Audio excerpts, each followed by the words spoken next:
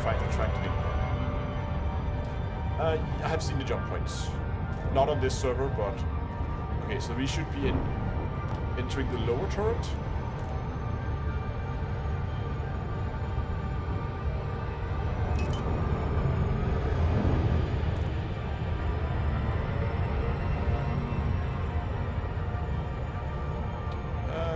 What's the power button? There it is.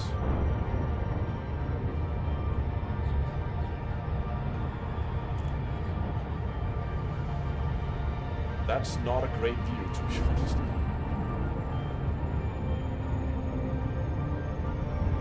Okay.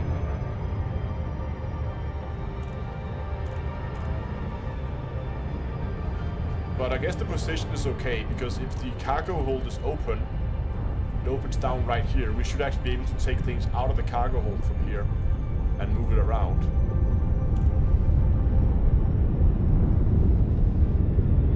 Max range 150 meters. Max force 1 meganewton. Nice. Max angle 3,000 degrees. What? Is that what it says? Max angle 3,000 degrees? I don't know. That doesn't make sense to me.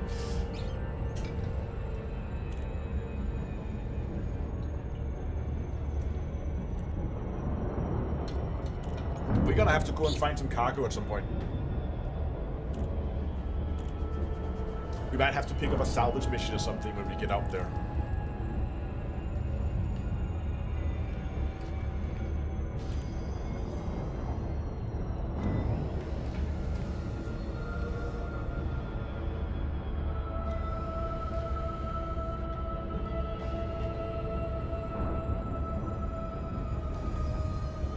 Let's see, can we open this? This is our cargo deck.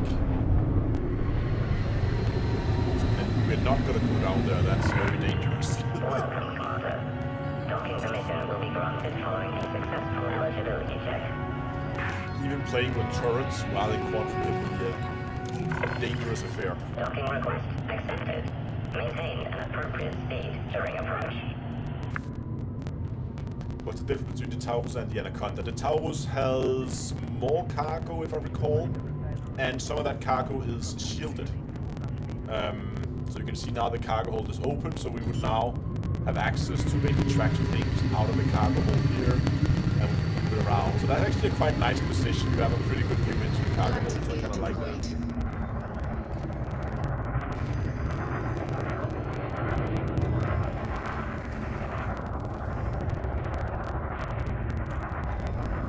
Yes, so the main difference is... I'll show you guys here. Let's close that because I'm scared of an open cargo hold. Yes, so this ship, which is the cargo variant, has back here an extra little cargo hold here. So here we have this shielded cargo hold. That means if you're smuggling things, you can put the things you're smuggling in here, and those things cannot be detected on scan. However, on the other constellations, you will have a snub fighter back here. So you will have a little fighter seat you can jump into, and then you will have a fighter you can go out and fight in. You don't have that here. And obviously, if you go with the constellation Phoenix, the layout is completely different, and that's laid out as a passenger ship. So there's a lot more cabins, and there's a bar and a conference table and stuff like that. Whereas both the constellation Andromeda and this one has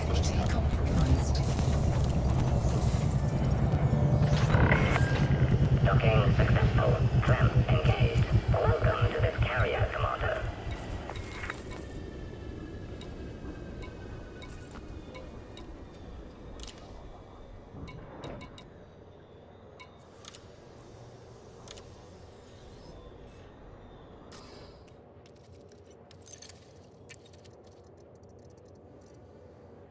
You've never seen the Phoenix?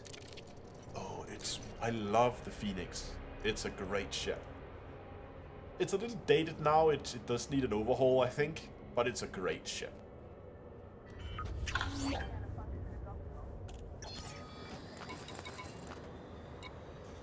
Let's see if I can, if we can find one. I think there's one in Lorville. Isn't it a Phoenix that's parked in Lorville? I think it's a Phoenix that's parked in Lorville.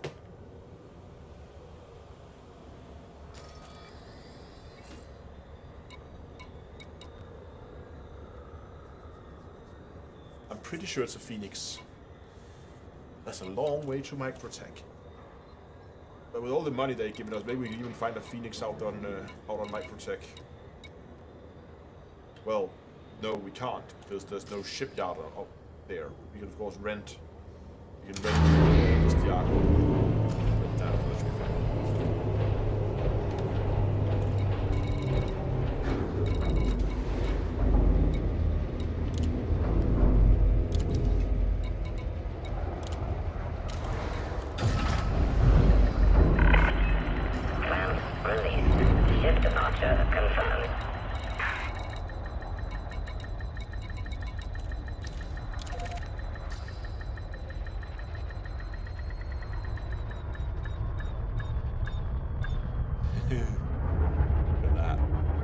Landing gear retracted.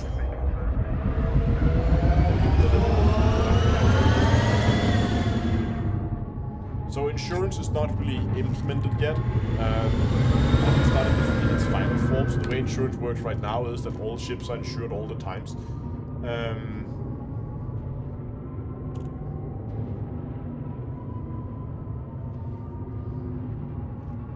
So if you lose your ship, you just go to the nearest shipyard and you say, I would like to claim my ship. Then you claim your ship. Drive charging. 4. And then you can, it will take some time depending on how big your ship is. There is time for the ship to arrive. And you can pay some in-game money to have it arrive faster if you want to.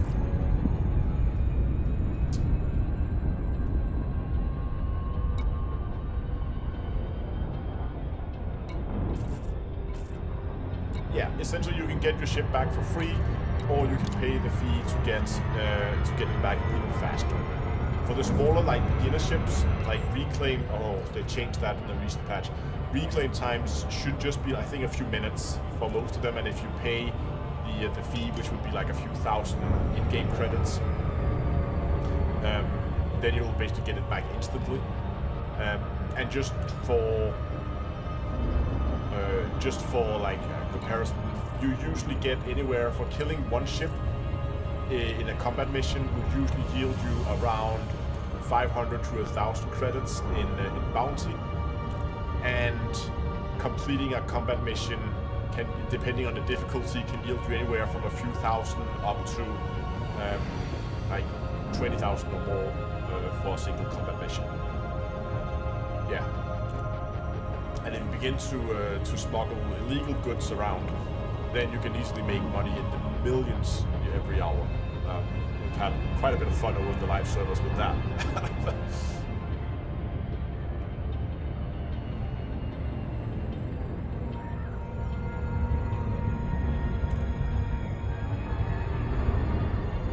But for now, at least you get it back. But the idea is that insurance is not going to be active in the game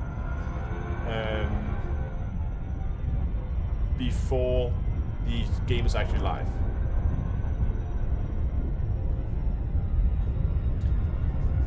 Yeah, MTV, that's a good. Björn has a really good point. And when you go, if you go and look at ships on the store, let me just see here. Now it's gonna get a little complicated here, but bear with me here. If you go to the pledge store, right, and you take a look at some of the ships, right? Let's go with the game packs and see what they come with here. You will see, for instance, oh, the C8 is also a great starter ship, by the way. If we click in and show more information about a ship here, you will see that this comes with a 6-month insurance. But what Björn is talking about is to always try to find ships that has a lifetime insurance on them, which is a really good. You probably won't find those here, but you can find ships sometimes, especially if there's a deal on. Often when they are discounted, they will also come with lifetime insurance. A war bond, yes. So if you have war bonds, that's the other thing we need to just find this here. Because what you can do is you can upgrade your ships. So if you have more a specific ship and it doesn't come with lifetime insurance, what you can do is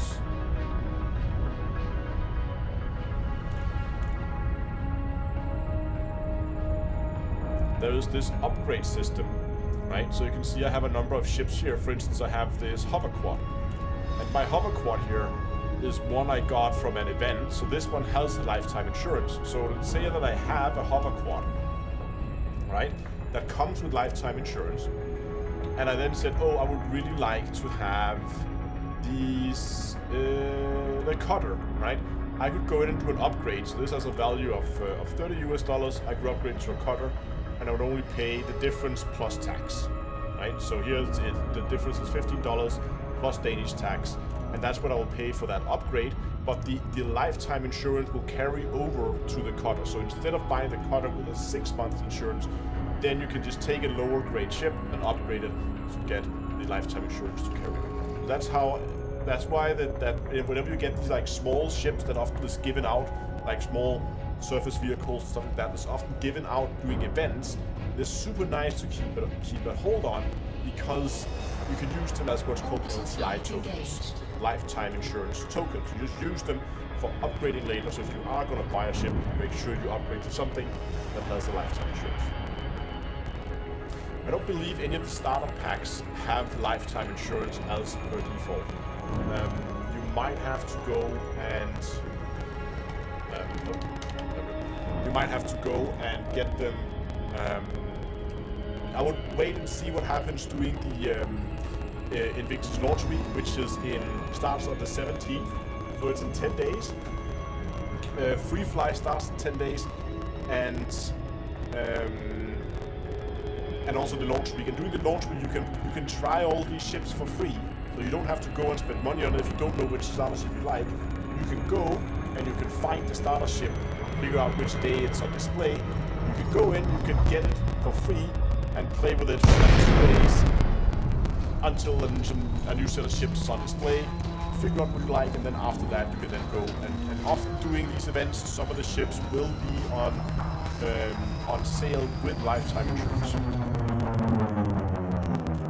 So yeah, often as SpaceX Bob says that often doing Invictus launch week, 10 days now, a lot of the ships will be discounted, and they will have lifetime insurance on them as well. So I would actually say, do not go out and buy anything right now if you are considering Star Citizen. Create your account. Go to getstarcitizen.d2a.com, create your account. And then in a week, that's all you have to do for now, and then in 10 days, you can play the game for free from the 17th to and including the 30th. So almost the end of the month. Right? So you have almost 2 weeks to play the game for free, where you can try all the ship, figuring out what type of content you like, or if the ship, or if the game is something for you at all.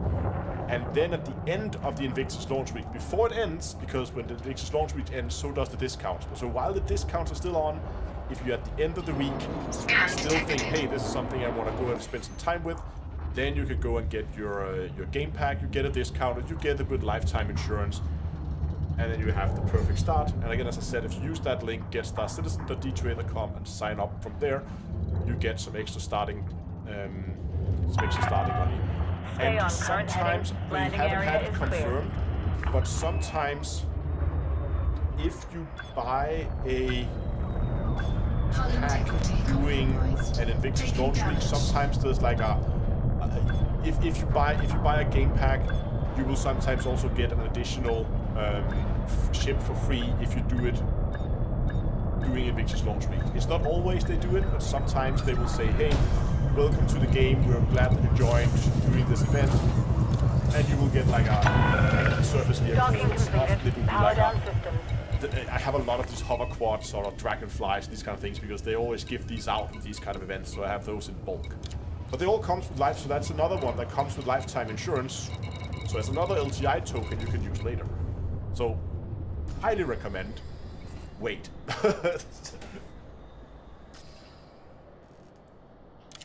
Do you use the referral code when creating the account? Yes, so the referral code is there. It should apply automatically if you use that link that I mentioned, getstarcitizen.d2a.com. It's in the description as well. But otherwise, if you don't, then you can use the link that is right here, and then also you will get some extra starting credits. So, but for now, sit tight, wait, and I'm upside down, I think. Oh, this thing cannot roll. Jesus Christ! I'm giving it full roll right now. Cargo There we go. hold Let's slow at us capacity. slow us down a little bit. I can't see a thing here. I'm blind. Okay, it's up there. If for some reason you have better night vision in third-person camera. So those lights up there should be the... Are they having a free trial right now? No, but they will in 10 days. On the 17th, they're starting a free fly. So 10 days and you can play for free until the 30th. So that's 2 weeks of free fly events going on there.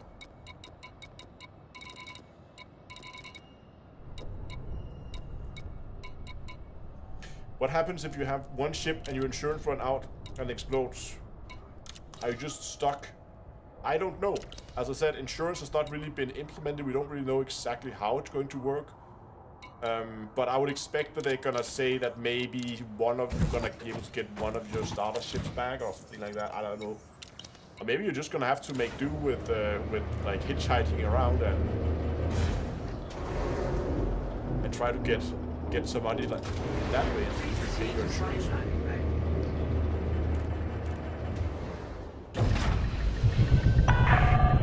Landing pad restraints Proceed to a side disengaged. landing bay, Please which exit the does port not show confines. up. Great.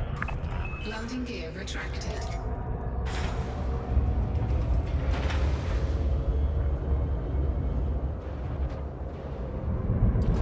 So now we're gonna have to try and find our hangar in the dark without... Sorry, Christian. Yeah, okay.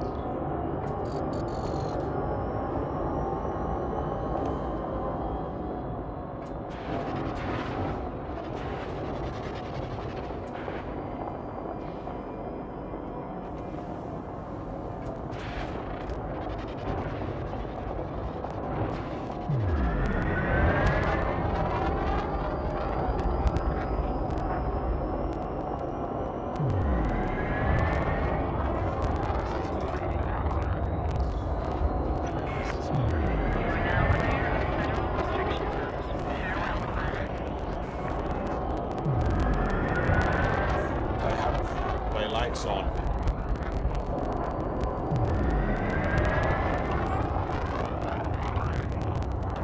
You see the lights there. That's it. That's all we get of headlights in this thing. You customize your ship hotspot. Now, so they're different from ship to ship. Drive charging. You can customize them in the way that you can say, like, oh, up here I would like to let's say power management. Let me swap it over to power management. Okay, with the size of our ship, now we're actually in range. I would expect it to be one of these top-down hangars that's ours. You are clear to launch. I'm clear to launch. Thank you. I would also like to land first. So it could Please proceed to side landing bay. So it could be either of these two here that's ours. They're open.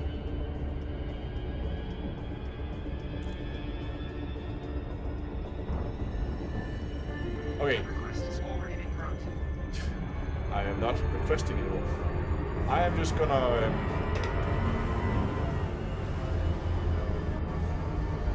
I need to just Request has already been granted. turn that. Thank you. Please visit again. I'm gonna land for this hangar. I don't care if it's mine or not, then we're just gonna get impounded. Trespassing in another guy's hangar.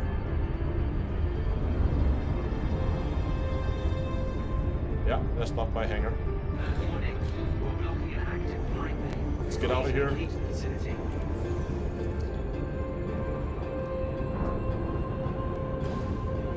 Initiating ship storage procedure. For your safety, please vacate the area. Thank you for your cooperation. Initiating ship storage procedure. For your safety, please vacate the area. Thank you for your cooperation. Landing complete. Have a pleasant stay. And the ship's been impounded. That's okay, we made it out.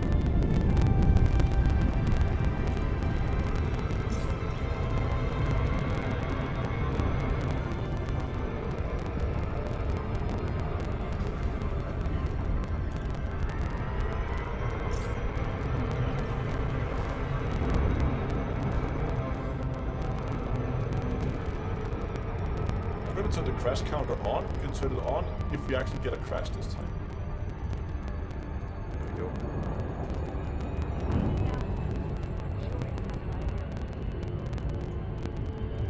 Welcome to the ASOC vehicle retrieval system. So now we have to pay a fine.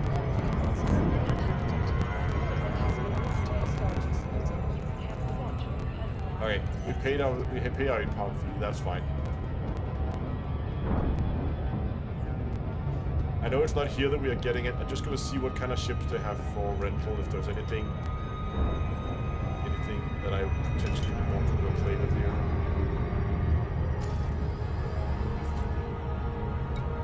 Oh, they actually have a Phoenix here. So the guy who wanted to see a Phoenix, let's just rent that for a day.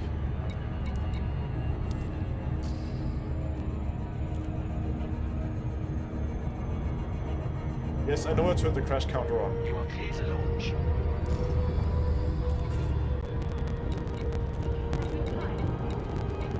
I'll turn the crash counter back on if we actually have a crash. Now we're gonna go and get ourselves a Argo SRV.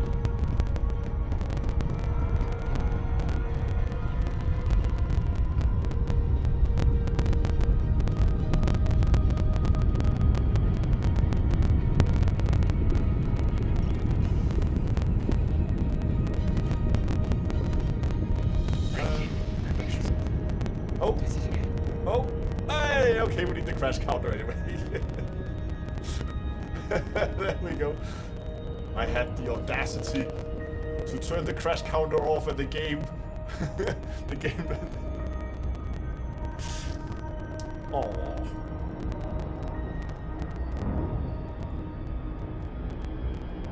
I jinxed it. Okay.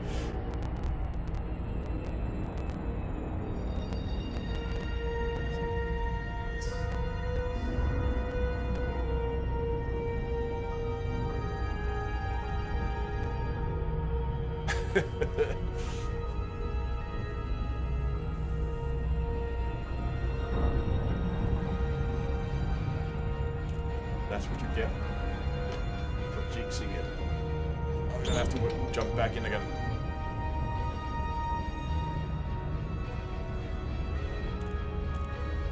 I thought it was a crash counter of you crashing a ship. Ah, no. So that would be, I mean, that's no fun. Well, we could add that ship destruction counter too. I added it last time because okay,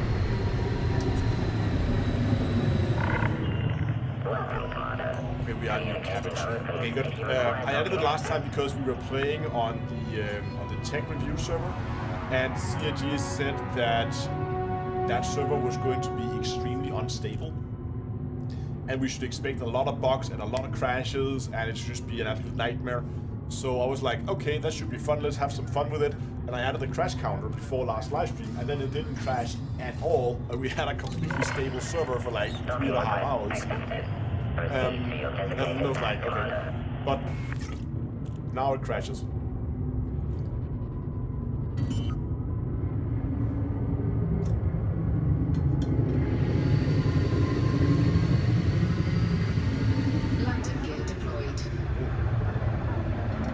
Has a good point here. It says that the crash recovery. To see, the crash recovery worked. So we actually spawned in the elevator, right where we left off. Well, like this. This is new signs. Very pretty. We are going to the expo here. This is just a test server for the expo. I don't think it's like fully working. But at least hopefully we should be able to see SRV.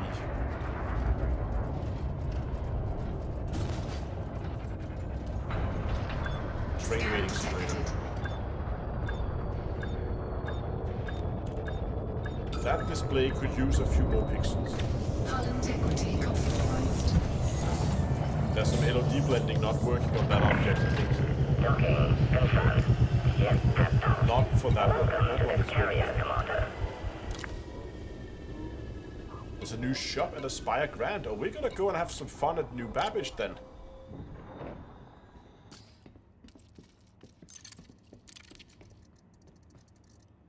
Jesus, it takes forever.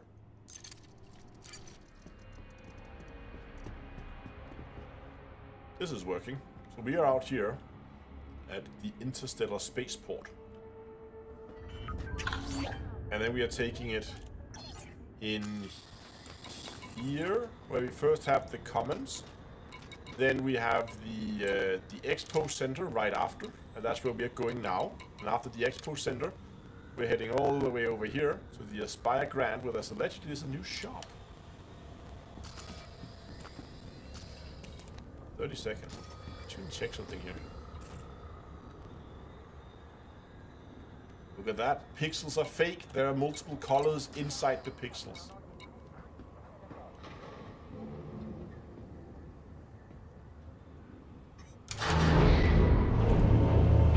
True says, never get tired of getting in and out of the ship. Yeah. I mean, that's the wrong way. Right on schedule. Plans released. Move clear of the Speaking of landing big problem in pad. the game, it's a thing you need to worry about, but it's not a big problem. Like, it's been months since I met another person trying to PvP me, and in the vast majority of cases, I'm able to just run away. So it's not. For me, it's been extremely rare that you get into the situation where you get attacked and just can't get out, and you end up getting destroyed. In most cases, it's more of an annoyance Landing gear where retracted. you're gonna have to go and say, okay, I was in the middle of doing something, so now I have to run and go someplace else, maybe switch to or just go to another part of the system and wait for him to bugger off and then come back and do what you were doing.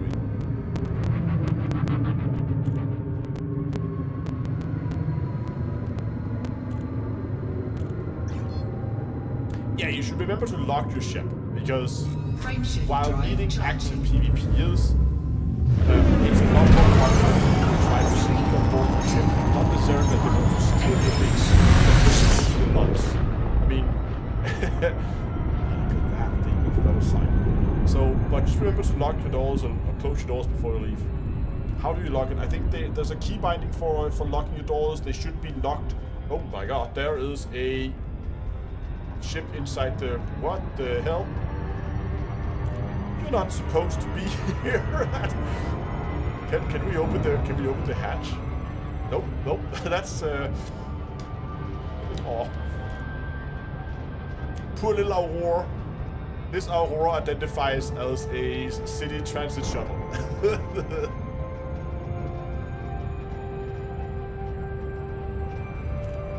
You're not.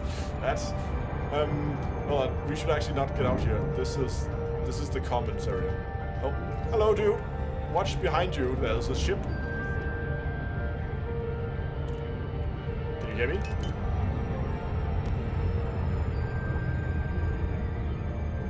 Oh, we're stuck in a queue. Look at that.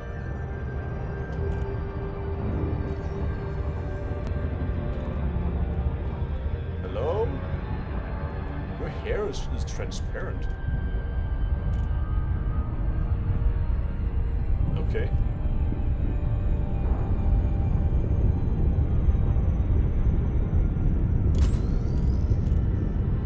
Good day to you, sir. With the top hat. The microphones. Just gonna check if I actually have the right microphone selected here.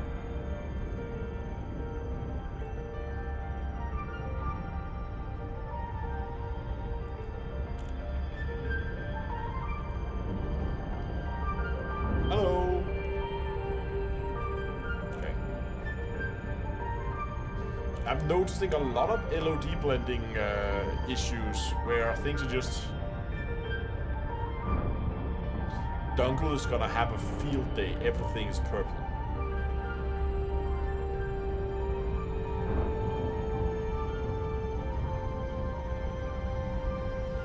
Oh yeah, Dunkel, what people were talking about, why do they blur the icons? I don't think they're blurring the icons. I think it's an LOD blending thing where it's supposed to go down to a lower texture mode when you go far away, and then it doesn't register it when you go close, so then it just messes everything up.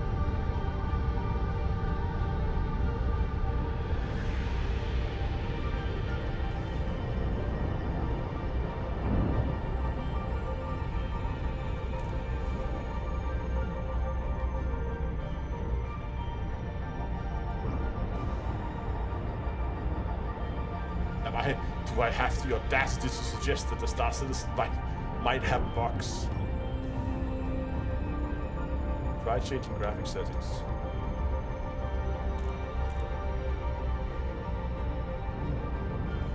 I don't think there's any holes. They might have seen this before when they're testing. I don't think it's working, my friend.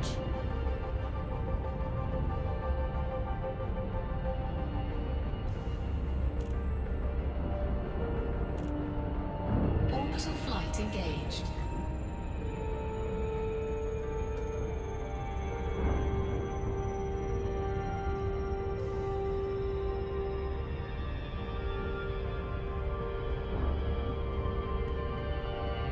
Now I've seen this before where some servers it just won't work and you have to go to a different server sometimes, so we might have to try that.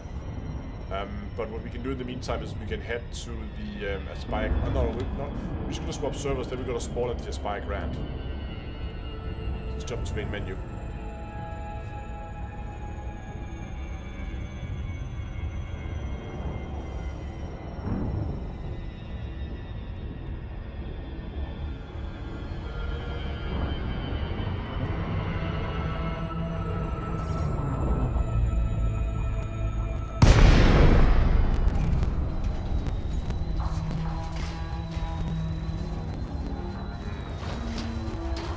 That server won't let us in.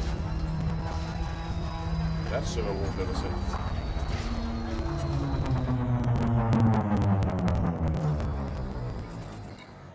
US servers will let us in. Gudamaya, Echo, Victor, Echo. Welcome, Commander. Starport services are at your disposal. If you have a ship in the Access approved. Make your way to out in landing pad space, and then when you come 09. back in, you're still in your ship. Yes.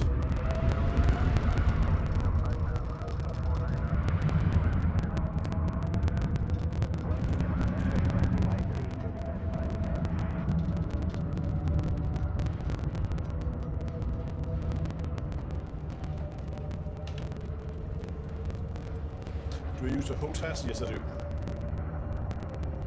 They restrict use on geolocation. Usually not. It might be that they only have the EU and US servers online for this test. Again, we are on the EP2 server right now. So.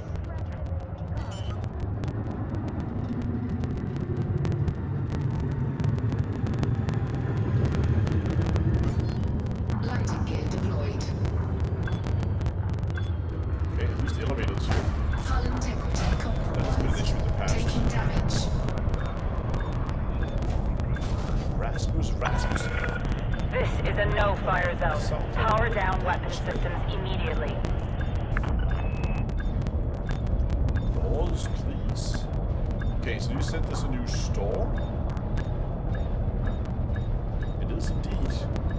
Welcome, fellow Dane. Is this low poly sign? It's a new store. Contact. Deploying ground crew. With I love these kiosks. So you have this like, okay, you can buy a spacesuit and a backpack. Fair enough. We're in space age, maybe that's common. You can buy a t-shirt.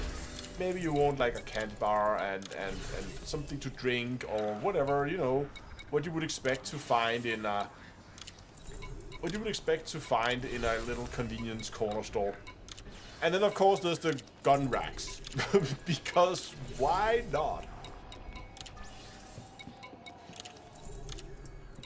I love how everybody is just squatting on the chairs. Hello, I'll join you guys. This looks fun. I want to try it too.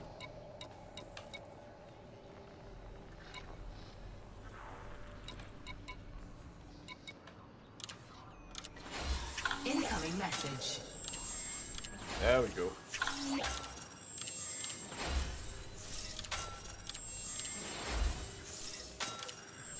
Would you like a submachine gun with your soda and chips? Hey! Hello, hey, dude, what up? I was...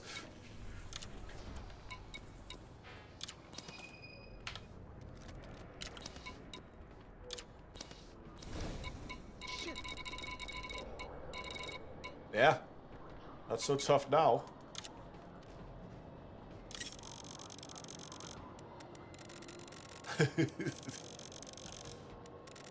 Oh! Oh!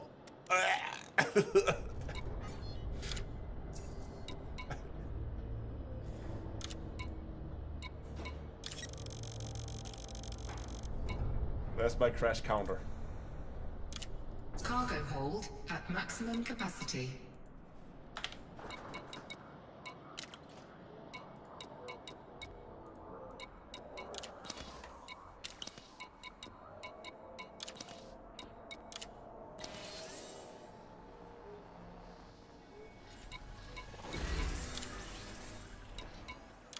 Yeah, might have to we'll see if we can't get. We'll just jump back on the US server or a new US server then, and see if we can't get to. Actually, can't get and rent the ship. It seems to be a lot more stable when you're outside of New Babbage. Might be because there's just too many people on it, on that place at once. Now, that's too affected because server meshing is technically not in yet, is it? Unless they've sneaked in server meshing in this patch without telling anyone. Wouldn't be unlike CRG to do something like that, to be honest.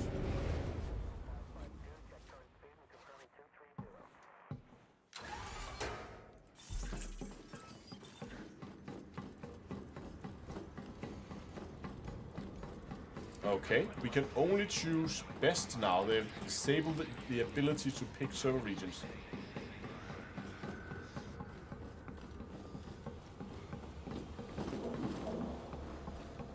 Oh, it thinks I'm in combat because I pulled the tractor beam out.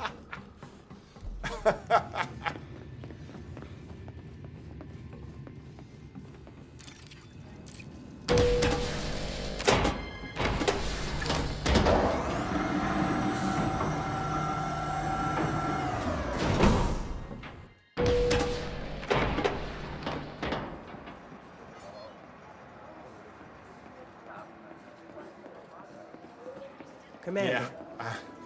D2A confirmed combat logger. Welcome to Federal Space. Yeah, server hopper prevention for PvP. Yeah, exactly.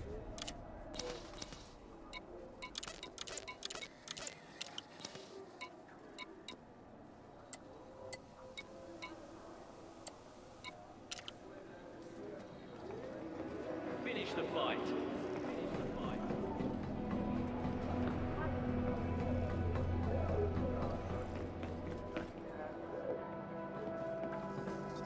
Come on.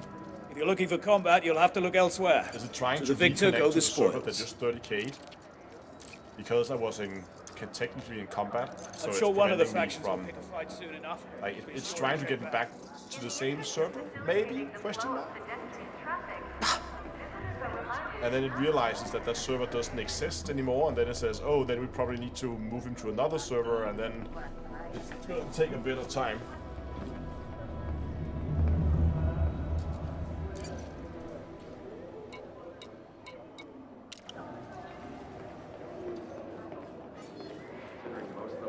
I better go before I get yelled at. I've been collecting Yes. like Ah, silly you have some clips data. from Our Star researchers Citizen, always so welcome whenever fresh silly data. silly Is that thing everything? happens, I have a Feel little free to button I can return once press you've here on gathered some my, biodata. on my Steam Deck.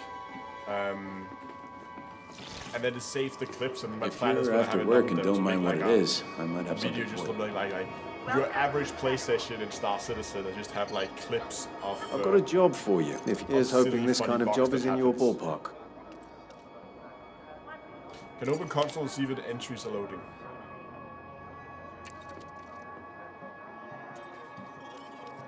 The job's still open if you change your mind. For now. If you want a courier job and aren't too picky, step on up. It says something has been Something I running for a can long get you, time, and Commander? have some Looking to timer make servers a running business for transaction? 1 minute, 2 minutes. You name it, I've got it. I don't think we're gonna get. Oh, hold on. Is that everything? I think maybe Have a something look. happened there. The only thing you won't find is a discount. Hey, we made it in. No crash recovery for us this time. Will that be all? All right. It's your loss. If you don't mind getting on the wrong side of the Almost, law, at least. you could Remember- really help me out. That's an interesting part. If you need any advice, Why just let is Wonderful. my HUD like Let me this? take all the time you need.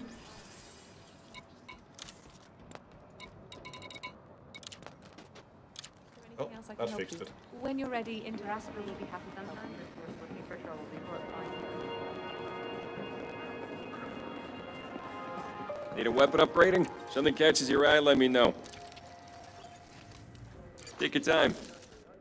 I could hear the elevator arrive. The door didn't open.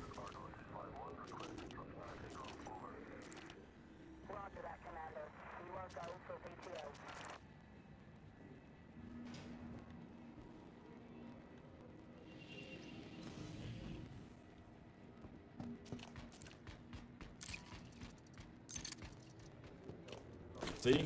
Going Now we exploring, huh? have Well, proper the Artemis textures. is the perfect choice of suit. No longer the low Genetic quality sampler stuff. is standard, and all the air capacity you could That's want a to good breathe. sign. Oh, and don't forget to equip that Pun suit intended. into a loadout. Not really, but...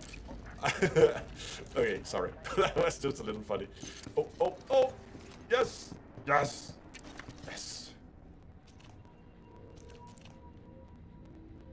Careful, doors are now closing.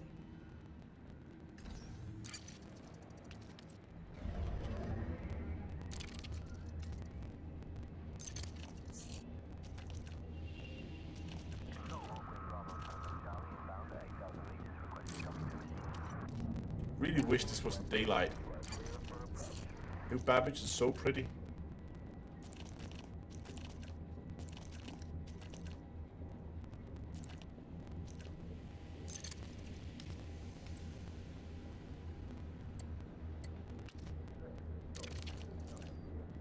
I love that they managed to get this queue system to work. In the past, they would just clip inside each other.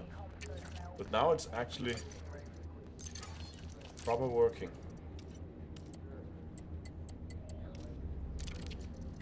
Well, assuming that this thing is actually gonna move.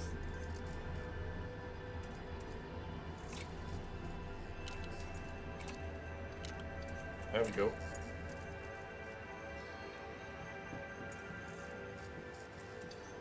The cap. Citizens for Pyro. Be right back. Okay. Am I also streaming on Twitch? Only here. Only here. There's no more Twitch streams because Twitch decided to ban multi-streaming and then they decide to unban it, but by that time, well, damage is done. I'm not coming back to Twitch. So it's only here. No expo hole. Aww.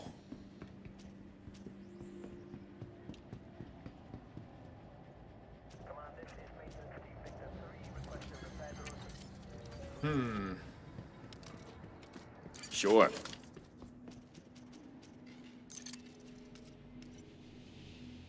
Oh, that's the new Racing Fury. Fury LX.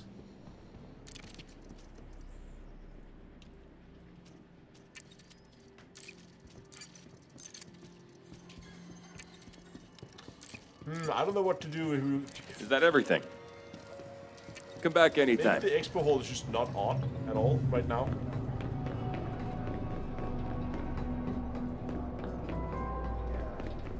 Life is short.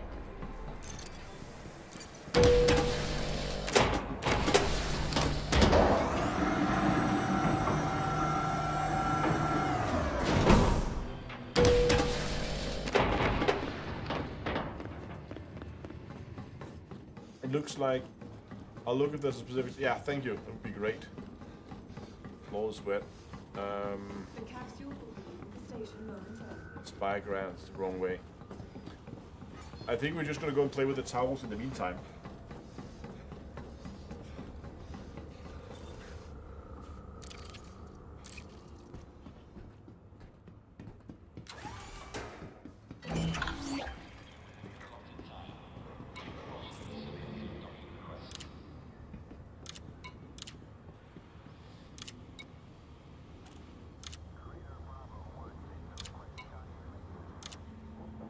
Capsule now approaching station. Stand clear of disembarking passengers. Capsule now approaching station. Stand clear. The expo hall is not working. I don't think she heard that.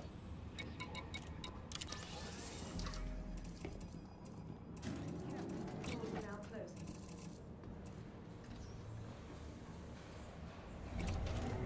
In-game buying ships. So right now every ship has insurance. Like every ship, whether you got them in-game or out of game, they have full insurance. Full lifetime insurance, at least all you buy in-game will have. But again, there might be periodic wipes, so everything just has insurance right now. And at some point in the future, when the game is Landing pad released restraints eventually, then disengaged. insurance You will are become a clear thing. to So leave right the now, facility. insurance is not something you need to worry about. Landing gear Only retracted. when you buy ships in the store, then you probably want to try to see if you can get them on lifetime, just so that you have lifetime insurance when the game is launched. But for now,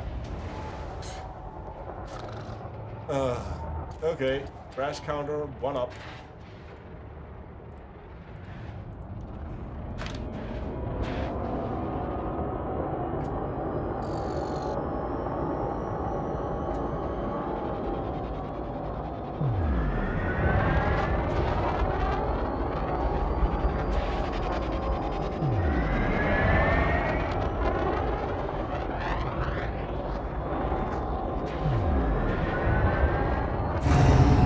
Frameshift drive charging. 4, 3, So this time you never lose. 1. Engage. Yes, I don't understand why they sell them with insurance if they... Like, I don't understand the insurance thing, how they're going to implement it if they also say that anything you buy with real money you're never going to lose. But does that just mean you don't lose it, you just have to pay some in-game money to get it back? It may just become less free. I don't know.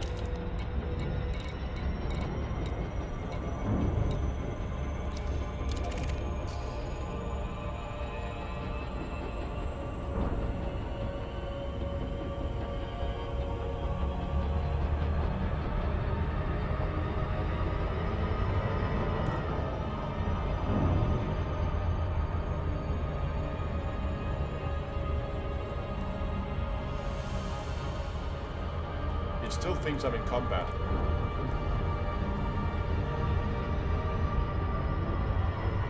Yes, okay, so they've said, so what I don't understand is if they said you'll never lose your money, what will happen if you have a ship in game that you paid real money for, your ship insurance has expired, then what? Will it just mean that you will have cheaper insurance than you ships you buy for in-game money? Does it... I don't know. I don't understand how that's going to work because as Eric correctly says, what happens if you don't have in-game money? What happens if you lost all your money in-game? If you can't pay your insurance, I guess the ship won't really be gone.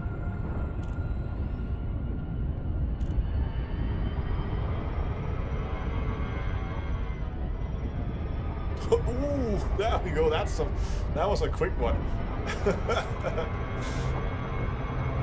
Well, let's update the crash counter.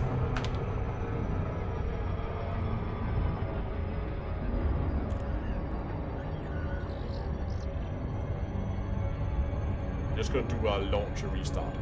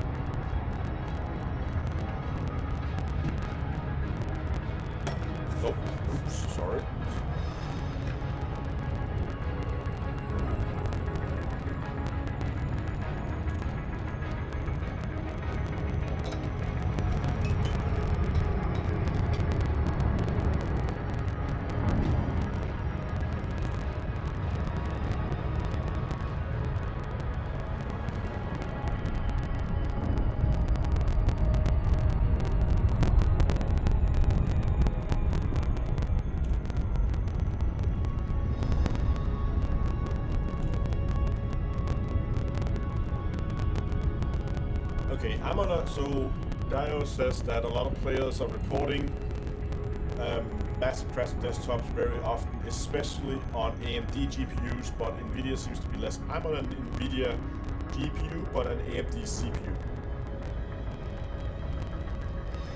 Let the crashing begin. Yeah.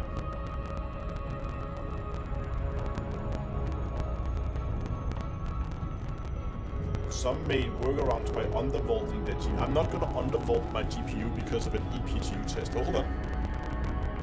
I'm in a ship? Nope. Oh, okay, crash recovery worked. It just hadn't loaded in. Welcome back to reality, good sir. Impressive that it managed to crash recover me into a moving shuttle.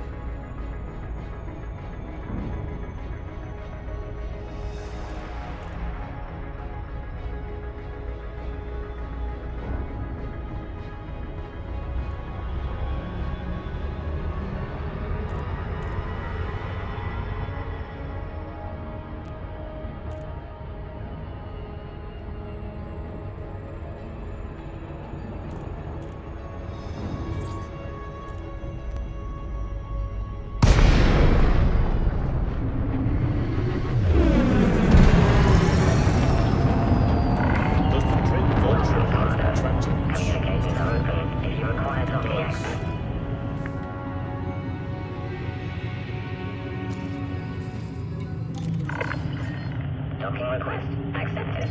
You are welcome to approach, Commander.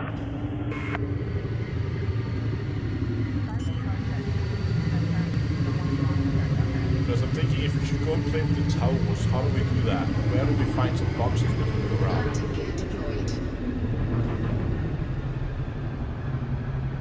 Scan detected. We could buy some cargo for it.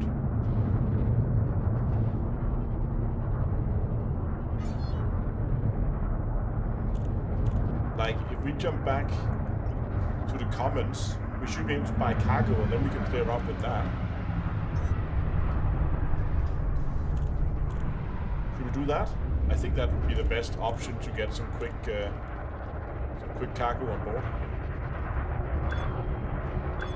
We're back to no textures.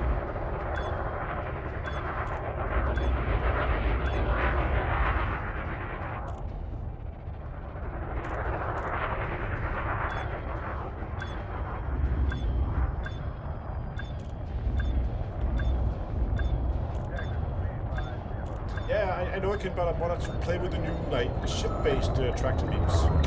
Hull integrity compromised. Docking accomplished. Ship is secure. Hello, Commander. How may we assist they you? made the Vulture have they swapped up one of the Abrade with a tractor beam, so it has a tractor beam on the front now. Guy with the top hat again. Because I have a normal tractor beam there.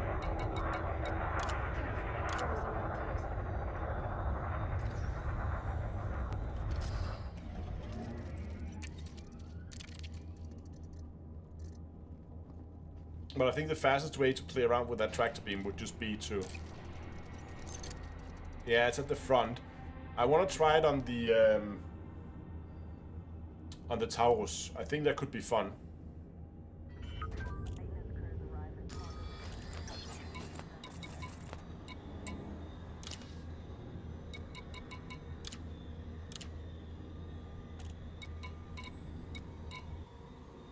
No. No. I don't want to just keep this menu open so I have to open it all the time every time I crash. There we go.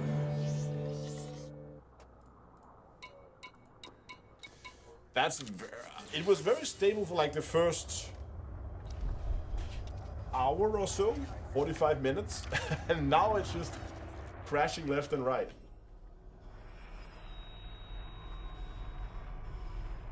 Yeah, I think we're gonna try to see if we can make it into the commissary and actually buy some cargo and then get out of New Babbage. Because I have a feeling that that might have something to do with it.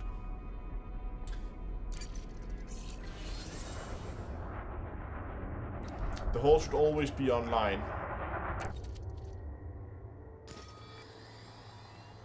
Okay, well, when we get back in after we got some cargo, let's try to go back and check the halls again.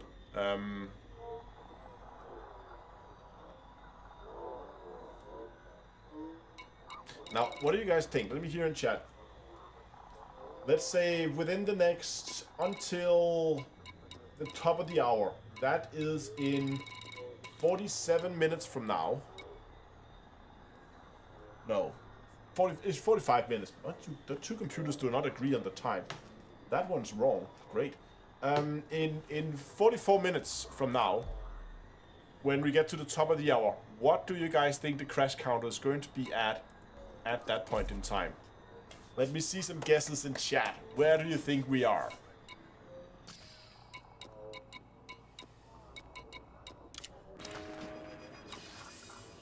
Alex says 10, 42, 8, 3 more, which is 8. So 8 and 10 and 9.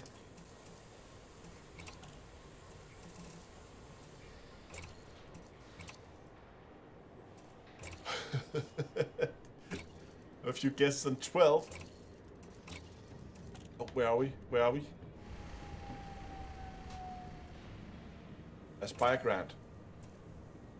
Careful, doors are now. And where is this going?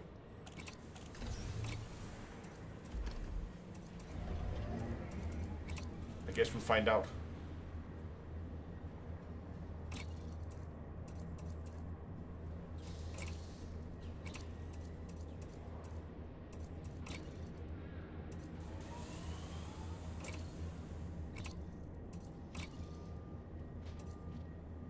Okay, so this one's heading to the spaceport, which is not where we wanted to go. Zooming in, going fast, slow, fast, slow, fast.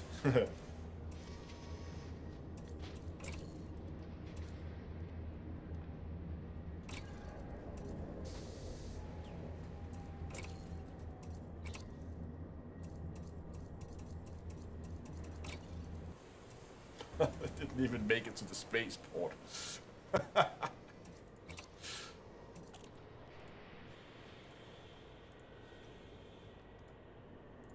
Oh, come here, come here. Crash counter.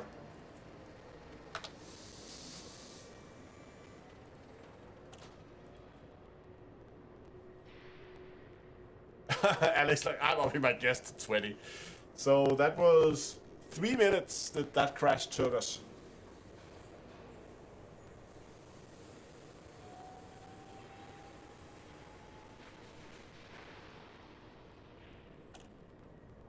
I'm guessing a lot of the people that are just standing around are people who are crashed.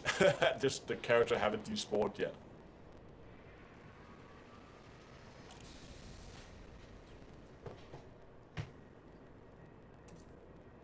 Did we just crash before we even got in game? I guess we gotta make that 7. So those are you guys who guessed 8. Do you want to have another guess?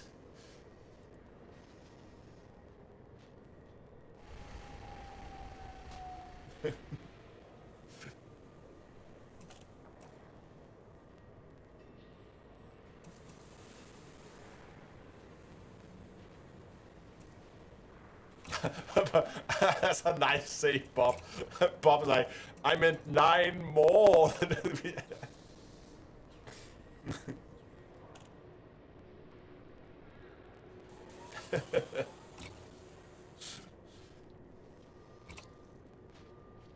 Yeah, we still have 40 minutes until the top of the hour.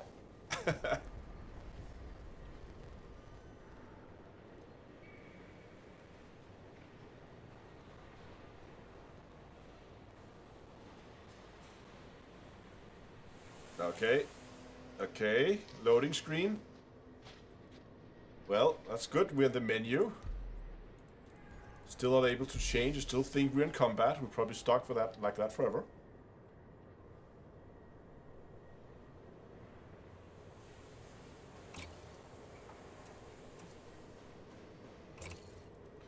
Yeah, if we just keep crashing like this and we can't get in game and do anything, then we might just.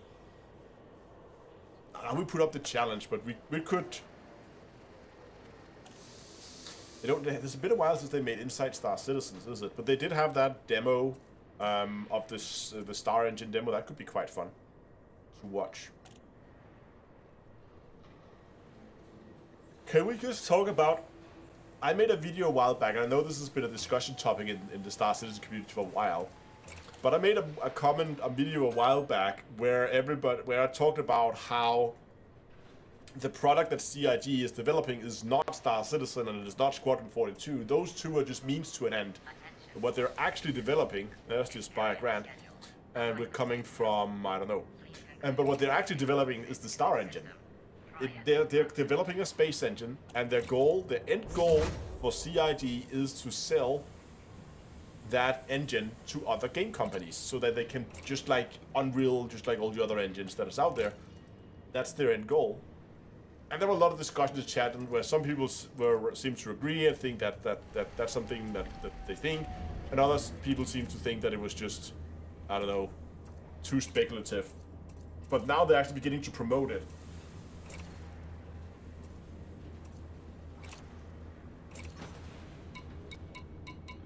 Server meshing demo, yeah. Yeah, and the tools, obviously, all the developing tools that comes with the engine.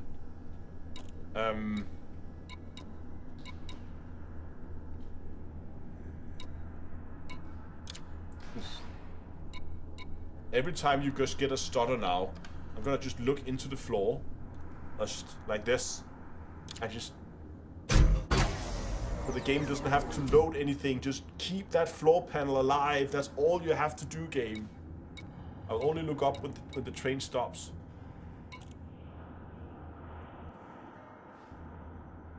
There we go again. Okay.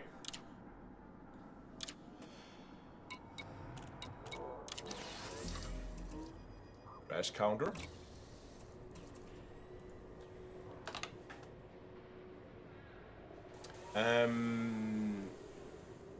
Alex, can you find that panel, the server meshing panel, and then let's watch that while we try to load it.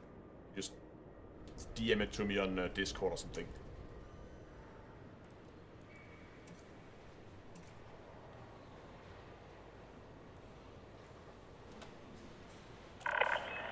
Attention. Carrier jump sequence is underway.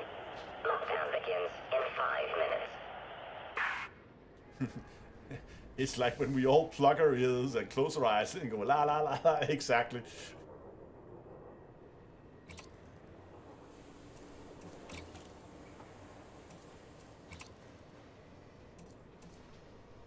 Oh, there we go. Another one straight from the menu.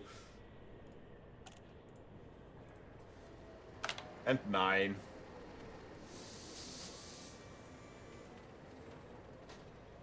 Thank you. I see it.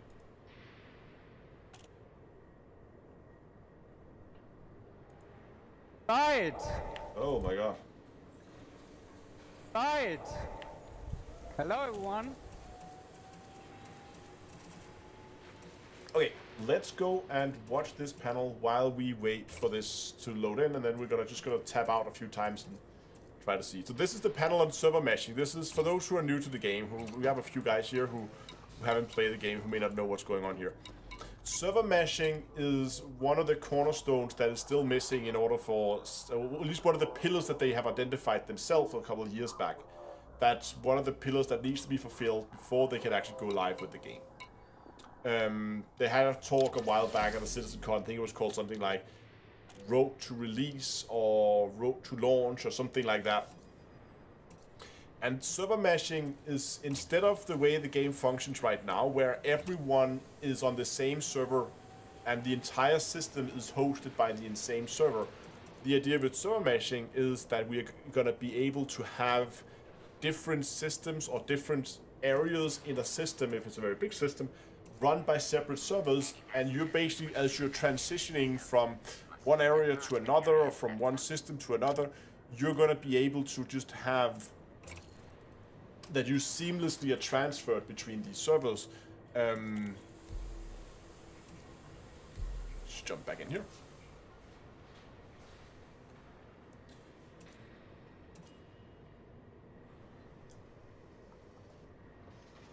And that's one of the things that they were trying, that they have this talk is about. So just to give people a little bit of context about what it is that they're going to see here in a second. But while that's loading, let's go and watch a bit.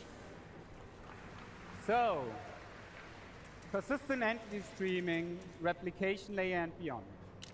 My name is Paul Reindel. I'm Director for Online Technology. And I'm going to show you a little bit insight in our technology for persistent entity streaming and the replication layer. I thought about what's the best way to show you something about that tech, and I thought about putting some technical drawings. Hold on, we're in game. Let's just quickly see. We're on the way out to the spaceport.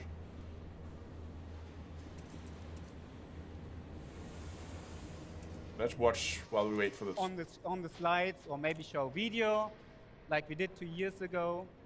But really, the best way to show you how persistent entity streaming works is to give you a live demonstration. And that's what I'm going to do. All right.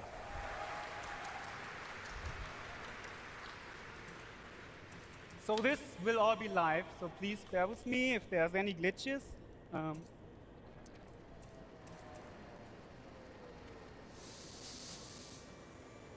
keep this rolling. I think I'm supposed to press the button. No, it's already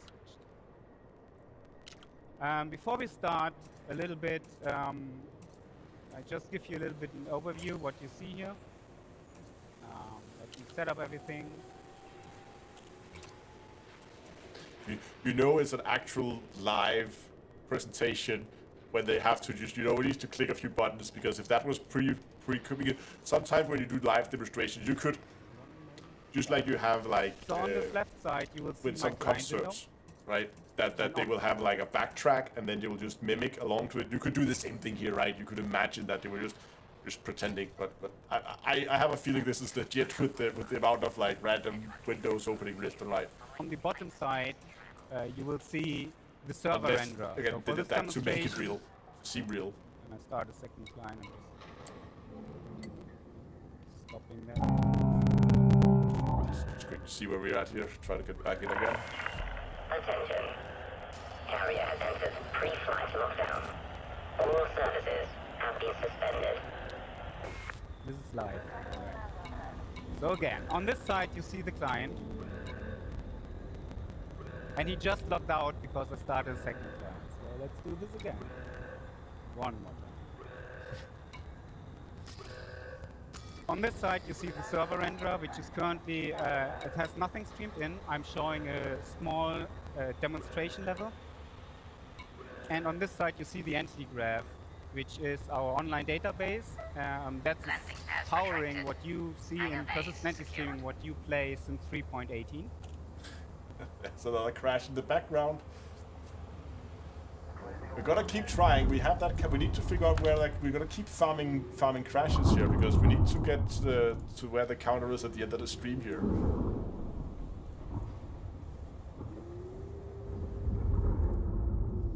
And I also have some metrics on the screen which shows the entity graph worker, the requests per minute, per second, the mutations, and you also will see entities created and destroyed once I do that.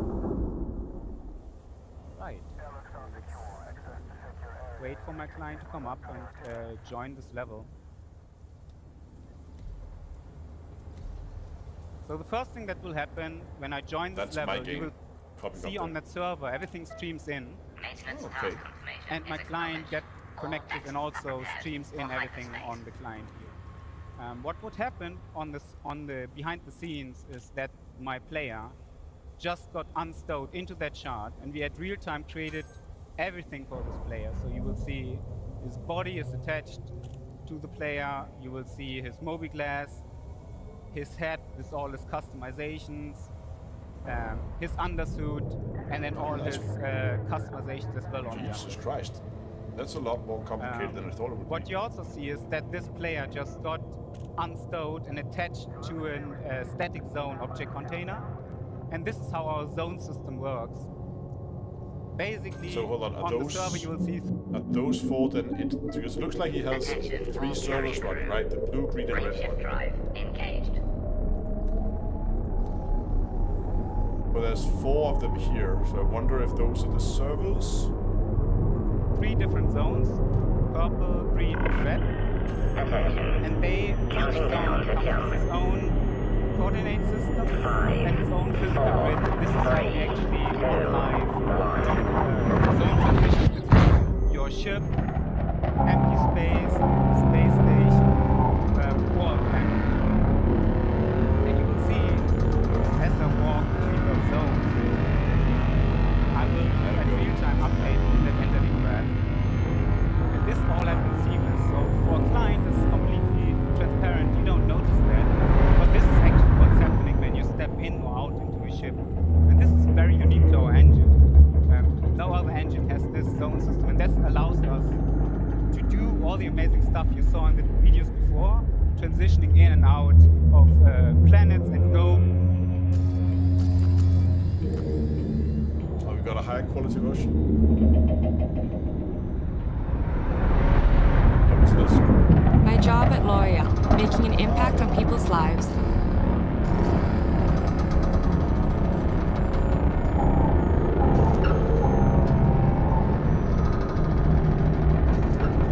Jesus Christ, YouTube. How many ads do you want us to watch?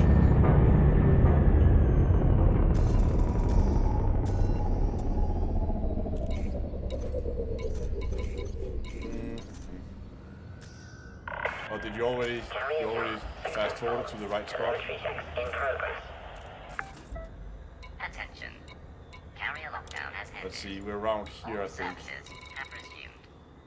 Everything we do in a shot, Yeah, this so is this 4K. is like this a is mini better. level, like a mini PU level, is also persisted in this database. When we create new entities in our engine, in Star Engine, those entities get pushed into our entity graph, into our online database at real time, and then from there replicated to our client. So if I go ahead, Okay, I'm just farming crashes here in the background. We're up to 12 now. I was tapping out sometimes just to hold on, submit all the crash reports.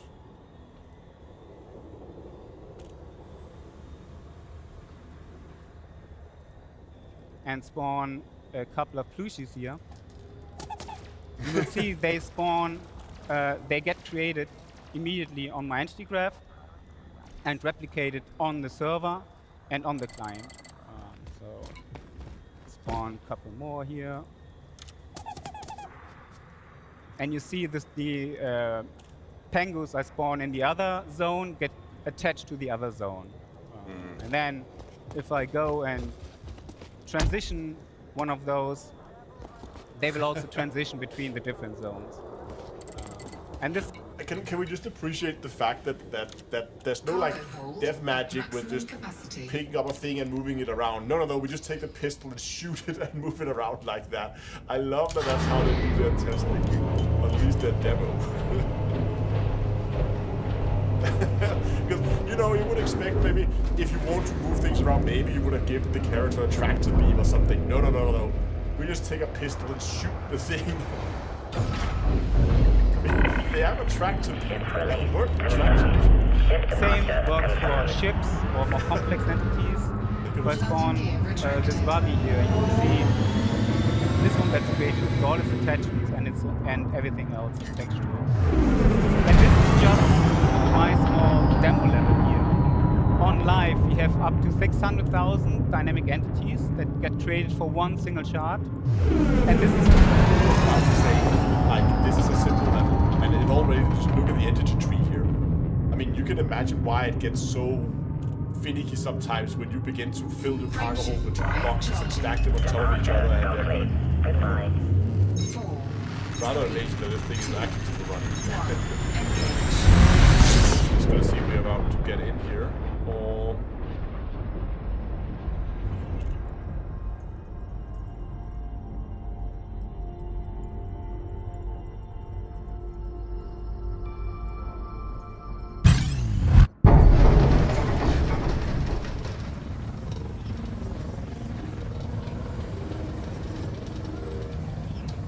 Star Citizen right now doesn't crash when you spawn a lot of objects, cargo and such. It won't crash when transitioning. Yeah, okay, fair point.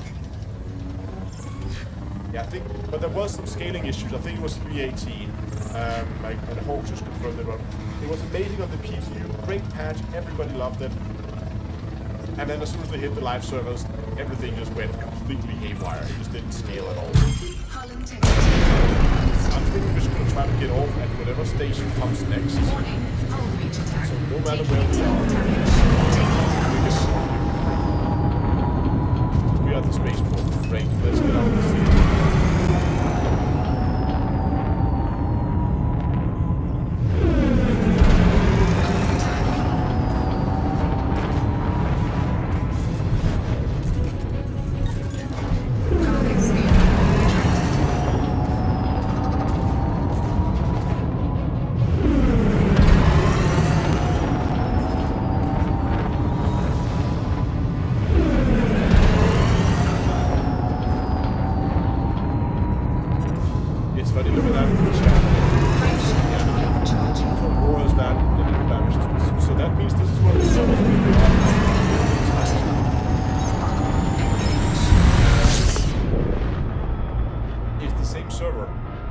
Servers that are crashing, it's the actual client. I see people fleeing the city here. I'm gonna try to do the same thing.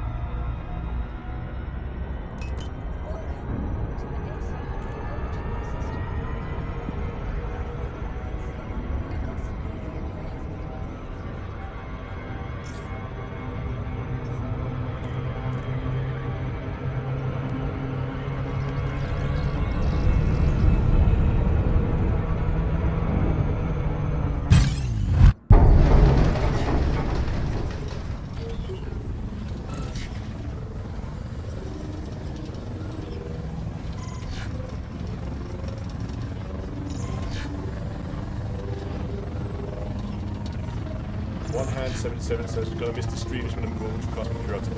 Yeah, I to be honest, the thing I'm gonna miss the most is live streaming.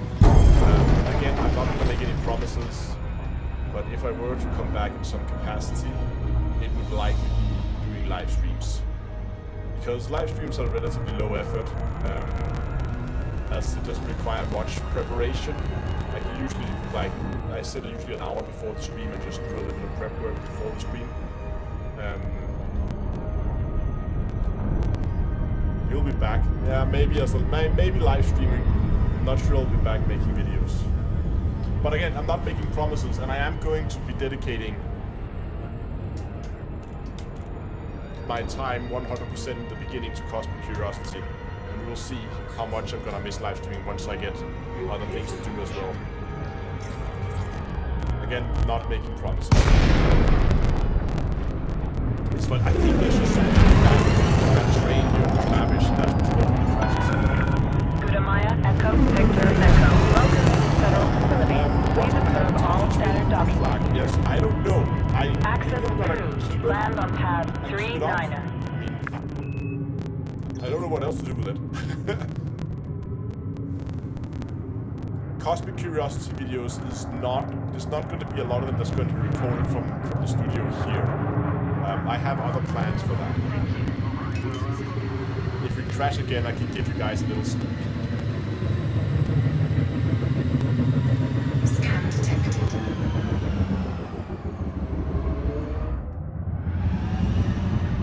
Okay, where should we go and get cargo? Should we try to just go up to the spaceport above?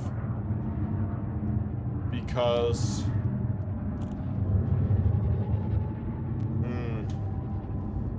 we can buy cargo there, I guess. There should be traffic warning. Be on the lookout for other vessels in the area. I think it's just the trains, because as soon as we left the trains, that's the only place we really had like a lot of issues. That's been with the trains. So let's try spaceport.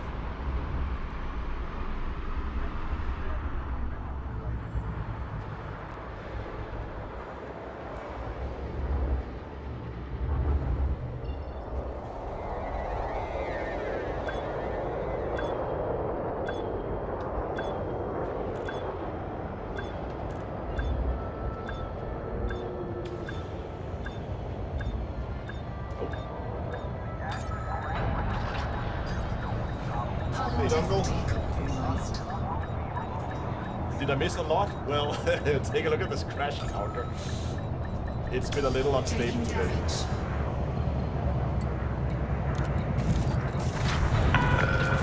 Landing completed. Power down systems.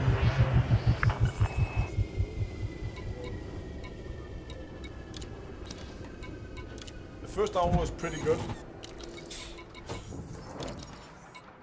Then we got to New Babbage and we decided to go and do the trains, and then it wasn't really good anymore.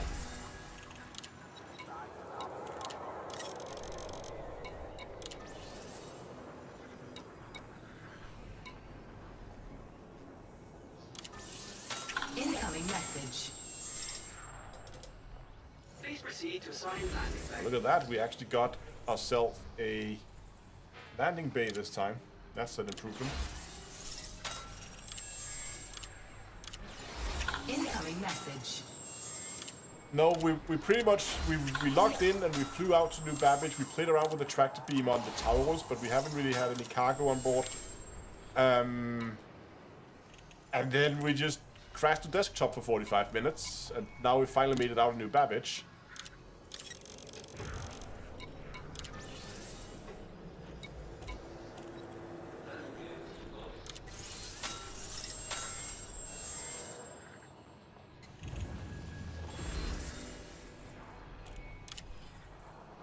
Nope. There we go, that's better. Nice and slow.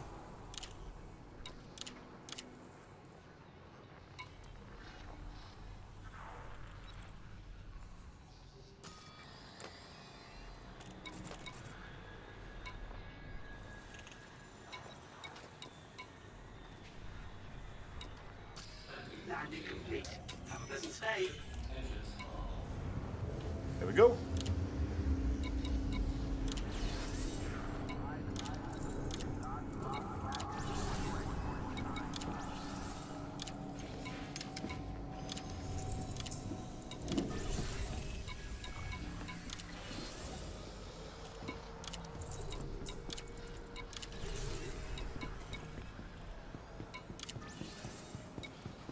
See, now it's fine. Let's see if we can find other ways to jinx it.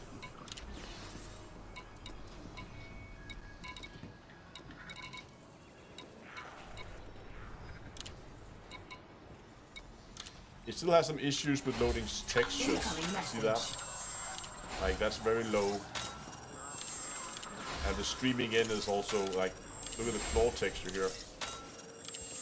Welcome to the ASOC. Please visit us again. Okay. Welcome to the ASOC vehicle retrieval system.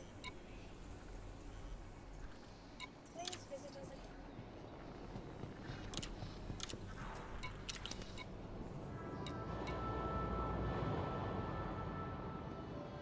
Yeah, that's what we're gonna do now, Dongle. We're just gonna go and buy some cargo here. Don't really care what it is. Anything, really. I assume we can buy cargo in the cargo center. Dongle, you do way more trading than I do, given that I do no trading. Where are the terminals down here?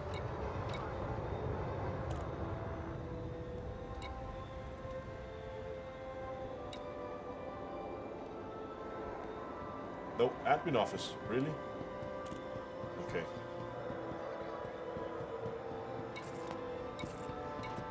Go to the admin office. It's so weird when the game is low poly.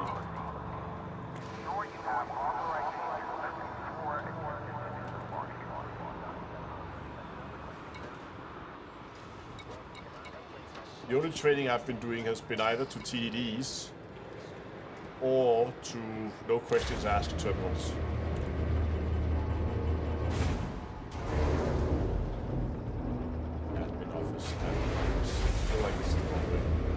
Downstairs, okay. Pads attached complete. Regulate speed until clear of exclusion zone.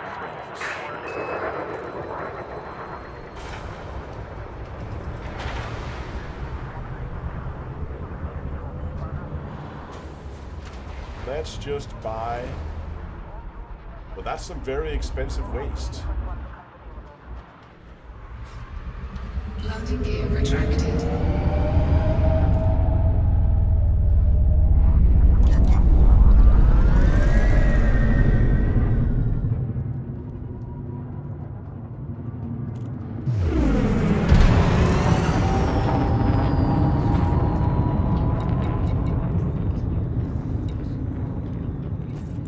Okay, so let's go and get the ship, and we're just gonna take it outside the station.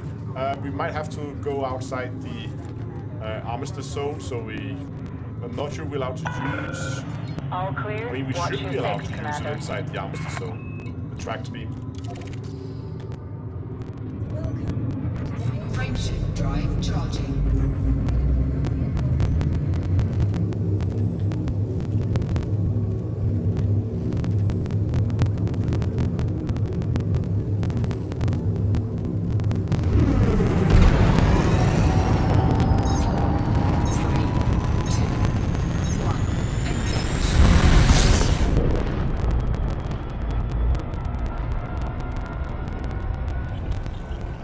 We should just confirm before we take off that, in fact.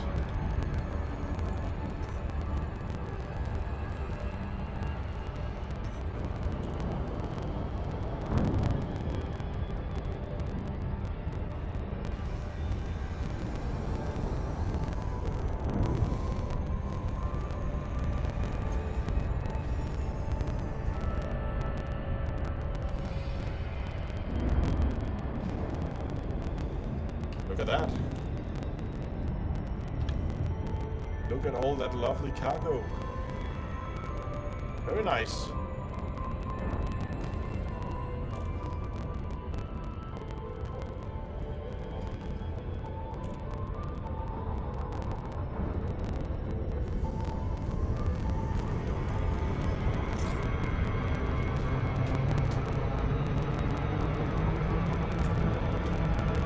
There we go, that's better. Power on the first time.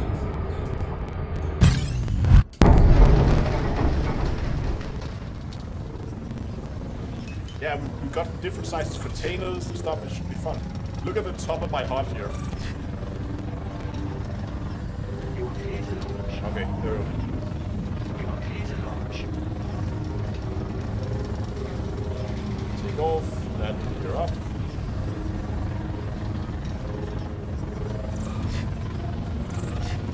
Larger ship has sleeping quarters. So, yeah, absolutely. The ships are very livable, and they're very believable in the way they've been designed, that you could actually live inside them. So most of them will actually have living quarters or places you can go and sleep. I wish I could show you the 890 jump right now. It's a beautiful ship. But I don't have my 890 jump. Okay, we're just gonna boost full speed outside the armistice zone, and then we're gonna sit out there and clear out the track.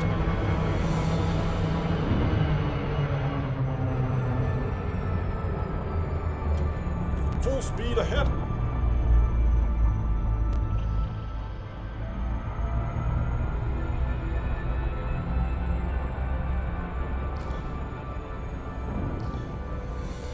There we go.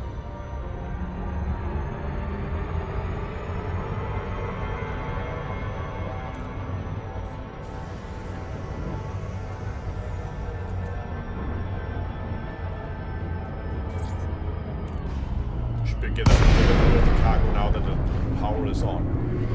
All the cargo we have some boxes. All the big boxes below. Different cargo over here too. But yeah, look at that. They put cargo boxes in the shielded hold too. We can't obviously get to those with the tractor beam. Yeah, I know, Dr. I know. I just want to look at the cargo.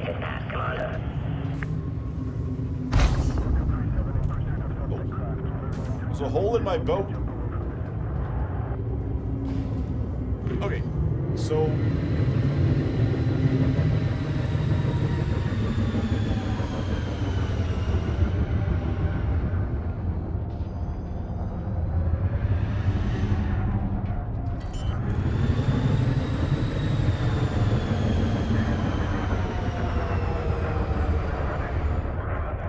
Landing gear deployed.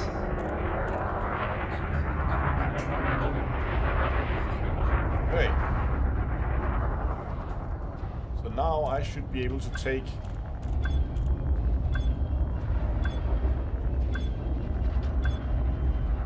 Take this. How do I bring it back? It's clearly not with the scroll wheel.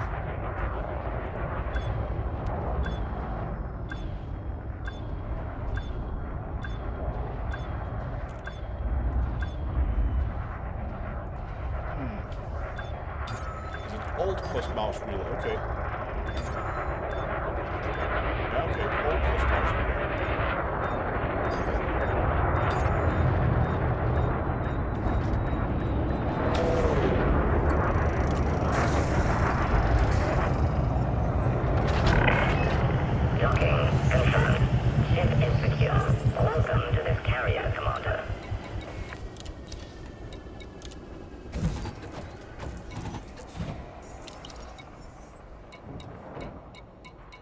That's actually nice. What happens if we take one of the bigger ones here? Here.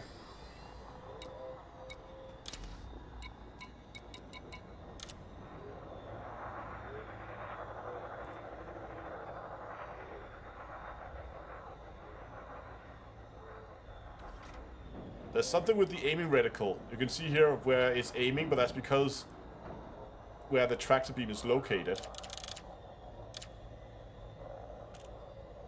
Come on.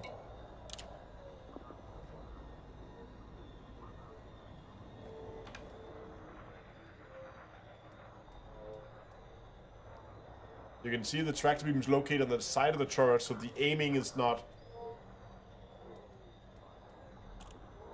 Oh, it can move ground vehicles? Really?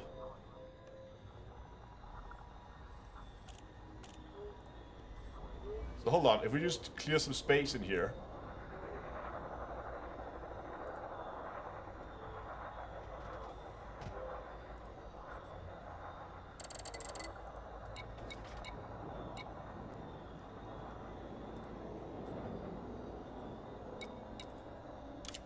Cargo hold at maximum capacity.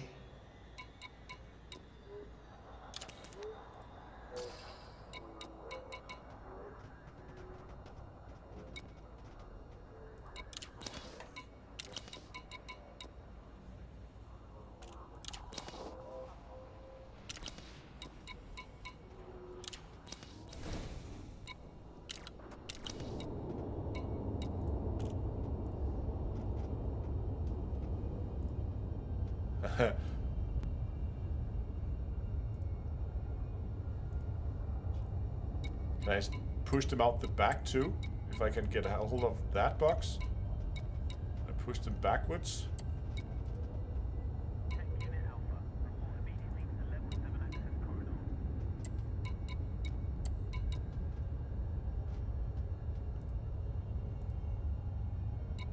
Alright, let's just clear some space so we can actually go, and we're gonna go and find ourselves a surface base and try to spawn a...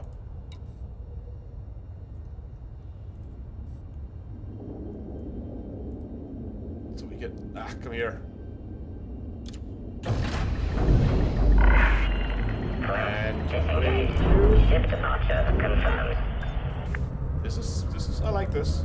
It seems to... I mean, so the plan is at some point you're gonna be able to just fully load our cargo holds manually, instead of it just randomly spawning.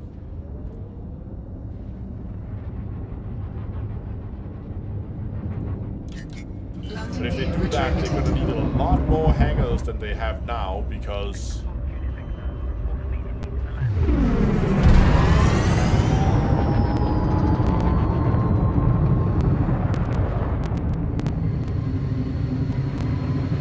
it's gonna take some time. We're gonna be able to sit in those hangars for a long moment too. Oh. Oh, ah. Crash. Okay.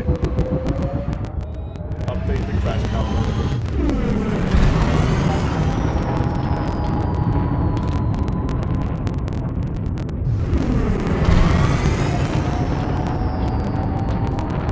Let's try again. The server.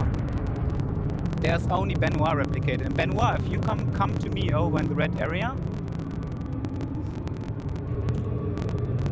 you will see that now on this server, there's no client at all. And in theory, we could now completely stream out the entire area on that server, or stream in a new area.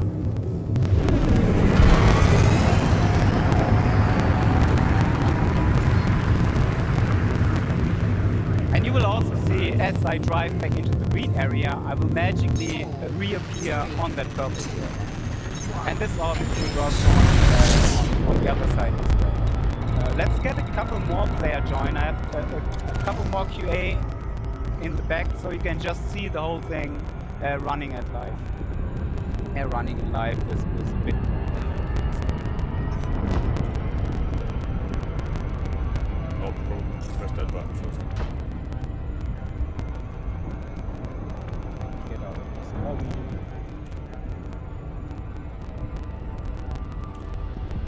And you will see on each server renderer which clients are currently replicated on those servers and which clients are actually authoritative on those servers. You can see this green server, because it's the middle one, has most entities replicated. And then you can see this purple one at the moment only has one client replicated. Oh, like that 19 now.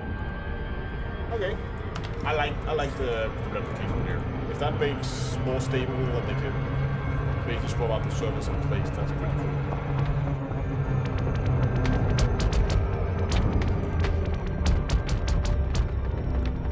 So yes, this is pretty much it. Hold on, did one of the guys just shoot one of the clutches over the side? Yeah. Look at it down here.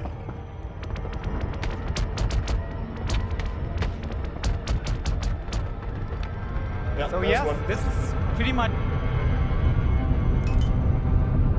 There's one of them fell over the side.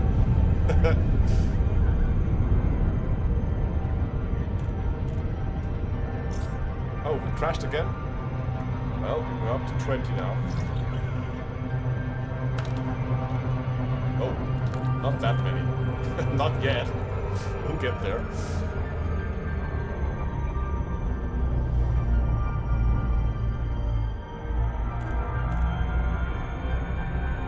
Yeah, let's try one more time to get in.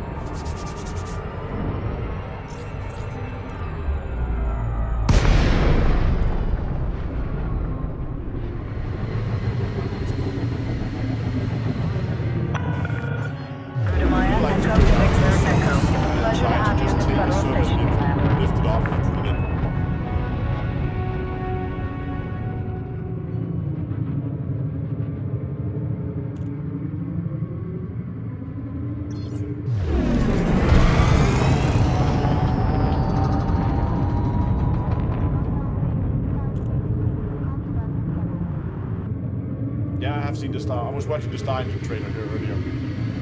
It's very nice.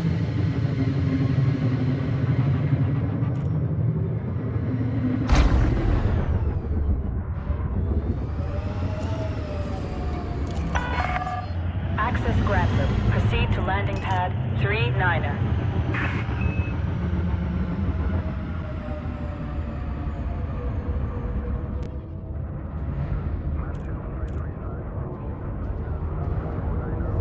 So I think one of the things, because you might think, why do we need tractor beams on ships when we have handheld tractor beams? And I think one of the things they're going to change is how heavy objects you can lift with the handheld, with different sizes of tractor beams. 500 meters from touchdown. Landing gear deployed.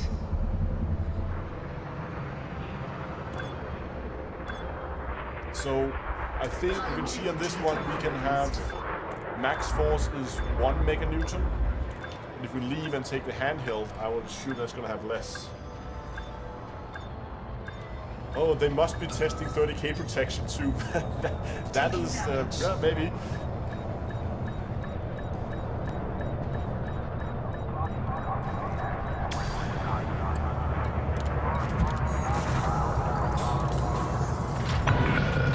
Contact. Disembark when ready.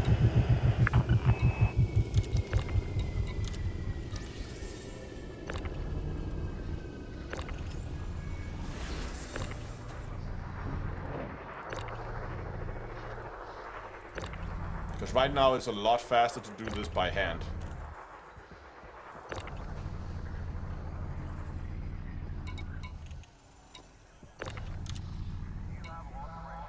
So it doesn't make a lot of sense to do this. There we go. Cargo hold is clear. Yeah, that's another thing. The collisioning between cargo containers seems to be a little bit better. They're not sparking and being all crazy as they used to. Okay, let's go and try to find. Oh, can I grab the big ones? Good question. Let's just test it. There should be a panel.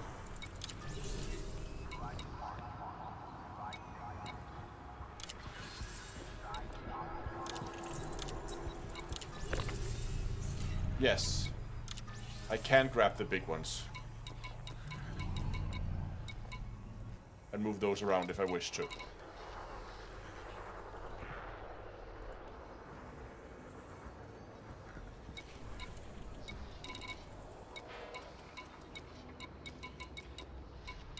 Let's go and try and grab a vehicle.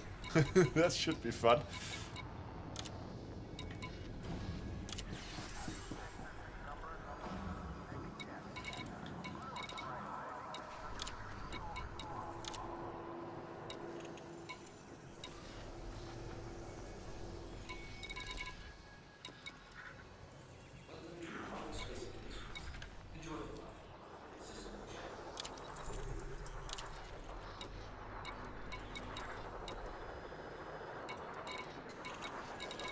That one there. Good. Are there any of them in the daylight?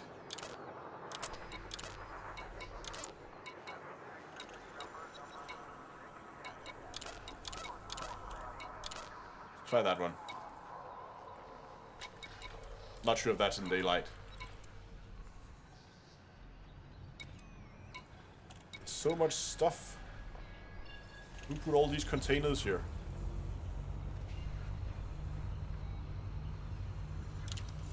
So we're gonna have to park really close to the pads, or I guess we can just drive the vehicle over there.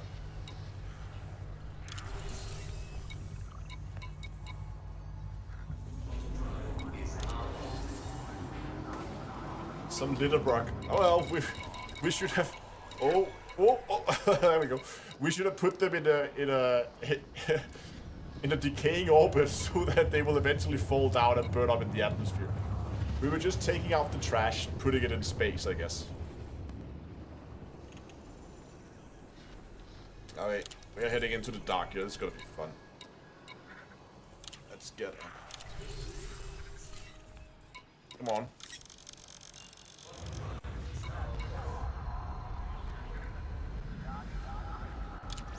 Hold on.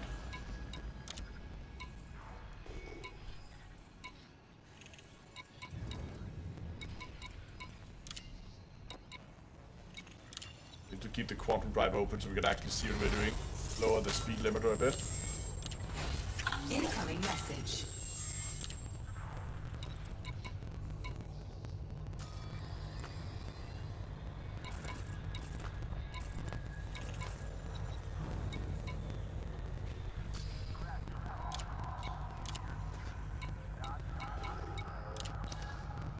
Still good. We're still 7 kilometers up.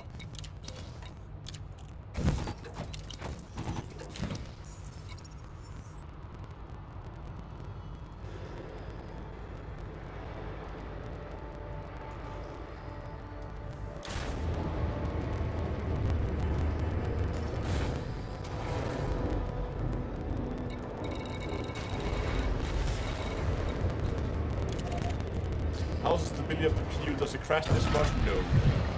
I mean, sometimes you manage to get a patch on the PU that's super unstable, but it's been a while since I've had any crashes on the PU.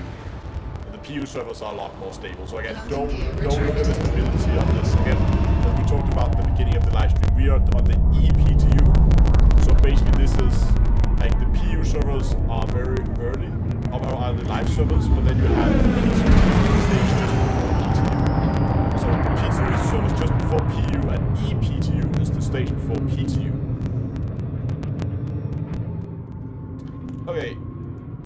can shut that off and put our lights on. Doesn't help much. Can we spot Frameshift drive charging. the pads somewhere? Oh, there. Now the lights is on. Charging. Other people are here. 3, 2, 1. Engage.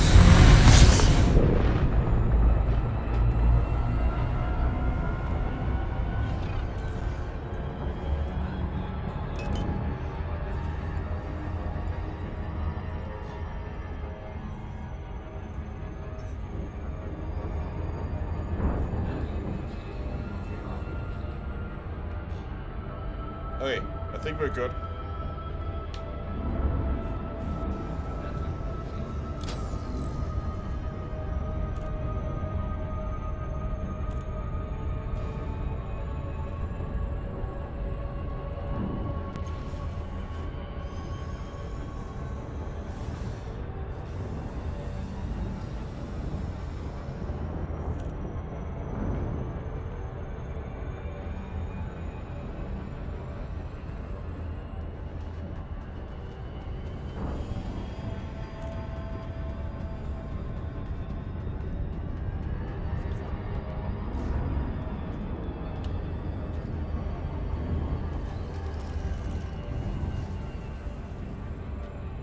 Okay, what should we spawn? A hover quad, PTV, STV. Oh, it looks. I'm not sure if I have. Oh, I have a. Wait, that's probably a bit too large, but let's try.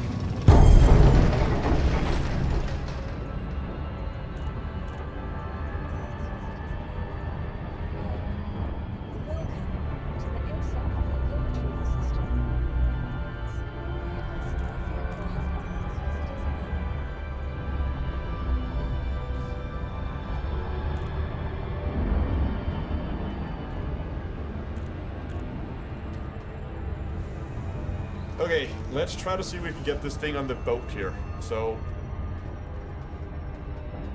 we should have a range of 150 meters, so we should be within range, I think.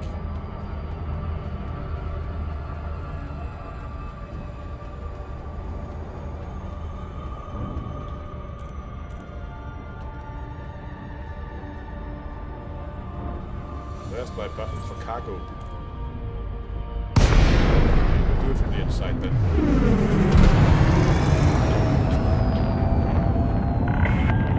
Welcome, Commander. Remain aware of other jets in your vicinity. We just couldn't win inside. Docking request accepted. Get out of this call. Maintain an appropriate speed during approach.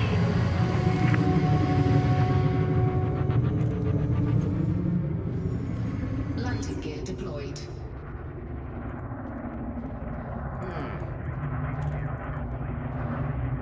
Very odd.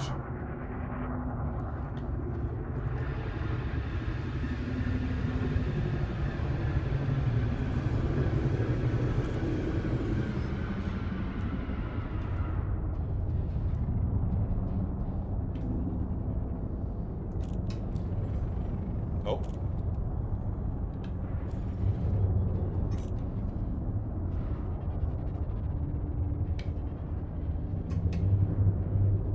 Scan detected.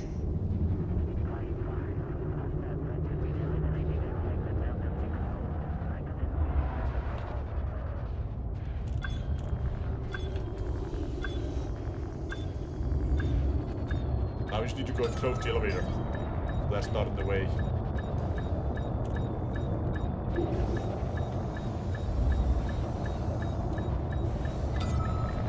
Okay, so if this works, we should now be able to just take that rover.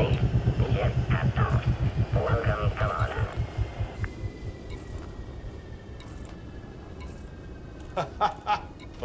What the hell? Hello, little rover, come with me.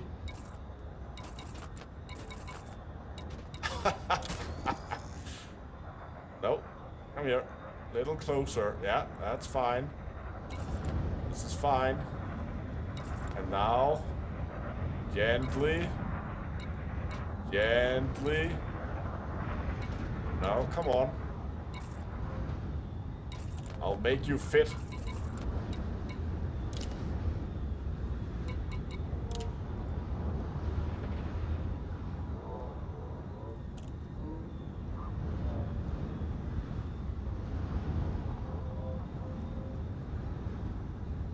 Yes. Yes. Yes.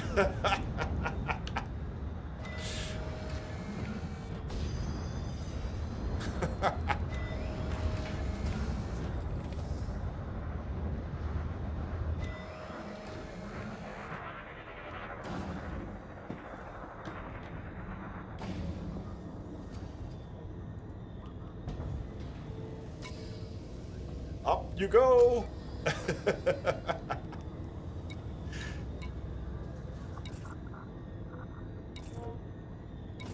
And we got ourselves a rover with room to spare, even. We've got plenty of room in here. We could fit at least another one.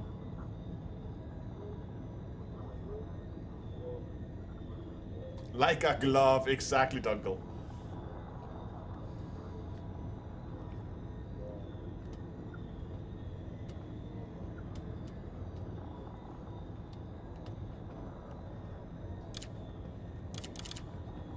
It is a big boat. Oh, car, I guess.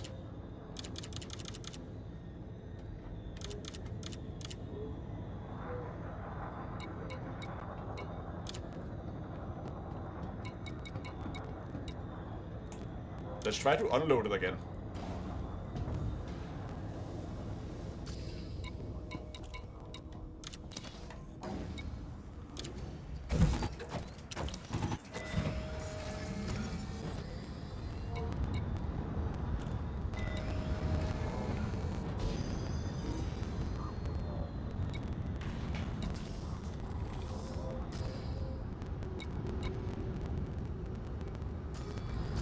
Can you drive by and pick it up while someone is driving it? I don't think so. I think if the shields are on, we're not going to be able to move it. Oh, oh, oh, just a scratch. Come here.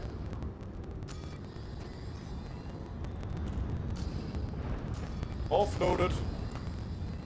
Maybe I'll just put it out of the way so that it's not in the way of the elevator. Put you down there. So I think, let's just test that actually. If the shields are on, we should not be able to move it. It should be, well, shielded, if you will.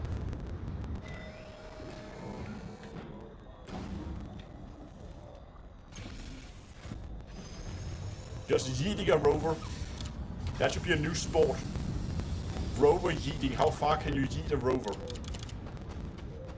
Daylight is also coming here. That's nice. Look at that.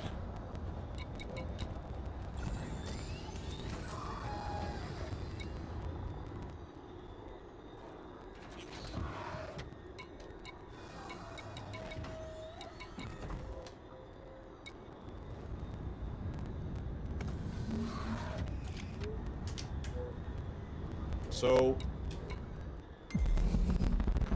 welcome to Robert Space Industries. Enjoy the ride. System check.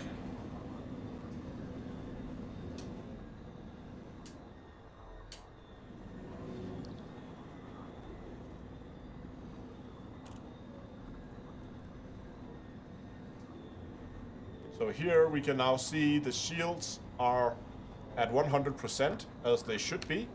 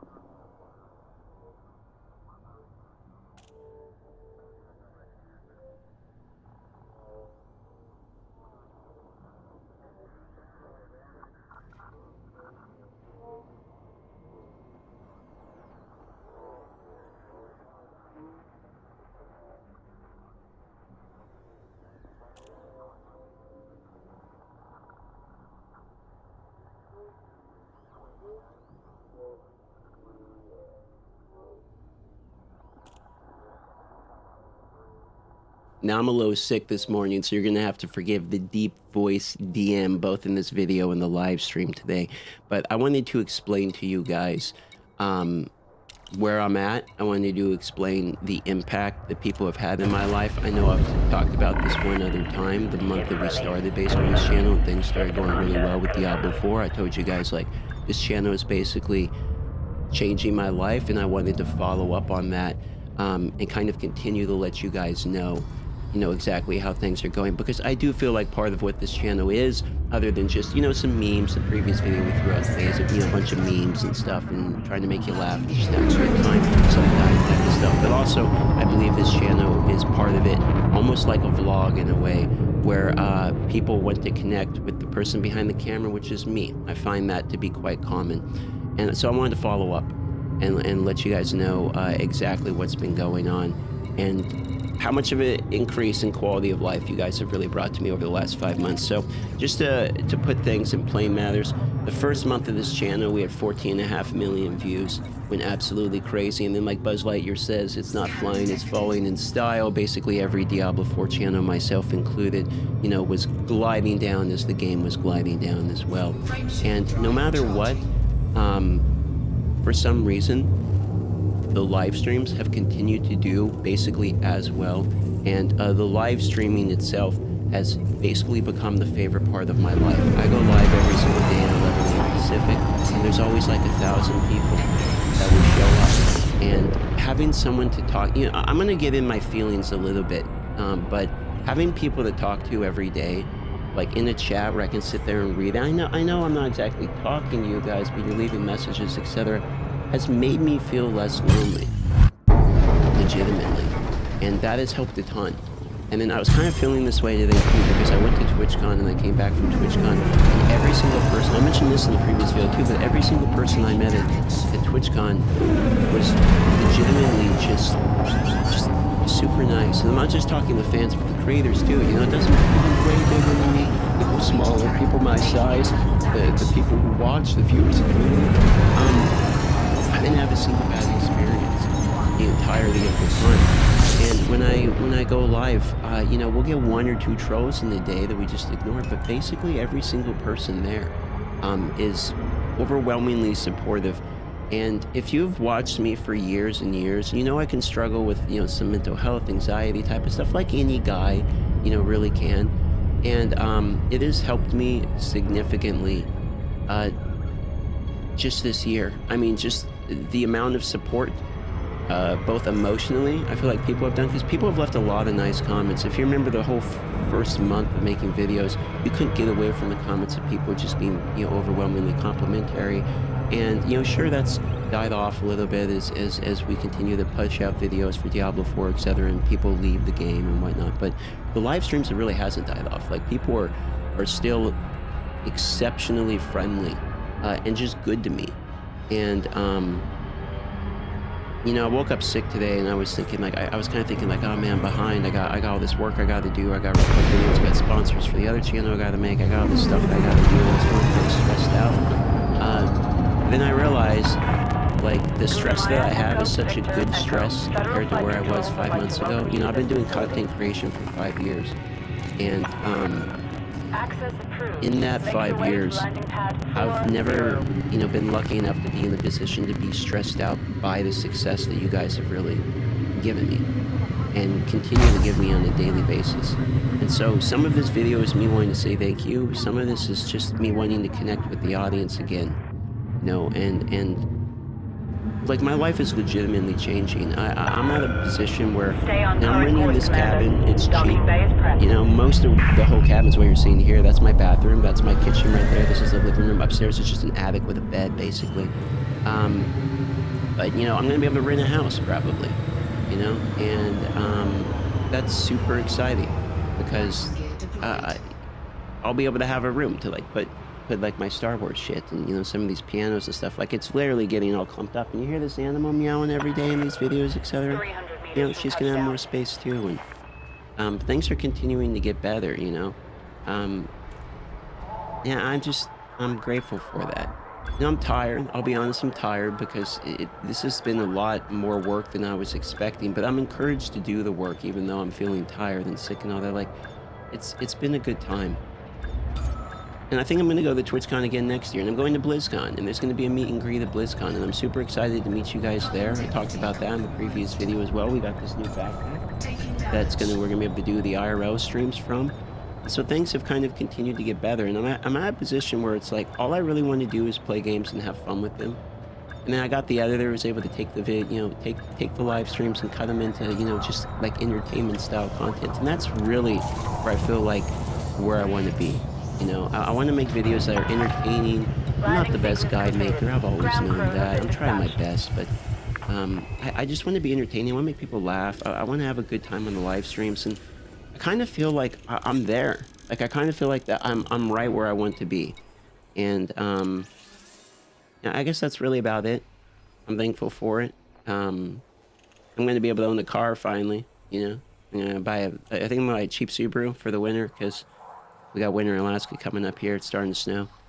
And, that I owe to you guys watching, which in turn is giving me sponsors and all of that stuff. So it's just another thank you video. I know I've done these before, but I don't think I'm going to stop doing them, to be honest. I think I'm going to continue to update you guys, let you know how we're doing, because I want to, and because it actually does mean a lot, like, as time goes on. So, thanks for everything. Continue to thank you guys for everything, and especially the people coming by the live streams. Like, it's astounding to me that we at one point on the channel we hit the 29th most subscribed to Twitch channel in the world in terms of Twitch subs, and we're still maintaining like 4,000 Twitch subs or something. There's a lot of you people that come by and subscribe every day, which is, that amount is actually insane.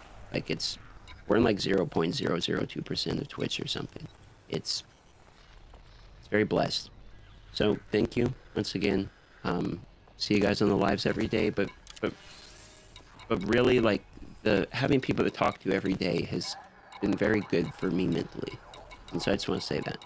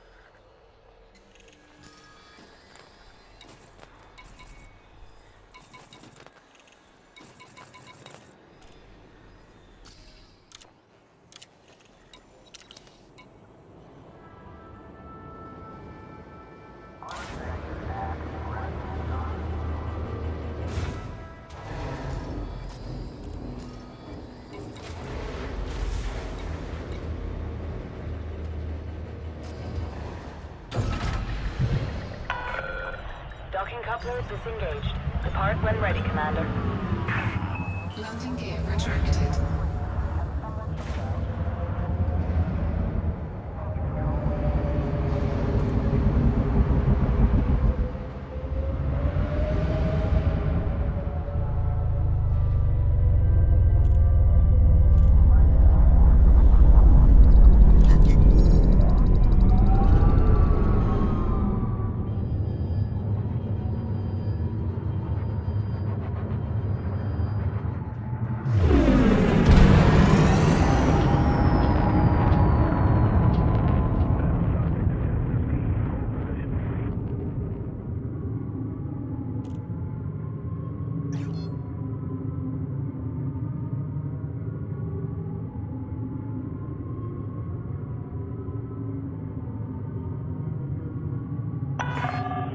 You have exceeded the station exclusion zone. Goodbye, Commander.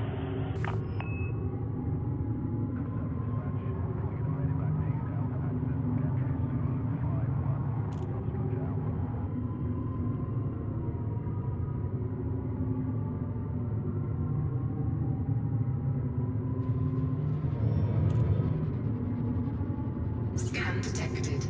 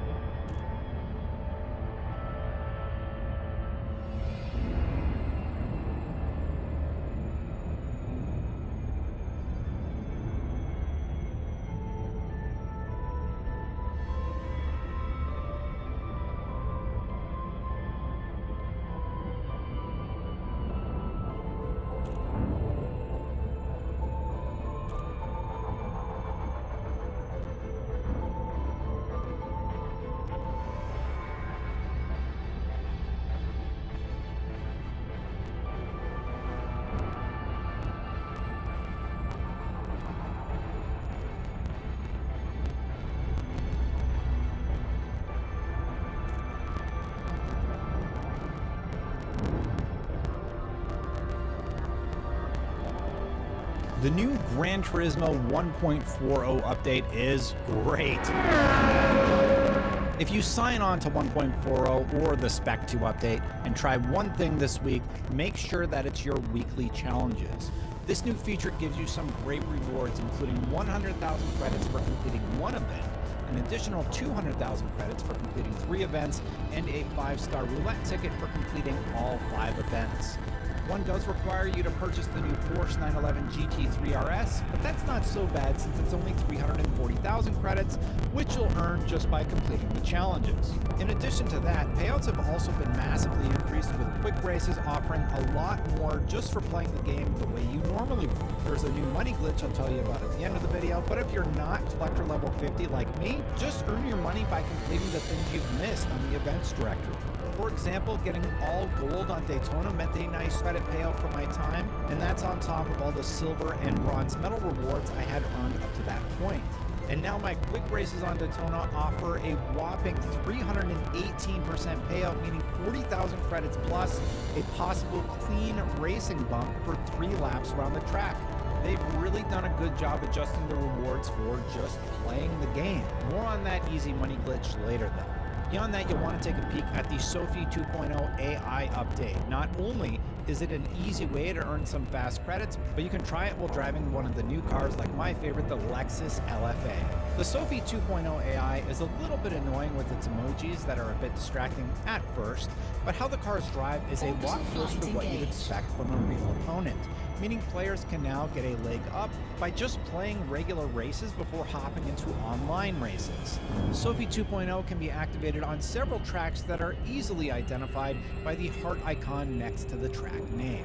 And while you enjoy this LFA B-roll, I know I mentioned a few of the new cars, but the full list includes the Dodge Charger, the Nismo 400R, Mercedes-Benz 190E, all 3 of which are found in the Haggerty collection. There's also the Dodge Challenger SRT Demon, Porsche 911 GT3 RS I mentioned before, Tesla Model 3 Performance, but the real star of the show is the Lexus LFA. All of those are found in their respective location of Brand Central. Of course, I have to mention the new snow level located on Lake Louise, Canada, where you can pop on some snow tires from the Extreme tab and go for a spin. A lot of the turns have you using the full slope, so slide around the bend and get across the finish line in style. The cars I've mentioned and that new snow track are featured in the new intro movie, which begins identical to the original that was released when GT7 launched. We'll be clipped out the end bit on IGN.com if you want to see the new shots of the Nismo, LFA, and other favorites. If you're like me, you really like the cafe when it launched, but now the cafe has a few fun new treats to unlock as you build your collection level. I just hit level 30. But new menu items for the cafe include extra menu number 31. That is, according to the website, Collection Road Going Racers. You need to be collector level 30 and above for that. Then there's extra menu number 32, Collection Lexus, that's for collector level 34 and above. And then extra menu number 33, and that is the Collection Red Bull X Series collector level 49 and above. But in addition to that, there's also new master license events that I'll need to keep working towards once I finish the normal license protocol. The online meeting place has also become the Paddock now. That's a fun place to interact with your fellow racers and communicate between races.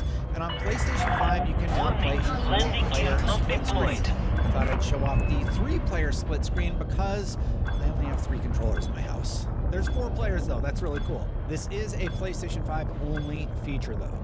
And some smaller quality of life changes that deserve a nod include the replay loop if you just want to have one of your favorite races play forever, and some new race photo options like slower shutter speeds, and of course Polyphony Digital also added their Tokyo office to Escapes. By far my favorite thing is having the dashboard show just how much more I need to get done, and that directory where you can just quickly jump into something you haven't finished yet. I haven't played a ton since completing the original cafe, but I've been addicted to sim racing since Forza Motorsport launched, and 1.40 was a great reason to jump back in. There is so much left for me to do in this game, and a lot of fun new stuff to dive into for players that feel like they've done everything. Now about that money glitch. If you've been waiting, here's how it's done. I saw a lot of people saying you need to be level 50 for the super payouts, but even at level 30, this works for a pretty decent payout of 100,000 credits every 7 or 8 minutes with a souped up RBAS stock engine that can beat the Tomahawk. This method has been covered by a lot of YouTubers, including Math, Chunky, Omega, and many others, so I'm not sure where the original credit goes to, but it's kind of all over the place right now. Anyway, to unlock larger payouts, I'd start by getting all good ratings for the Daytona track. You can also use this as seed money to buy the cars and upgrades you'll need. Next, you'll need to buy or modify an RBAS 595, which you can purchase in the used car shop. That's what we'll be using today. But I also tested this on the Jeep, and it worked just fine. Other vehicles I've seen mentioned are the Suzuki Cappuccino, which isn't currently available for purchase, but if you have it, you can do an engine swap and earn credits even faster. For the RBAS though, step 1, add a wide body conversion to the vehicle and add a wing if you would like better aerodynamics. Step 2, buy a fully customizable racing transmission, nitrous, soft racing tires, and high RPM turbocharger. You can also buy other racing components if you want to do so, as that will allow you to tune it to be even faster around the track. Step 3, you can set your racing transmission to a 250 mile per hour top speed. Step 4, be sure to set your tires to racing soft. And step 5, be sure to set your nitrous to 100% output adjustment. Next, you'll want the Dodge SRT Tomahawk X VGT. You're going to make this car very slow. So step 1, add a fully customizable racing transmission. Step 2, set the top speed to 500. Step 3, click into manual adjustment and set the final drive to 5.130. The gears should be around the following speeds: 51, 53, 53, 56, 56, 57, 65. You could also do 43, 43, 43, 44, 50, 54, 56. I don't think the left number needs to match mine or what anybody else says for the big payout. It doesn't seem to have an impact. Anyway, now go to Daytona and set up a custom race with the following parameters. Step 1, set laps to as many as you can stand. I usually do 5, and I clear 5 laps in about 6 minutes with the clean race bonus, which is not bad at all. Step 2, set starting grid to 20. Step 3, set rolling start interval to 50 feet. Step 4, set nitrous to 10x. Step 5, set weather to dry. Step 6, set variable time speed rate to 0x. Step 7, set rival selection to from garage and select your Tomahawk that has been nerfed.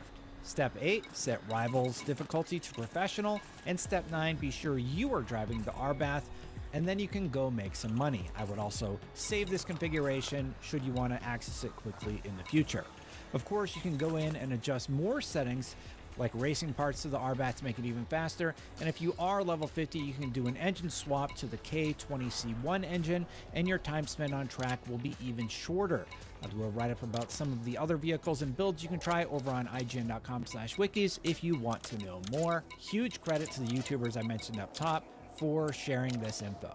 All that said, let me know what you think about update 1.40. I am like hooked on sim racing games. I don't know what happened. I just got super into it and I can't stop watching sim racing videos. So thank you so much for watching this video. If you like sim racing or Gran Turismo 7 or 1.40, just let me know about it in the comments below. I'd love to hear your thoughts. And for more on all things gaming, keep it right here at IGN.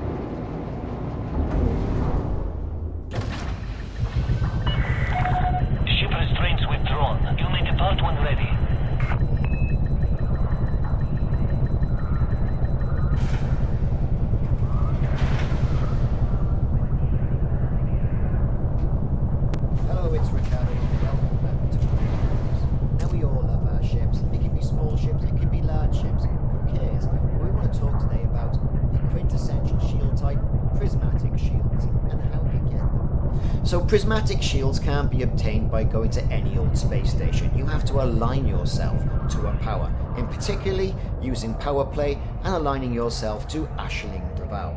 She's the young, very young in fact, Imperial leader, who one of her benefits is not only to be aligned to her, and who wouldn't want to be, but to get prismatic shields. You get prismatic shields after being aligned to Aisling Duval after 4 weeks and delivering 750 merits. Now these merits take the form of propaganda and the materials to either preparation systems or fortification systems.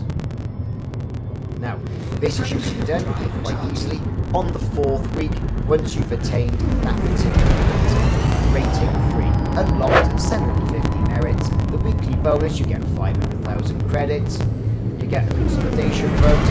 And not only do you get those, but you get access to unlock prismatic shield generators. And you can get those at any station that has got outfitting. So make sure you've got a lot of money, especially the bigger ships. Quite expensive. Let's find out how.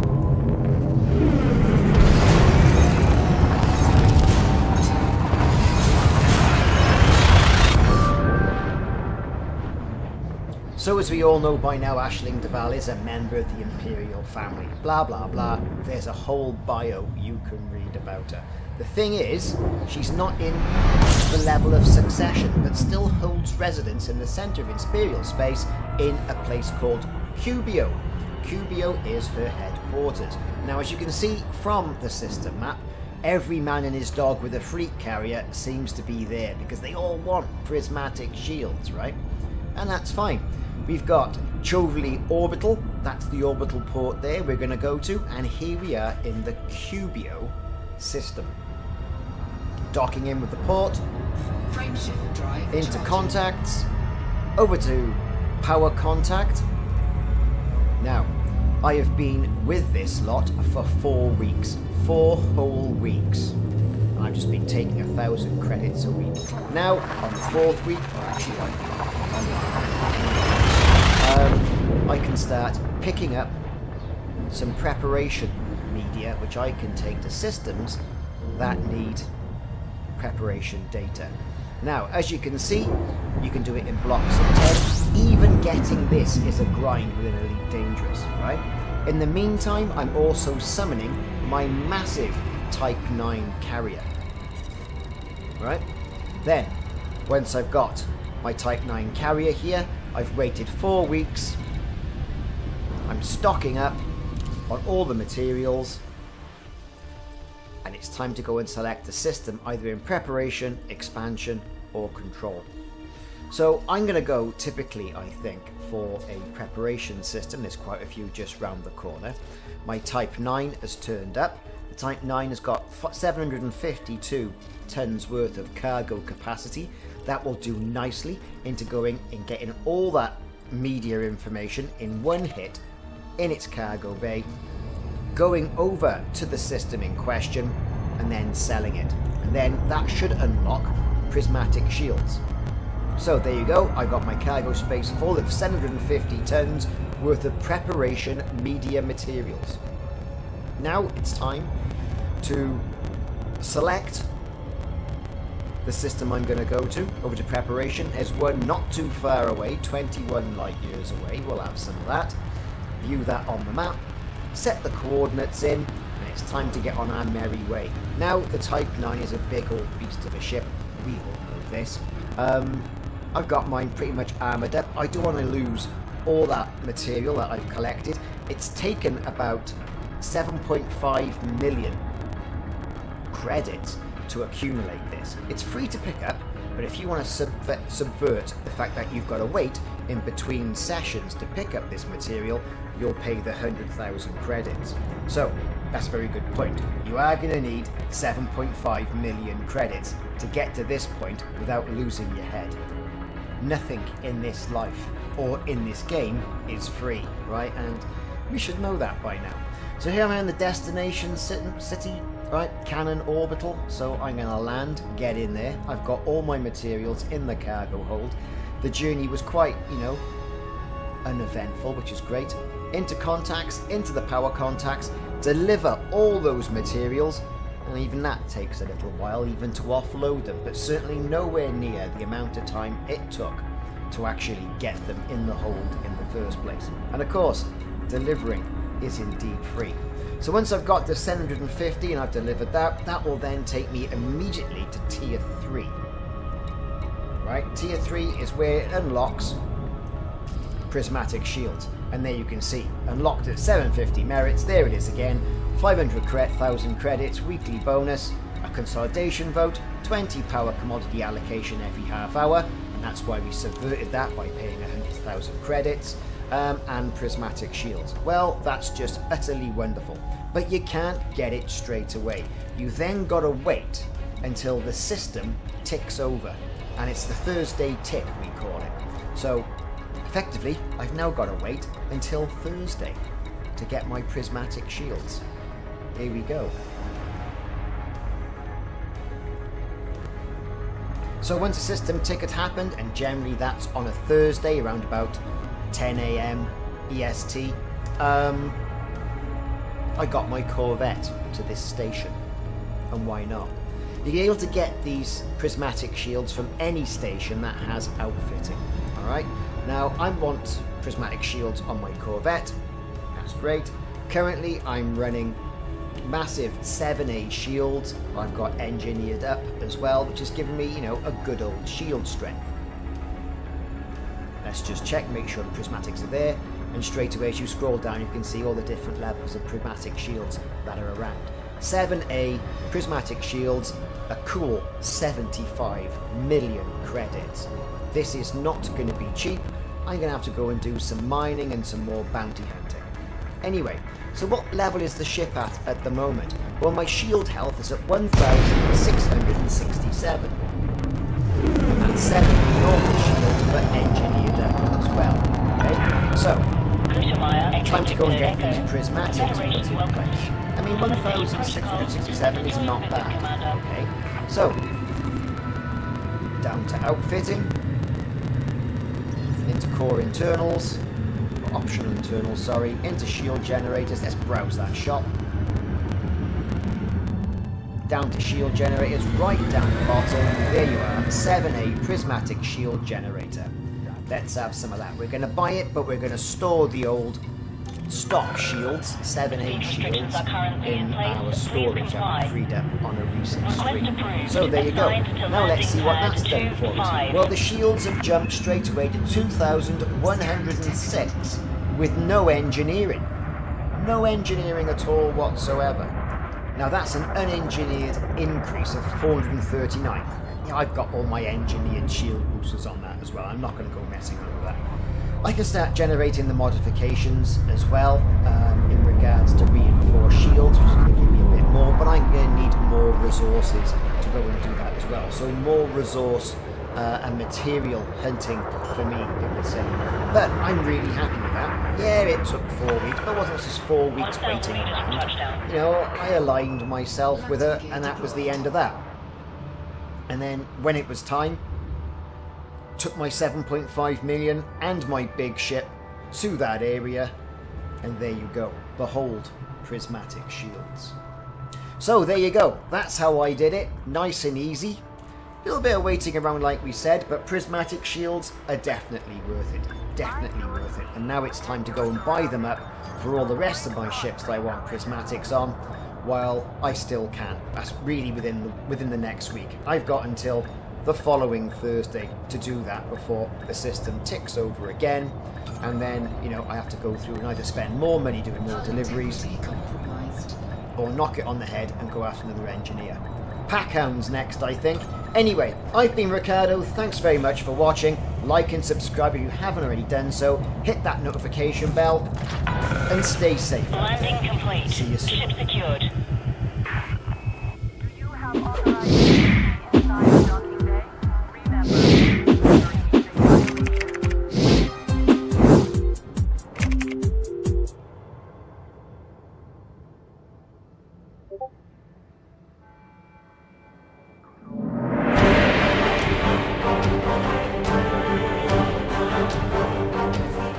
Hello, Commander Exegius again. Let's look at one of the rarer aspects of Elite, power play modules. These are combat modules that are only attainable after being pledged to a power play faction for 4 weeks and at rank 3, meaning you've earned 750 merits. We've looked at earning these merits in a previous tutorial linked down below. Rather than ranking the modules, we'll go through them in an alphabetical order, discussing the pros and cons of each.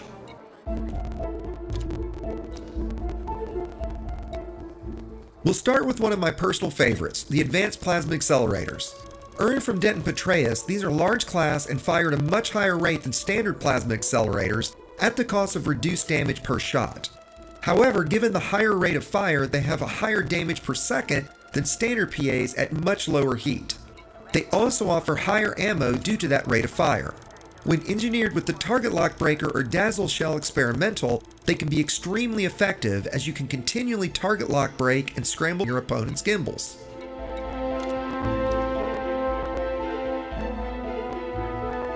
The FSD Containment Missile, acquired from Yuri Grom, is a medium dumbfire missile rack that will reboot your target's frameshift drive, preventing them from jumping. It does 20% less damage and has 33% slower rate of fire, and while you can add FSD Interrupt to any dumbfire rack, using the Containment Missile, you can effectively stack 2 experimental effects, adding say penetrator munitions to do significant module damage, making it far more effective.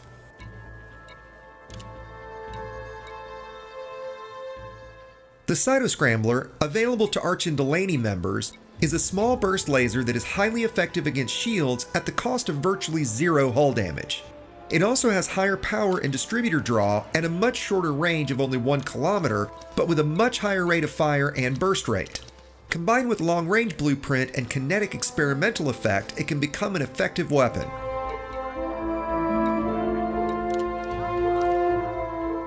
The Enforcer Cannons, another big personal favorite, is a small fixed multi-cannon available from Pranav Antal. While it has double the distributor draw, a smaller clip size, and slower rate of fire, it does 40% more damage than a standard multi-cannon, and to this pilot's ears, it sounds amazing. When used on small ships, like a Sidewinder, and paired with an overcharged blueprint and incendiary experimental effect, it can be devastating to even the largest of ships.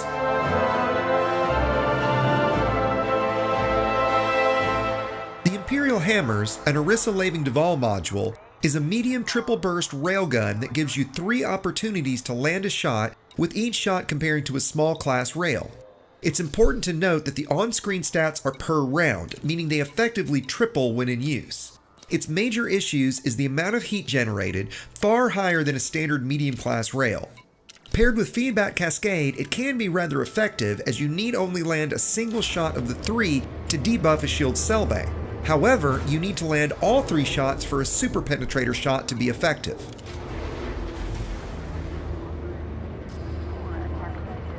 The Mining Lance, awarded to Zamina Torvald supporters, is a small class mining laser that does 3 times the damage as a standard mining laser.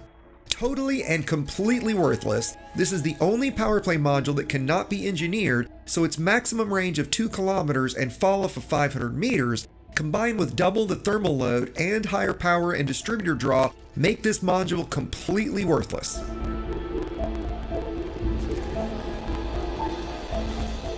Zachary Hudson supporters can enjoy the benefits of the Pacifier Frag Cannon, a large fixed frag or buckshot cannon.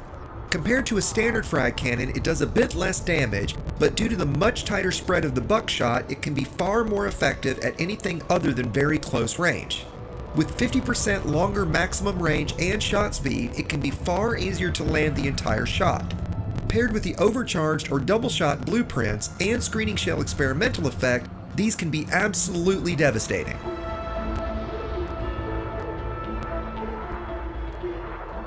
The Packhound Missile Rack, awarded to Leon Rhee supporters, is a medium seeker missile rack that fires a burst of 4 small missiles that take random trajectories to the target. This makes them highly effective against point defense, with ECM being the only effective defense. While they do far less damage per missile, the entire volley is comparable, and they can be highly useful in targeting modules. Combined with rapid fire, these can be a pirate's best friend for taking out drives once the target shields are down.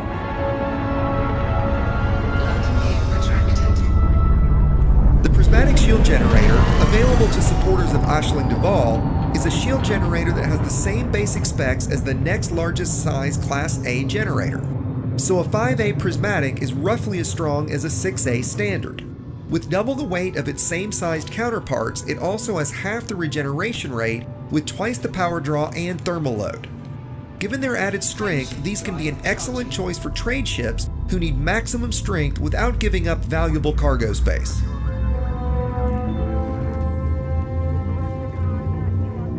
The Pulse Disruptor is a medium fixed pulse laser offered to Felicia Winter supporters. This pulse laser does less than half the DPS of a standard pulse, with the benefits of causing module malfunctions when striking hull, just like the Scrambled Spectrum effect. This gives you the ability to stack experimental effects to get 2 on a single weapon.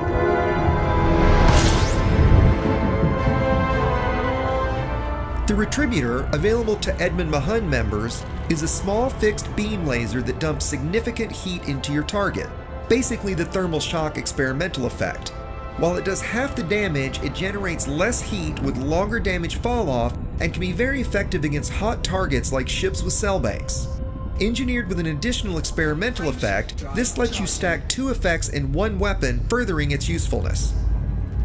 Hopefully this has given you a better understanding of the various power play modules available. As the negative consequences of being pledged to a power are rather minor, if you're not currently pledged, I suggest doing so right away, as you will only wasting time. While many opt for the prismatic shields first, depending on your credit balance this might not make sense, as the 8A prismatic is 250 million credits. As you can only purchase these after 4 weeks, you'll want to purchase all you'll ever need once you reach that point. Generally, I buy 6 of each when I unlock them. Once again, this has been Commander Exesius, reminding you to fly dangerously, and thanks for watching.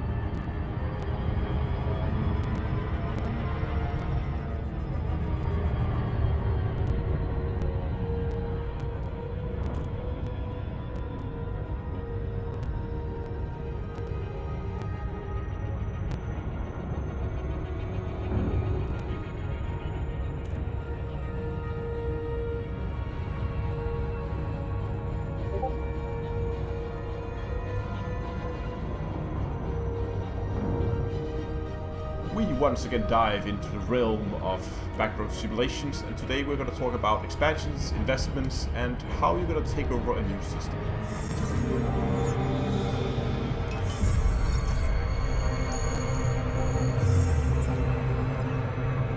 Hello ladies and gentlemen, and welcome back to Elite Dangerous with Astronomy.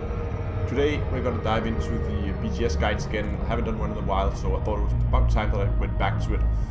And today we're going to talk about how you get your faction, your player faction, to expand into a specific system that you've decided on, how you control the whole expansion thing. And as an example today, I'm going to be using this channel's community's own player faction called Terra X Astro Corps, which of course you're more than welcome to join. Just follow the link for Discord and find the Terra X channels over there, and you will be able to get all the information you need. Now, you can see here that we are currently in 2 systems. We are like a Tuven, and we are in our home system, of course, LP. So, for today's example, we are going to imagine that we want to expand into this system, CE35. It's not currently on our expansion target list, but I'm going to use it as an example now. It's a very big system, there's a ton of stations, and we're going to come back into what we actually need to get into the system. Now, the way you get your faction to expand is to hit over 70% influence.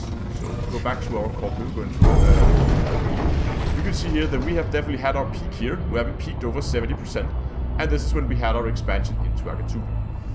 Because when you go over 70%, you can begin to trigger the state called expansion, and this is the state at which you will expand into a new into a new system. Now, of course, as you make your way up to 70% in a system, you're gonna be passing the 60% mark, and as we talked about last time. When you do that, you will initiate a conflict, or you will most likely initiate a conflict if they're not in a conflict anywhere else, with the controlling faction in the system. So if you're not already in the controlling faction in the system, just be prepared for you are going to get into a conflict before you manage to get to the 70%. But let's just, for the sake of this, imagine that you have already controlling faction in a system, and you have now made it to 70%. You are now ready to begin preparing for this expansion. Now, it might not happen right away, because if we have a look at this little diagram here, we can see here that expansion is a second tier state, and that means that every state that's a tier higher can block it. That means war, civil war, and elections. So all conflict states. So if you're in multiple systems, if you are in a war or conflict anywhere else, even if it's another system, in another system, you'll be blocked by doing your expansion in your current system. So you need to clear those wars first. You need to get out of those wars. You need to be free of those before you can get your expansion. So once you got your expansion, it's now gone into a pending state. So you're now pending expansion. You can see here from this here that it gives you a 5-day pending. So that means you have to wait 5 days where this state is pending. It needs to be continuously pending for those 5 days. So if you're within those 5 days, the state can be overruled by a war. So again, if someone manages to pull you into a war while the state is pending, it will override it, and you will have to go through it again. So you need to stay out of wars. This of course makes it gradually more complicated to expand the more systems you have, because if you have a lot of systems, there's a good chance that you're going to end up with an accidental war in some systems, unless you have a lot of people to keep track of all those. So you need to just take care of where you expand, and don't just expand into any random system that you find. So once your 5-day pending is over, we go into the actual length of it, which is 5 to 6 days. After the end of that period, you will expand into the nearest available target that you can expand into.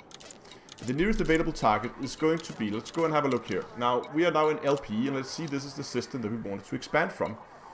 We can then see all the list of nearby systems, and the maximum number of factions that could be in a system is 7. I know this one here with 8, I'll come back to that in a bit, which is actually our expansion target, is 7. So we simply just go down the list. Here we see 7, 7, 7, 7, 8, 7, 6. So in this case, if we were to expand right now, we would go into Wuku Huan, because this is the nearest system available with only 7 or less, with less than 7 factions.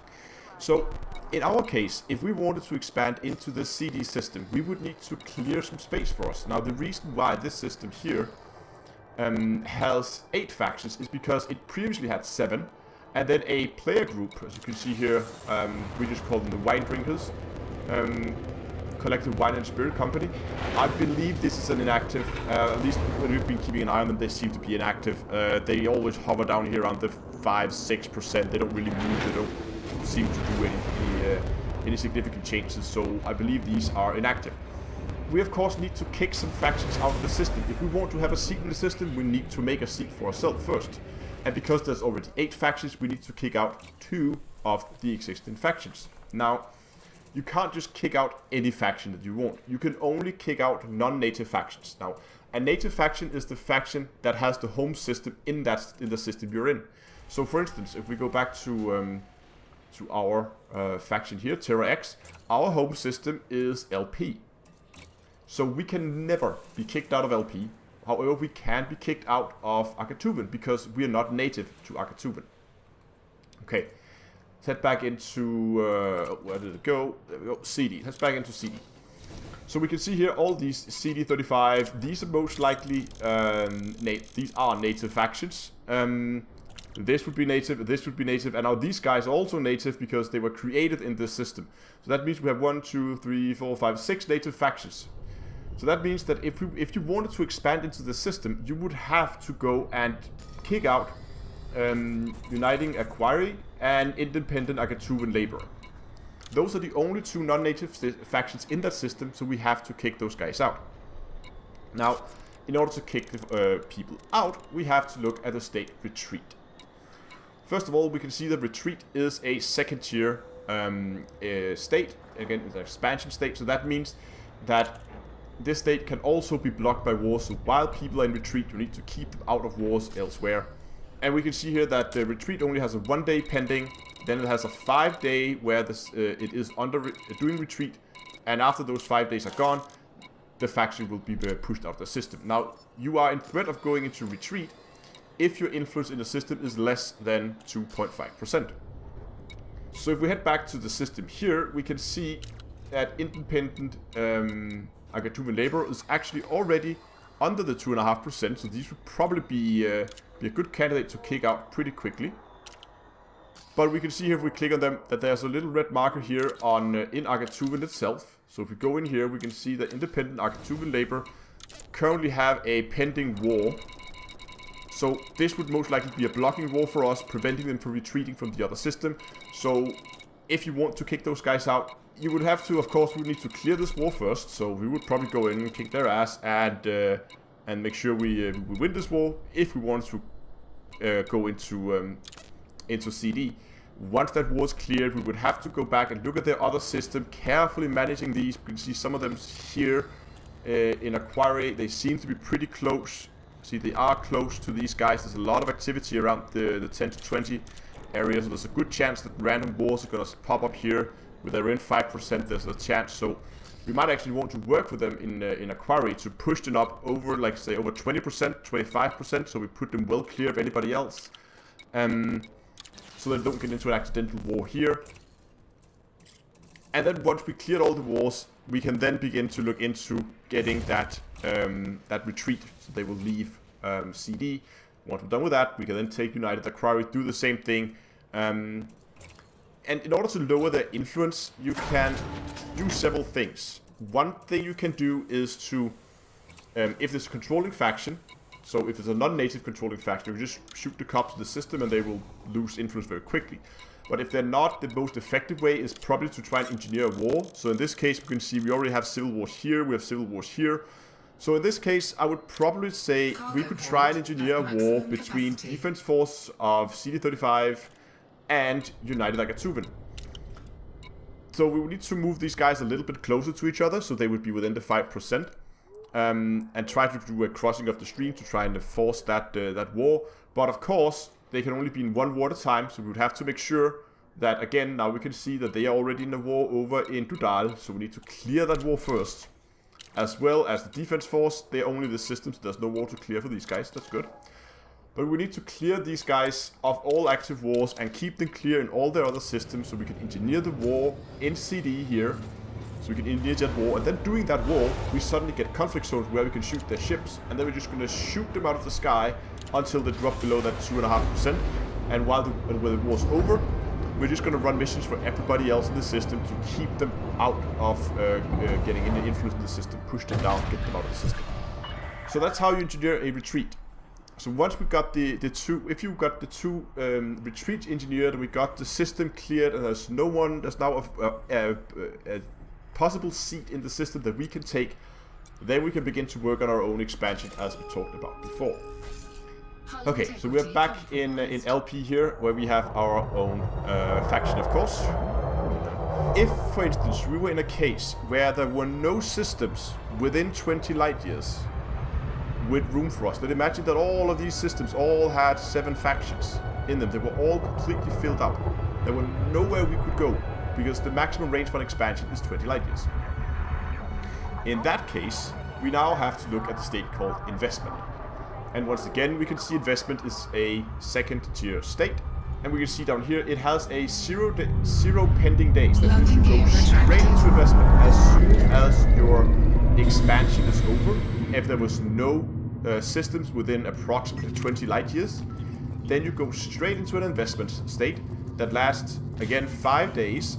And at this period, you can then expand. You can then expand and move into a system. Some places say 30, so I'm not exactly 100% sure the max rate, but at least you get an extended range, and you then get a system that. So again, if you really want to do some long hops and get to the system far away, you have to make sure that you filled out all the systems nearby. Then you can do a longer jump like that. So as you can see, there is again as anything like this, there is a lot of micromanagement and all the different faction tiers and all the different systems that they're in order for engineering the wars and retreats that you need if you need to make room for yourself. Now, you can of course end up being in an area where our area is pretty crowded. I mean, most of the systems are, but you can end up in an area where most of the systems are mostly empty. There's a lot of room for you, so then you don't really have to worry about the retreats, which makes expansions a lot easier. But in our case, retreats are a lot of work, although expansions are a lot of work, because we need to first clear a path to the system we want to go to, get a seat. Yeah. And of course, in similar fashion, I should probably mention this. Let's say that we wanted to expand to Haritana, the system all the way down here. We can see this is a problem because we have two systems here which already have room for us, so we would need to fill these two systems. So this means now we would have to go into this system and we'll find another system. Let's take this one, which is very close. So we could take any of these factions here that's not already in Vukupaun, whatever how it is pronounced. So you would find a faction.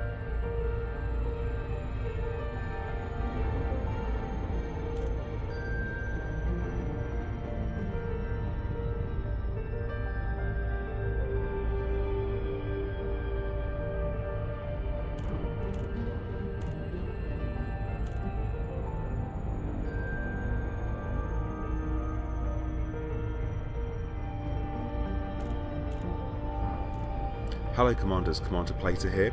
Today I'm talking about power play. Now if you're new to the game, chances are you don't know what power play is, or maybe if you are an experienced player, you still don't know what it is, what it's for, and if you should be doing it or not. Now, first things first, I'm going to give a brief kind of outline of what power play is. Power play is essentially a system where you can align yourself with secondary factions within the main factions. So, for example, within the Federation, you can align yourself with Zachary Hudson, the actual president, or one of the other factions. And from there, you can form activities for them to make credits and change their overall influence within the galaxy, within the bubble. Now, as a reminder, when I'm talking about the bubble, I'm talking about the area of occupied space on the galaxy map. Now, if we change over to here in the galaxy map of power play, and you see this rather kind of confusing set of, I guess, bubbles here and there. Now, I'm actually aligned to Zachary Hudson at the moment, and I'll go over how to do that in a minute. Now, you can see that the white area here is Zachary Hudson, and then you've got the other powers there. So, see running down the list, Ashton Duval, Edmund Mahon,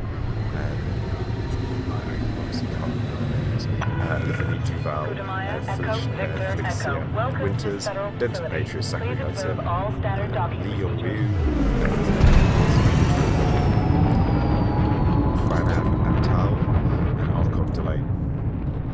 Now, the idea behind power play is everyone's essentially fighting over the same areas of space. So they're all kind of fighting to see who can hold the greatest influence, and within that, different systems, and that will choose who the minor and major factions are, and also we can turn in bounties and such things.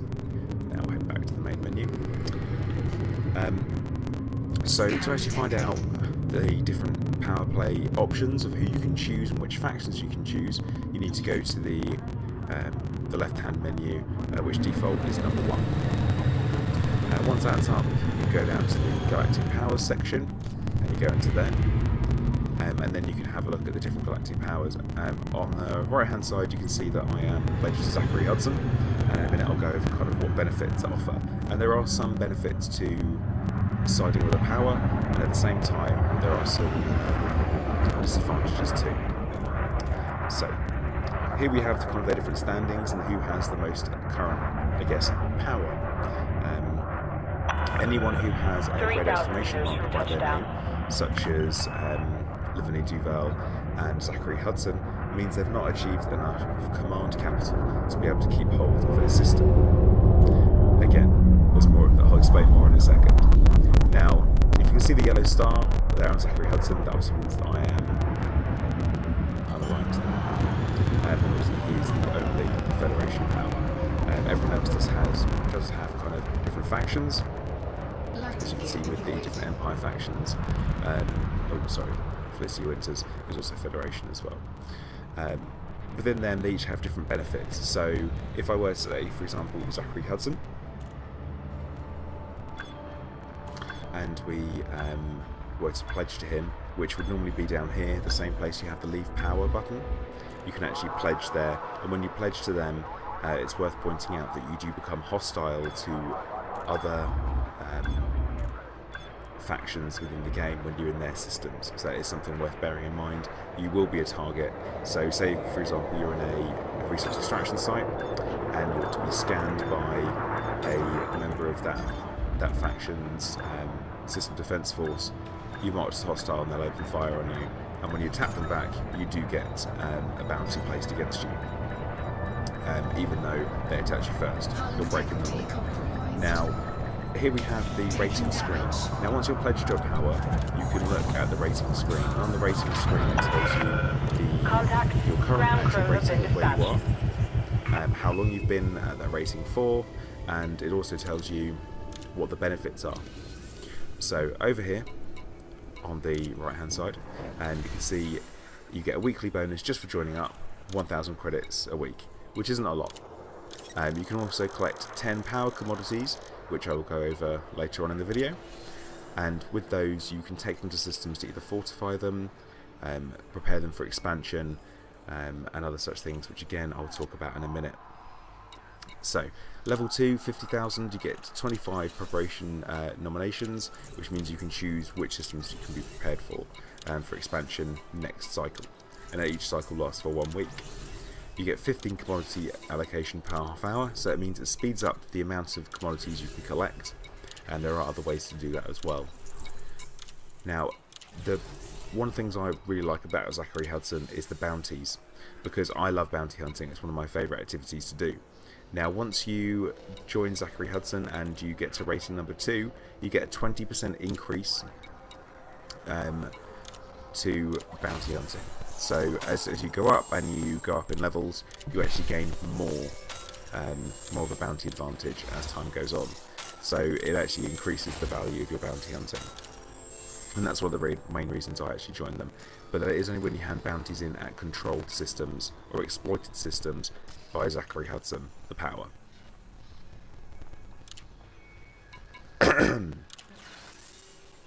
So, here on rating number 3, you can see you get 500,000 credits per week, so it's starting to get interesting. And you get 50 preparation nominations, 20 power commodity allocations every half hour, and then you unlock the Passire frag cannon. These seem to be the main kind of benefits that people go for, is the special weapons that you get, and this one here has slightly decreased damage, but it's an increased range with a tighter spread. So it's almost like putting a choke on a shotgun basically. Then you get to rating number 4, and this is unlocked when you get to 1,500 merits. And again, I'm going to be talking about how you actually get merits in a minute. And this one you get 5 million credits for your weekly bonus, 100 preparation nominations, 25 power commodity allocation every half hour. And then when you eventually get up to rating number 5, which is 10,000 merits. Now, when I go through how you actually get merits, you're going to see this to be one hell of an impressive feat to get to. It will probably take quite a long time and a lot of play to do. You get 100% bounty payout increase in controlled and exploited systems, which would be the main reason you do it. But to be honest, you're probably going to have a lot of time to play if you're spending all that time getting up to this rank. But there you go. So, as I mentioned, the actual way that you expand and you can rank up have an effect on the different systems is, say for example, we've got here, we're attempting to expand in the Freng system.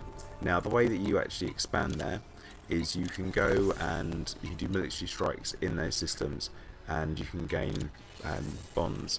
So essentially you get almost combat bonds, the same way you would do from war zones or conflict zones, and then you can go and hand them in at stations. Once you've done that, so you've got to deliver them to any of the control stations. You can't go to the same place the way you're actually doing it. And the control systems are in and around the bubble. So again, if we head back into the galaxy map in a minute, I'll go over them as well. Control, this is probably, I guess, the easiest one to do, where essentially you collect cargo, you take it to one place, you drop it off, you come back, you do some more. For example, I'm currently in Groombridge 1618, and as you can see, this seems to be the easiest one that people tend to go for because it's so close to actual Nanaman, which is the capital for Zachary Hudson's power, and that's the only place you can actually collect your resources to come and drop off. So in this tab here, to be honest, this means very little, I would say. Now, especially the control details, because it's not going to make a huge difference. So it gives you an idea of all the different populations of the systems and the number of systems that each faction has. So the Federation obviously holds a huge amount of the known galaxy and the settled galaxy, and also a majority of the population as well. Now it tells you where the headquarters is of the system, sort of the power, and also it tells you some control systems, what effects they have. So Vulture, Eagle and Federal dropships are all stocked in control systems. They have a 10% reduction on weapons, and that's the price to buy them. Security levels increased by 30%, which basically means there's 30% more security. And all Federation aligned faction activity influence effects are boosted, while Imperial aligned factions are reduced. In the Empire, so this goes for the exploitation impact. The Empire, 40% security reduction as resources are focused on federal systems. The Federation, they have a 10% reduction on weapons and security levels. Independent, 40% security reduction as resources are focused on federal systems. And the Alliance, 40% security reduction of resources are focused on federal systems. So all in all, it's a good time to be part of the Federation. I mean, if you like that Donald Trump style of government, that's cool.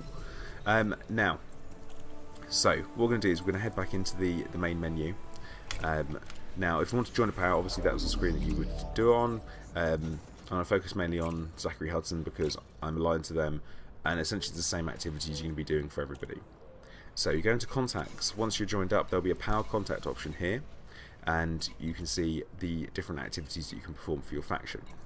So what we're going to do is we're going to head over onto Nanaman, and we're going to pick up some of those commodities to bring back here to the Guns Back Terminal in Groombridge 1618, and from there we'll be able to improve our number of merits, as I mentioned before. So let's get on and do that.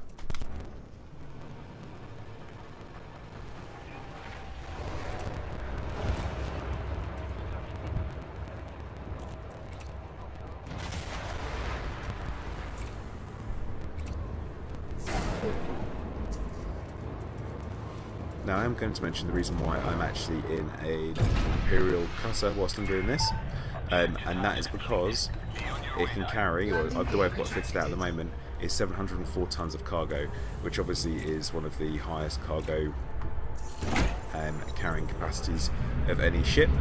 It makes the runs pretty easy as we go, and that way I have to do less runs, and it's a little bit more time efficient because, as I've said before, Elite Dangerous is all about time spent, money made.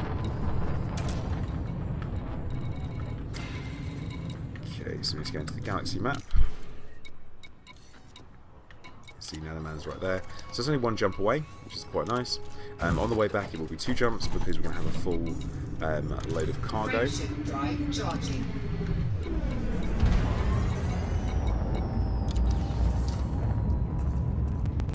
Now, once we have a full load of cargo and we come back, it's going to be a very quick, easy process.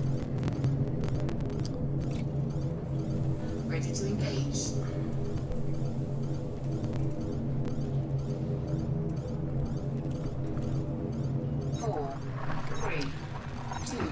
still getting used to flying the cutter. It doesn't have the same, I suppose, alignment for the cockpit as other ships do, so where you think is the middle isn't actually the middle. It's something to bear in mind if ever you buy one. Now, I know it's odd that a lot of people probably watch this video because they've come across my my Imperial ranking guide, and it's odd that I've joined up with Zachary Hudson. The main reason I've done it is because where I'm working on some videos at the moment, it's handy for me to be around the Sol system, and I might as well be aligned with Zachary Hudson. I'm going to be doing some bounty hunting. I've been doing some over in Sol, and whilst I'm there, I might as well make the most of the extra bounties. And obviously this is an activity, has very little impact on gameplay. Now, with power play, a lot of people do leave it neglected, and to be honest, I'm not surprised. It's rather hard to find, and no one really tells you where it is, how it works, what to do with it once you've signed up, and all that type of stuff. Hopefully this video will help those people who aren't too sure.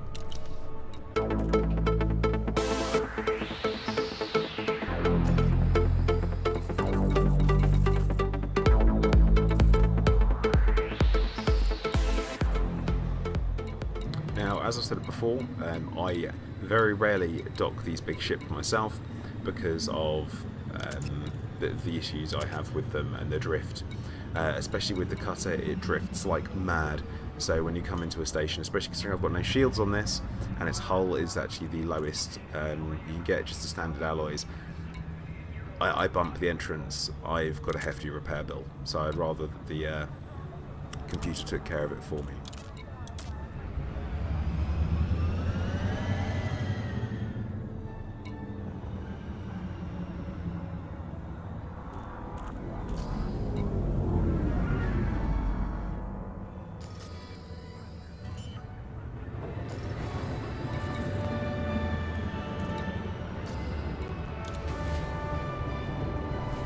Landing gear deployed.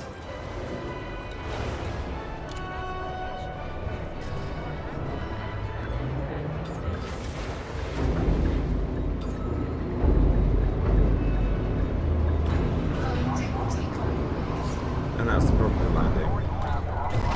Oh well, still got a repair bin there. So once you get to the faction's home system, you go into the contacts menu, and this time power contacts, you can see that you can actually collect cargo, and you can put garrison supplies for fortification, and you get preparation, and you deliver that, and the same way you have vouchers to deliver for the tech control where I mentioned that you attack, and so it's the same thing there. Now I'm going to be doing fortifying activities, so I'm going to be collecting cargo here. Now, to find out where to fortify and where to take them to, you head back over into the Power Play menu, or the Galactic Powers menu, which again says to your left-hand menu, number 1, Galactic Powers, and then we go over to your power.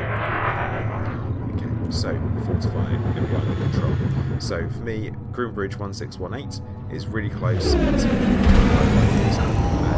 is probably the closest system.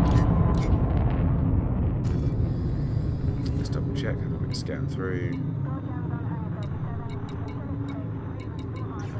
Yes, it is. So you're going to be as you go. Safe to say that a lot of people only pick the closest places, and obviously that isn't the design of Power Play and how it's going to be. It certainly is. It's You have the all clear. Watch your 6, Commander. Everyone's looking for the quick, easy things to do. So back to the power menu. So you collect the garrison supplies. Etc. Click confirm. First off, click collect 10 at a time, and now you can wait 30 minutes, or if you're someone like me who's got some credits kicking around, you can fast track your quota for 200,000. It actually works out as 10,000 per supply or per cargo item per ton. So, and then you can collect the next one.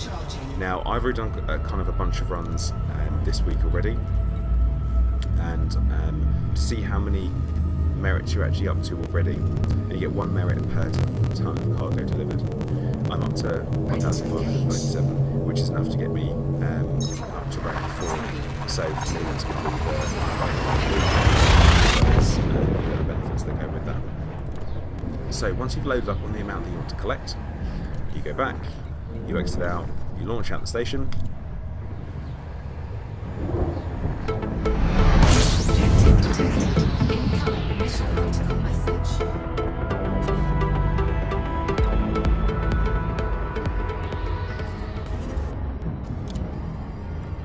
Okay, so now we're back in Groombridge.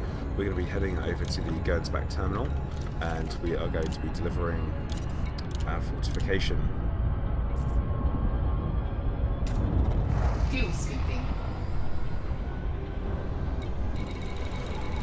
Now, once you get back to Gernsback terminal, it's the case of literally you just go in. You're going to go into your power menu again, and once you've done that, you'll have the option to deliver your cargo, and they assign you merits for it. There is also a small amount of credits that are given to you as well, and you're awarded them, but they're it's not what you call a steady wage.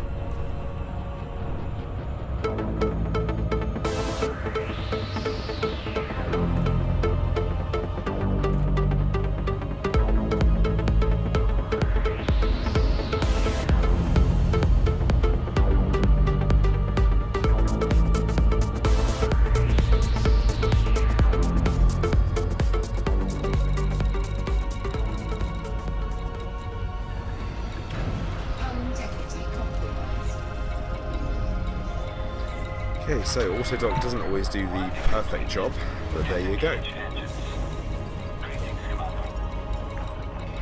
So, I said once you're to go into your contacts menu, power contact, and here you can see you can deliver your supplies.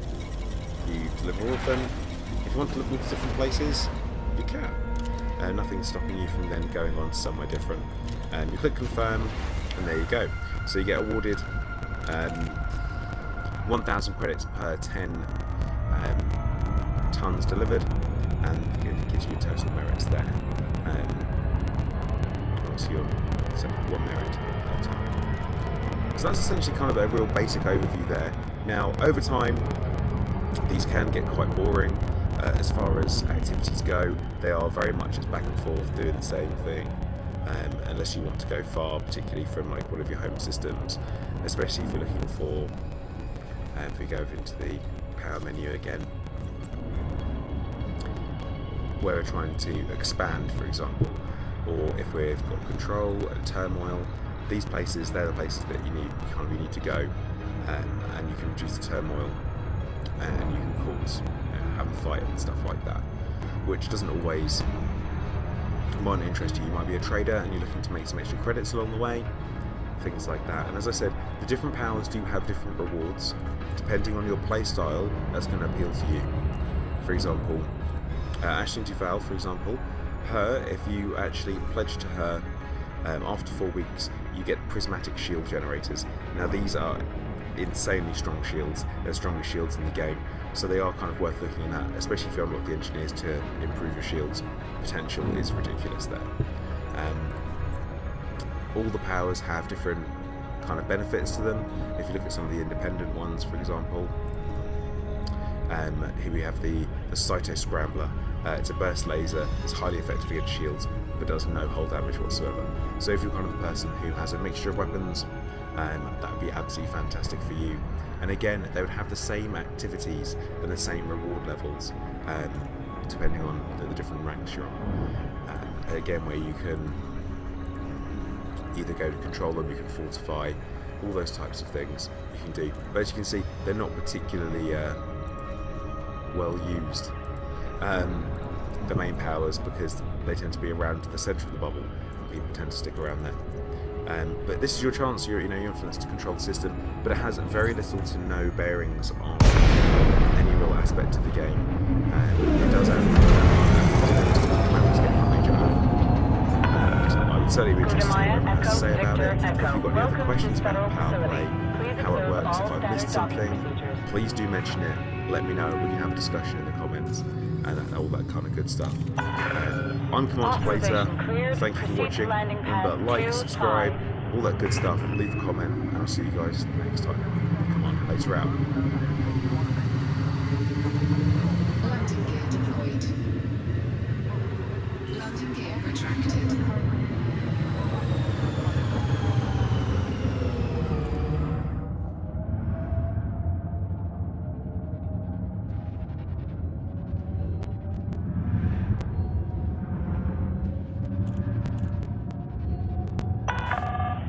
Regulate your speed and maintain current vector.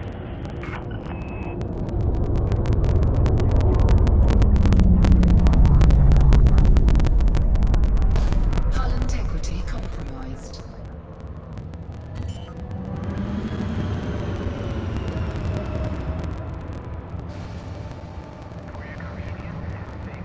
Landing gear deployed.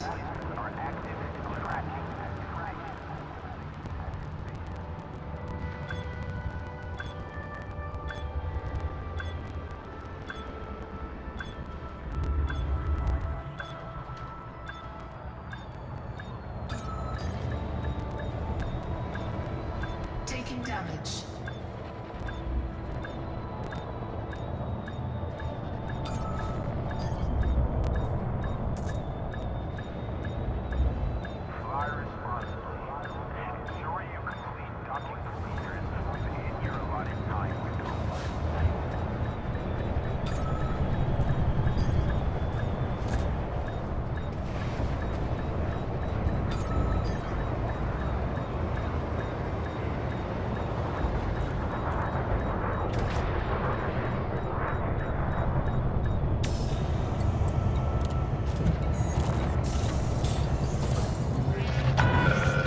Docking completed. Power down systems.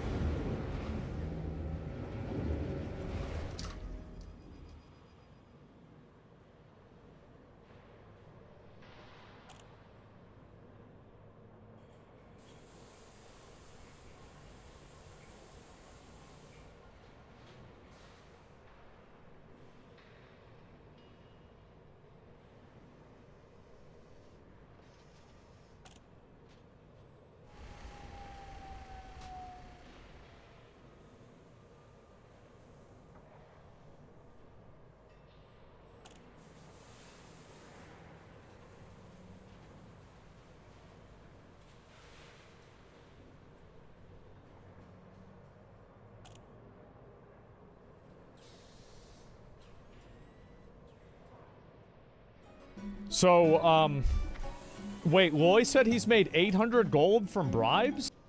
Quinn died?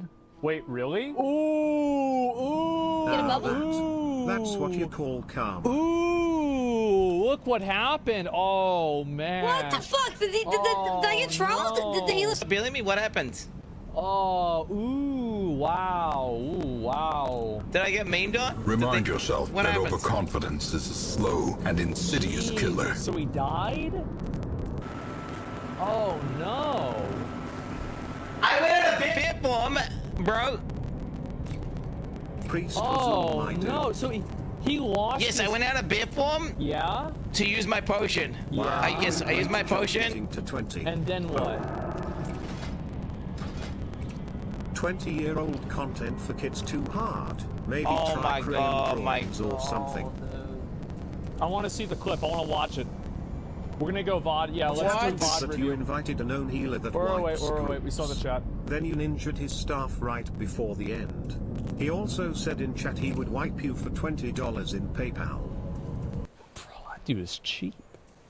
Okay, let me see it. Alright, so here we go. Wait a second. Soul self-found equals ninja loot in dungeons? Oh yeah, for sure. Okay, so... Help me. Fucking Merc, fucking help me. We might just...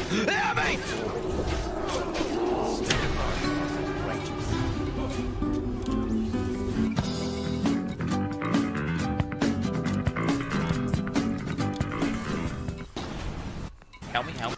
Wow. So how'd he fuck this up? Well, I want to see the whole thing now. Okay, so everything was going fine. Let's see an average pull, okay? There it is. He's being smart, okay? Okay. Smart, move away. Good, really good trap there. Jesus, they're playing like such pussies. This is embarrassing. Don't. He got it? Jesus, you can only tank one mob at a time? They should just have the bird tank. Okay, stop using X. It's fine. It's fine. I think they've handed the ship stung him or something, bro. Okay. One mob at a time. Bro, these mobs are lethal, mate. Pretended to be level 20. He didn't be like, yo, I'm level... And no T, you did not tell you. So he's just literally pulling one singular mob at a time. He's getting an argument with the viewer. He's getting really mad at him, okay. That's all that matters. Alright, so... And you know what? He's been a team player. I mean, he did almost wipe the entire group. Okay. I mean, that was okay. fucking reckless. Okay, there it is. Fuck. Oh, good. But Jesus, we're okay. Alrighty.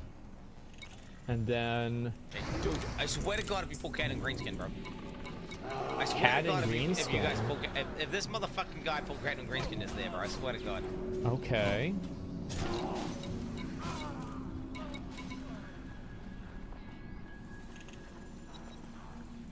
Alright, what do we got here? Just wait for the... Just wait. Okay, Abram rebuff. Wait Abram for rebuff. boss. 21. Why is there a level 16 paladin here?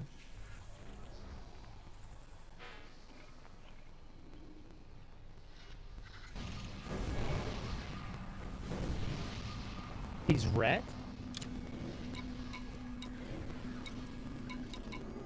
The funny thing is he's the guy that knows the most about the game.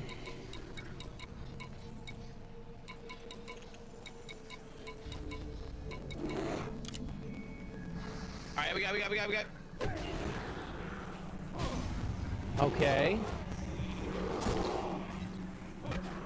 Okay, good CC. I like it. It's clean. Someone kill that fucking bird as well. Is that guy cleaving? That guy's cleaving. Bro. Good job, Quinn. That was a good decision to auto-attack that guy. Good. Yo, someone's about to turn in the boss! I told it then! Bro, come on. What are you doing? Tank! We agreed to kill the ants first, guys. Focus up here. Focus up.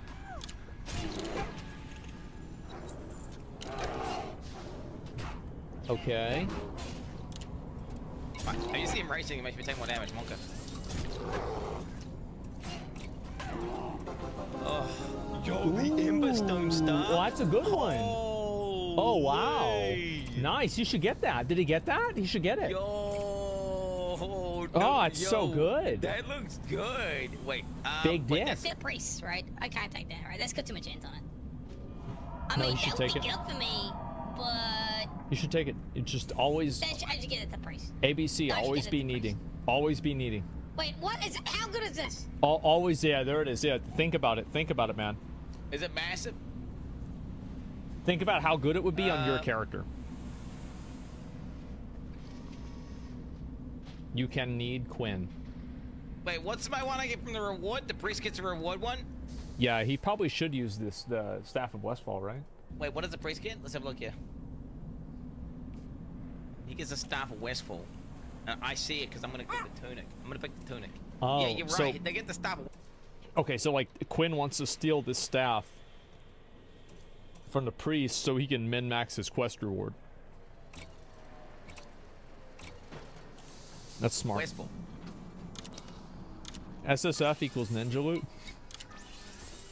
Well, what it really means, it means that you have everybody else give you all the gear, but they just don't give you any gold. They give you all the gear, yeah, sure, but not any gold. Obviously, that would be cheating. That's an ethical need. That's an ethical need, right? It's an 'Cause they're ethical- about to loot this stuff. Realistically, it's completely fine for Quinn to need roll on this staff. I actually think that it's totally fucking fine. The staff is for druids as well. Would it be better for the priest? Yes, it would be better for the priest, but Quinn, it is useful for him. I like memeing, but the truth is that this is a completely ethical need. Right here. This is an ethical I have to need. pick the chest. I mean... I'm gonna need. It's ethical. I'm not gonna want it anyway. I'm gonna need that. That's no. I'm not being greedy. That's an ethical need. That's an ethical need. There it is. Oh, we got it. Right. All right, loot it. There it is. Put it on. Put it on before you think about it. Don't think about it. There it is. Yes. Nice. Tell me it's good. Can you? Wait. So this guy says, "Can you believe this guy?" They're all talking shit about me now. Okay. Here we go. Failure with Amistone. Wow. Oh my God. SSF, by the way. I get that fucking Westfall stuff. Stop trying to make me feel bad. Okay, wait. Does this guy summon ads or what ads? Yeah, he does. Does this guy summon ads? Invalid run. Uh-oh. Does this guy summon ads? Yeah, he does. Go. Why isn't he listening to me? Rat? Just kill ads? Maybe I have to type it in caps lock. He'll hear it. Okay. Everyone focus ads inside. What's the chat saying? Give me mine. Give me mine. Poor priest. Uh-oh. Okay, here we go. What the hell? He didn't delete the VOD, did he? Okay, here we go. It just wasn't updated. There we go, dude. There we go. No, Chad, tell me it's good. I know he died. Good. Oh my God! Oh. Okay, here we go. Give me mine as well. And in the mine.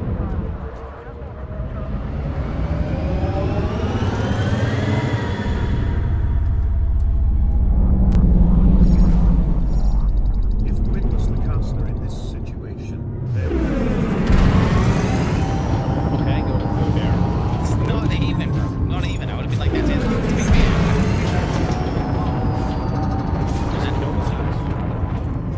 Kill the ads. Ooh, good aggro. Good aggro. Okay. Joe, someone's attacking the boss. Someone's attacking the boss, clown. What are you doing? You have me all clear? Watch your six, Commander. Oh my God, bro. You doing all right? I just dropped down to 26% or something there. Man, I sure hope he doesn't summon any more ads. Oh no, there's more ads. Okay, help me. Help me. Help me. Fucking work, fucking help me. Uh-oh. Come on, just help me.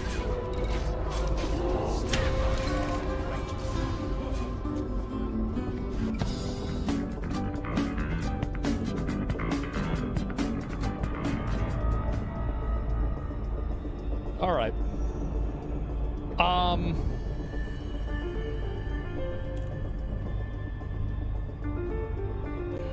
I'm trying to think. Keep watching? Okay.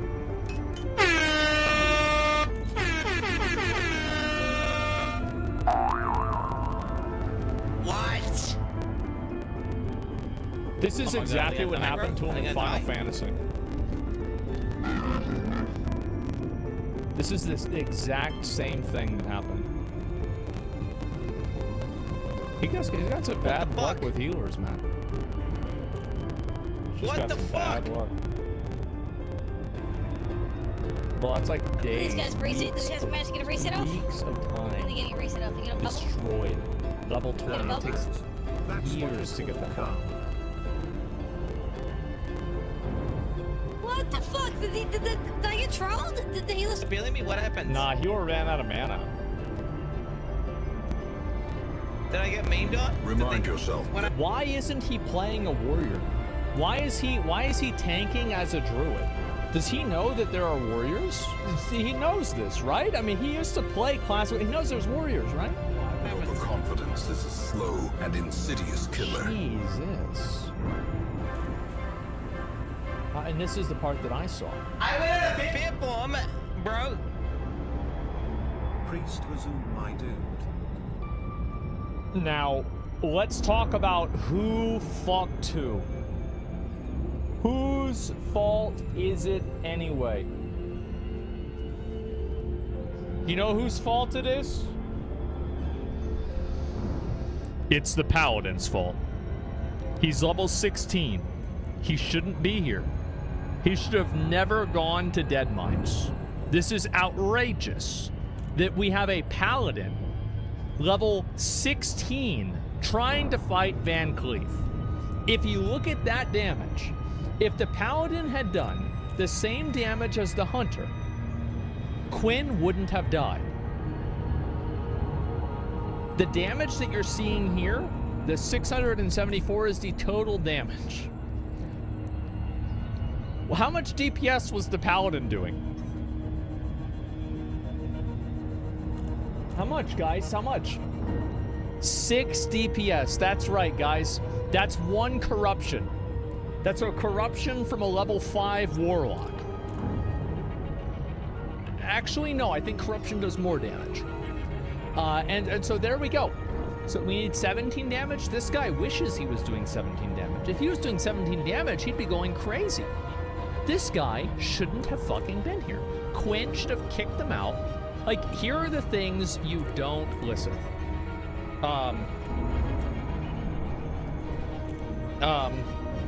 Things and players you don't play with in Hardcore Classic.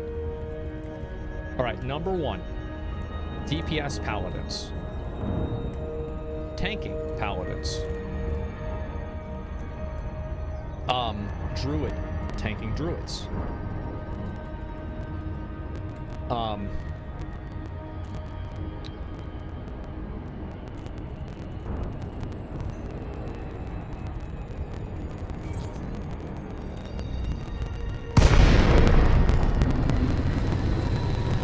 Okay, anyone with reference to 90s, they're old and slow. Let's see here. Shadow priests.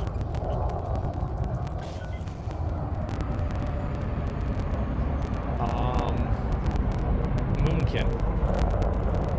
Warriors who use leather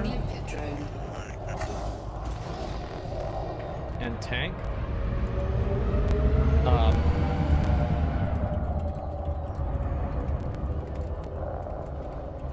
Emerald's Dungeon level 60 with carrots on a stick. Okay. Any hunter who references Target cargo dropped. bow in their name. All right, next one. Anyone who is even slightly undergeared. So, yeah. This is where we're at. And a lot of people like Quinn don't understand this. Is that, like, if you're playing with somebody who's a DPS paladin, you're playing with someone who signed up to suck dick. And that's just the way it is. I didn't program the game. I didn't code it this way. That's just the way the game is. So, whenever you're going to play with a paladin, they need to be a healer. And if they're not a healer, they're wasting your time. Because you could have had a better tank as a warrior, or a better DPS. That was also a warrior. Or also anything else. If you see a paladin trying to tank, you need to leave immediately. Because this is a person who thinks they're special. And you don't want to have that in your life. Because they're going to cause problems for you. Don't do it. Check his strain. Yes, I went out of beer form. Lazy. If I didn't get it potions, I could have survived, probably. Better potions? No, no, bro. Like, consumes. No, bro. Like, you need to. Yeah, I did check. I need better consumes. Never play with a fucking paladin again, unless they are healing. Never play with a fucking paladin again unless they are healing. The thing is, okay, that's just how it is. The reason I didn't use demo route, why? That's how it is, guys. Guys, I didn't make the. Listen. Cunts were fucking pulling the entire... It doesn't matter. Never play with a... Programming input drone. But it's... Never play with a fucking paladin again unless they're healing. That's right. Programming the input drone. Never play with a paladin again unless they are healing. They are healing. Yeah, that's fine. That's pretty okay, nice. that's good. That's kind of true. But then again, they're useless. They're so bad. What you What do you mean by what you Maybe I should be on comms. Should I be on comms? Would it be better if I was on comms? Do you think I... You do not need to be in Discord comms for dead minds. Okay? Number one. Number two, let's refer back to the document. Okay? Priest troll them? No, the priest did not troll him. Here's what went wrong. The priest would have never run out of mana if the paladin was doing more damage. Anyone who is even slightly under, not under geared or slash level. I want to explain something. This death was 100. Druid. Tanking druids. Cannot comply. Frameshift drive charging. Ready to engage.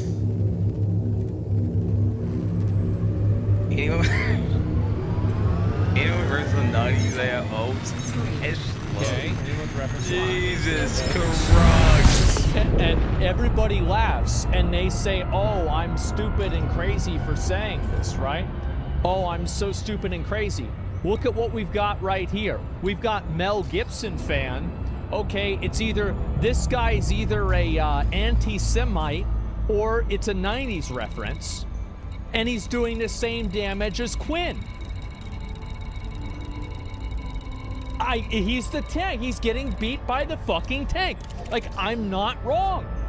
I'm sorry, guys. Like, everybody tries to...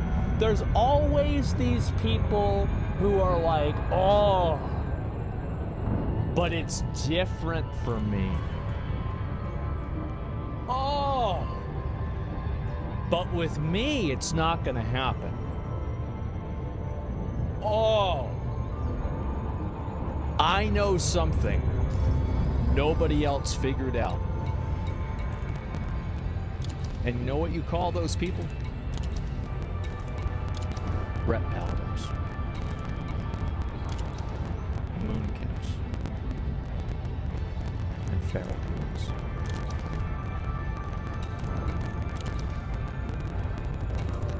And that's just the way Classic is. I didn't program this game. Now, here, let me ask you guys, in case some people... Duel people? Well, we're not dueling. Dueling, yeah, they're really good, but we're not dueling.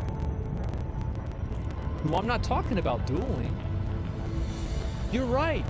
Sure, dueling, yeah, for sure. But it's not a duel. So, people don't get this.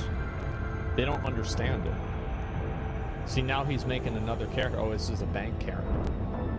Just beg for gold. You gotta beg for gold, man. So, 6 DPS is less than auto attack? Not if you get parried.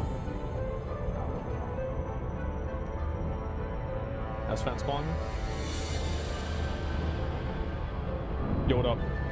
Man, you've been saying some bullshit again about Rep Paladins. All right. I want you to answer this question.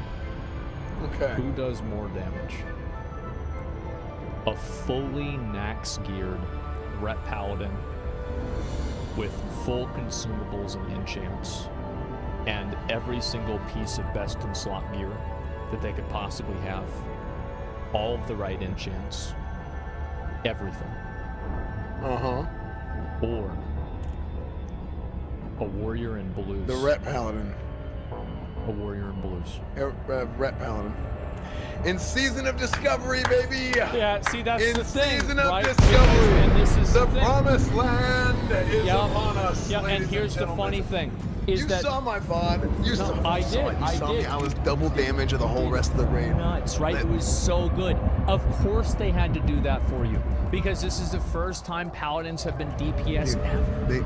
They didn't do it for me. They did it for the others. They did now it for me. Why'd they do it for everybody now, else? Because they suck balls. You know who doesn't suck balls? Who? The chosen one. Is that why you the fell off the edge running back to the boss?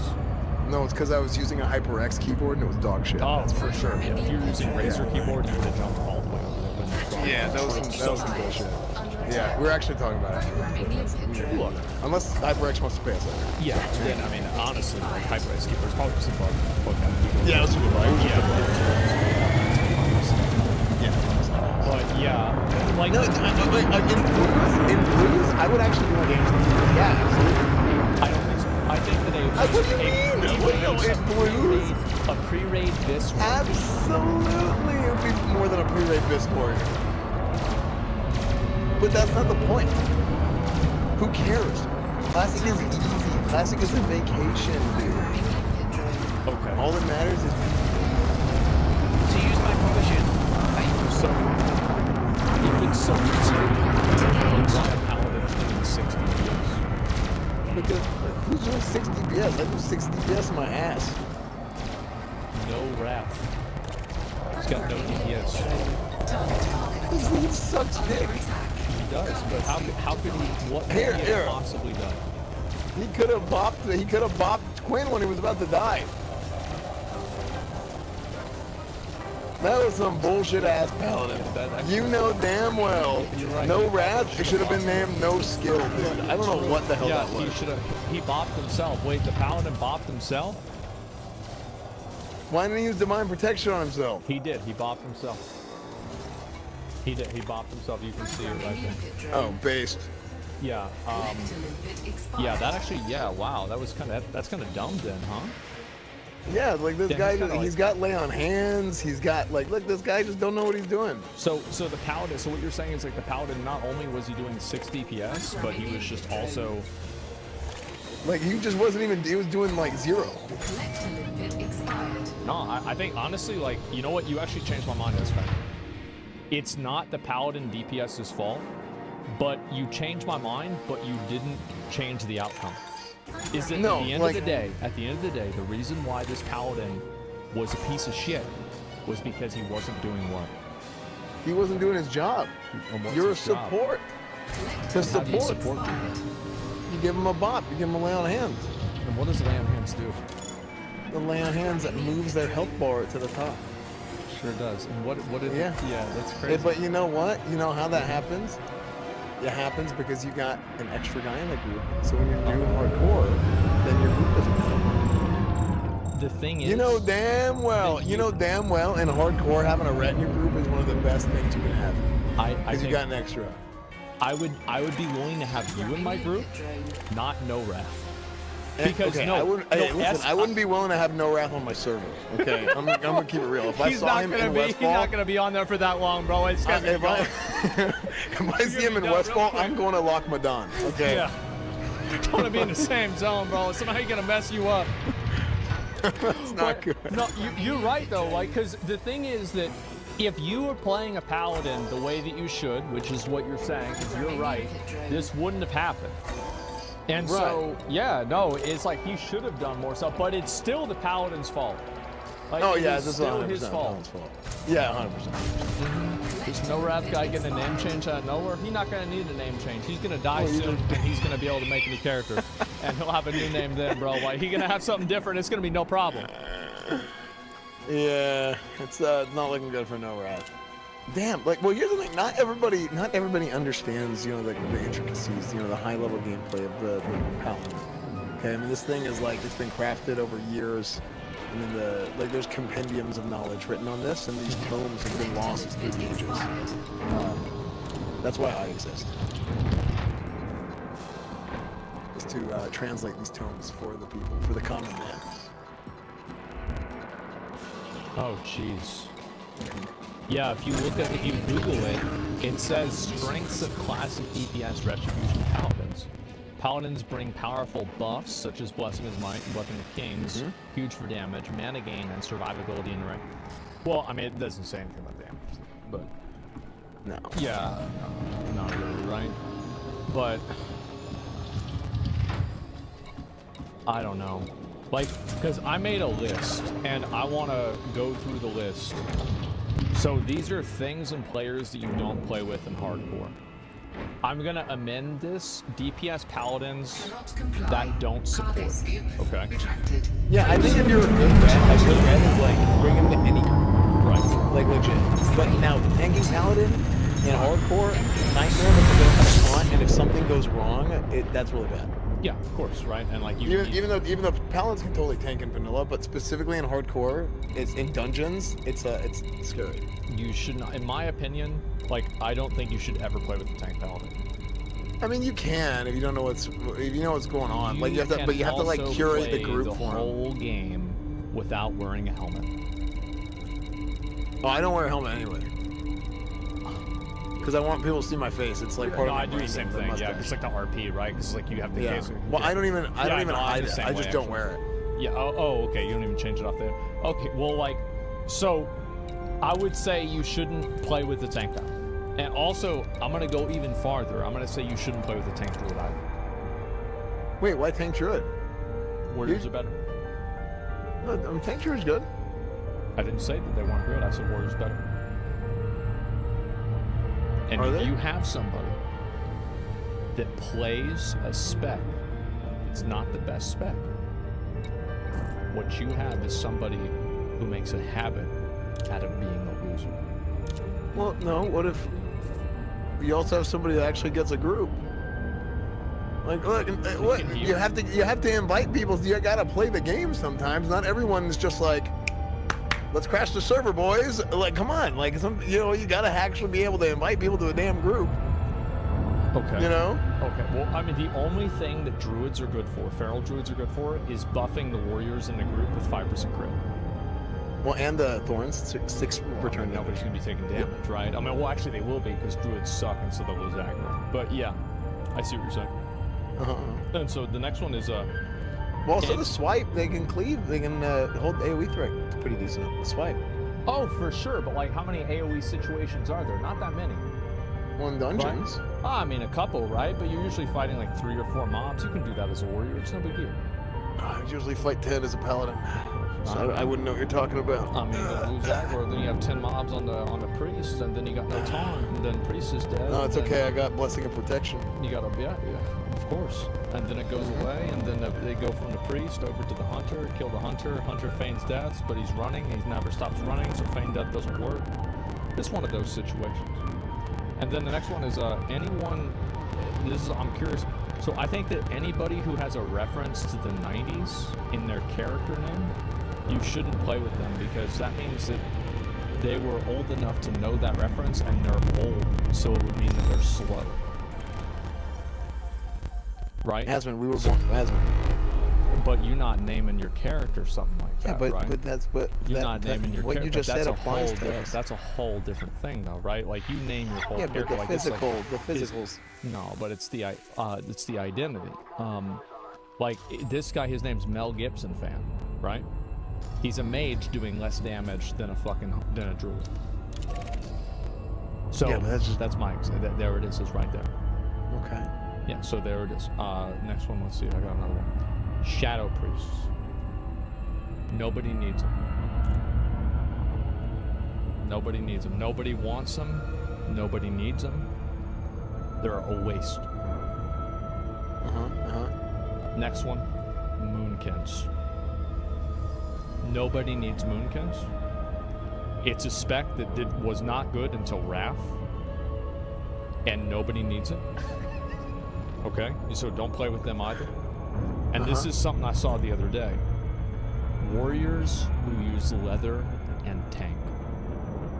Like, I don't care how good True Strike shoulders are. You should not be tanking with them. And this is a problem. This is a big problem. Yeah, that's kind of weird. when Warriors just let it think. Exactly. Are you familiar with Carrot Gang? Is that what Miskiff's a part of? He will be soon, I think. Yeah. Okay. Carrot Gang are people who are at max level who use carrot on a stick. Oh, in dubious. And I think that anybody who's over the level of, I'd say even 55, and they're using the carrot on a stick, they are part of Carrot Gang. Wait a second. Behind you. Behind the screen. Your Right. notepad. Can you Yeah. go back in the VOD a couple of clicks? Sure.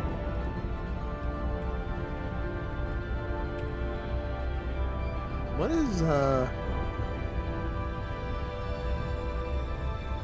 is the priest doing here? He's out of mana. Yeah, but look at what he's doing. He's spamming renews. Wait, what? Dude, you're Yeah. right. What This the is the fuck? priest's fault. Wait a The second. priest is Wait a trolling second. him. What the fuck is he doing? Wait, this whole thing is what the priest's fuck? fault. Look at this. Look at this fucking idiot. So it's 5. Okay. So it expires. Everything's fine.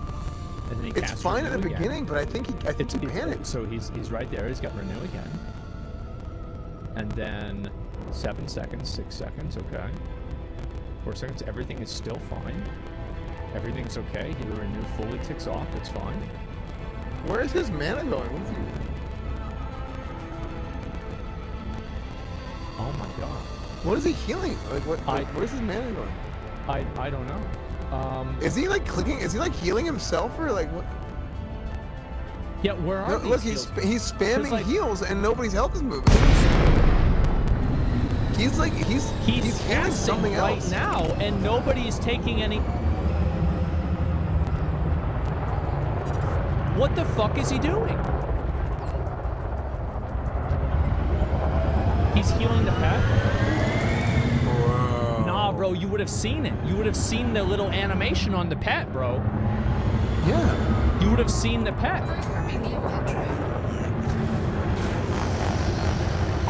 Okay, so he's going for another heal.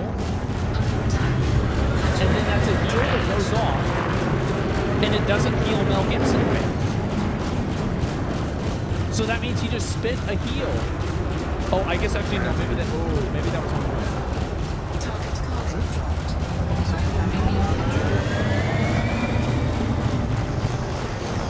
Okay, here it is. Okay, that one was.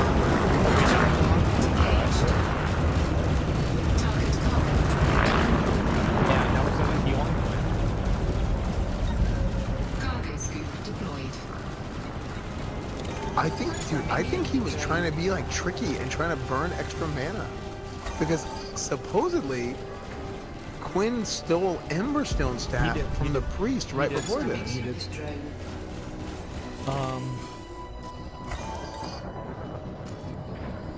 Okay, so and then there's another Renew. Programming limpet drone. And then priest is doing a little bit of okay, so the priest is doing another heal right here. Programming limpet drone. Okay. Under attack. Let's see what's gonna happen here. Programming limpet drone. Collector limpet expired. Go to the bod. Skip ahead. Programming limpet Okay, drone. here it is.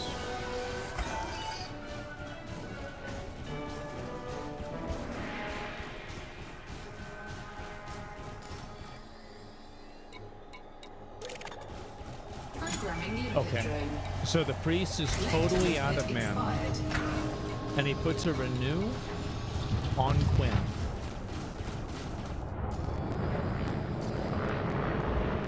And then Is he totally out of mana? I can't tell. And then he does another Renew. And then he does another Renew. Look at that. You see that shit? Dude, oh my, dude, he mana potions and use a Renew. Look at his look, mana. Look. Yeah, his mana potion. His mana potion goes up. Right, so he's got 13 seconds. And there's the mana potion right there. 11, 10, 14. See, he refreshed Renew. Instead of Renew you. God. Renew God. Look at that. Amazing. It's a panic renew.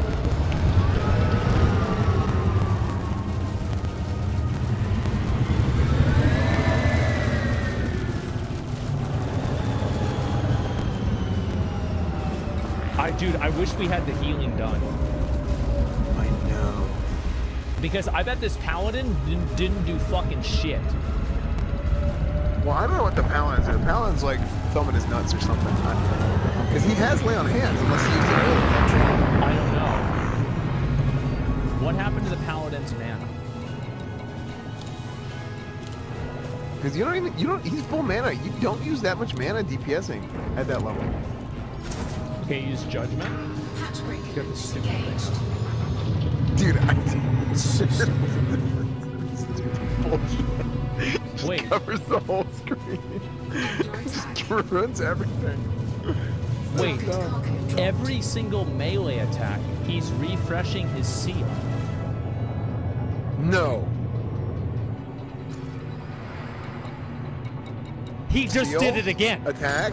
I swear to God, he just You're fucking right, did it you're again. right. He just Oh my fucking God. did it again. No! Are you dude. kidding me? Whoa! Oh. And now watch, he's gonna do it again. Oh, wait, I can't see. He stopped doing it. He just did it again. Doesn't Seal of Righteousness last for 30 seconds, right? Yeah. And he's not judging. He only judged at the beginning. And then Dude, he and bubbled. keep in mind, he bubbled. it Wait, also. wait, he bobs. Wait, He what? doesn't even bubble. He bobs. Why does he bob? Why does he bob? Why is he bob? Oh, you know what might have happened? Oh, when did he bob? Can you go back? Yeah. Maybe what happened? Trying to bob win, right? And maybe it auto self-casted. You can't tell because this stupid ass picture gets No, because like if you look. Oh right no, it's here- before he dies. Yeah, it's it's before he dies. This dude bobbed himself, bro. Like, he bobbed himself. I had full health. Full fucking health. Oh my god. Bro. Oh no. Quinn showed the HPS. Let me see.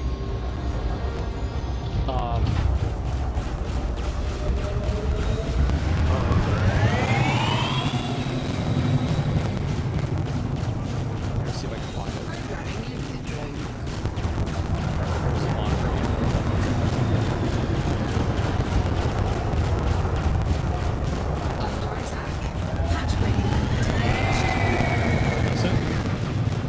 Dude, it's funny. You literally just got it just on staff.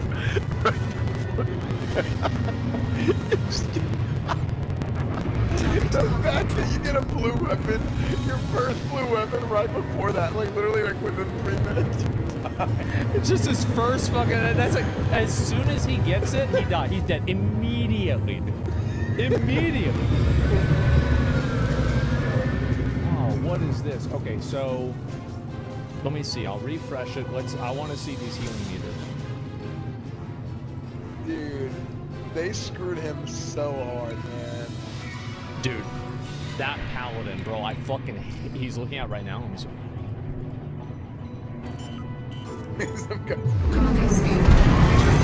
Tell him to put the heals. Tell him to show the heals. Wait, oh, he's showing healing taken. So the paladin never even healed. The piece of shit paladin never even fucking healed him. The paladin was just burning mana. Dude, you know what else? The paladin is spamming his seal. It never triggers his spear regen, so it doesn't have any mana for 5 in combat.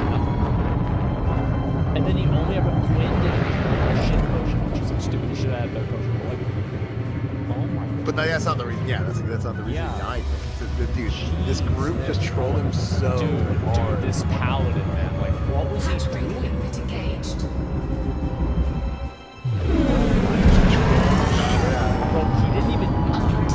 Dude, you want to know the craziest part about this earlier? I messaged Quinn. Yeah. I said, hey, I heard you need a group for dead mines. Do you want to join me? And he didn't respond. Can you believe he would ghost me like that? Imagine how much different it would have been if it was you and not no ref. True. That is karma. True. That is fucking bro. He'd still be alive right now. He would still be alive. Look at his face, bro. Look at his face.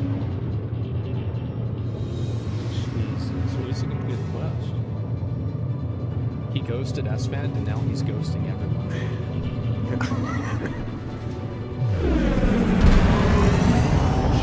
That sucks, dude. It took 3 days to get 20. So he's got. Wait, so he's getting yours in 3 days? Dude. I mean, it's just. It sucks. It sucks because it's like it's not his fault at all. Dude, this paladin, bro, like this. Tanking is scary, dude. That's why. See, that's why I'm playing a warlock. Is because I don't trust anyone.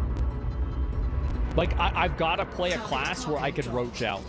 Like the moment that things go bad, like I'm talking like one extra mob, like non-elite gets pulled, I'm out. I'm just running out. Yeah, I'm done. Yeah. Like yeah, it's just a wrap. Try to interview the paladin. Just like log on and message him. Why did you do it? Why did you ask him? Why did you kill Quinn? What made you want to kill Quinn? Was it because of the staff, or what? Paladin went D&D and offline. He's the 6th lowest. Jesus. Wait, there's a human without a shirt running around who's bald, and his name is Nips Out Baby, and he keeps following me around. He's following me around with his shirt off. Oh my god. Target cargo dropped. That is just, bro, that is so fucking sad. How do you... Oh, man. I don't know, if people are messaging him, that's shitty, though. That's our job to make They're jokes. trying to uphold the honor of their streamer. We've got to protect our streamer by sending the person a mean message. I hate you.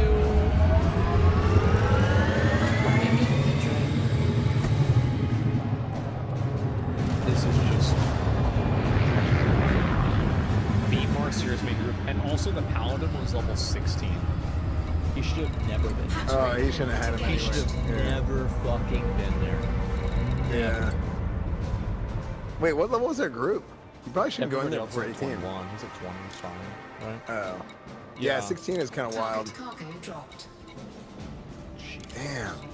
Oh, like refreshing seal every auto attack.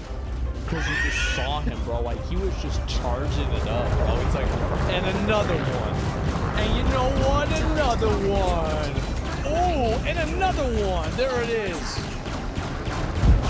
Oh my fucking god. He was 13 when he joined. He got 3 levels. Man, that's crazy. What the fuck? Check 2 or 3 pulls before the goblin boss. He figures out he invited the 16 paladin because of a misclick.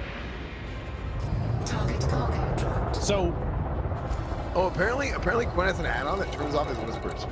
Oh, really? Okay. Here, I'll let you guys do a poll. Great poll. Whose fault was it? Okay. Quinn. Grease.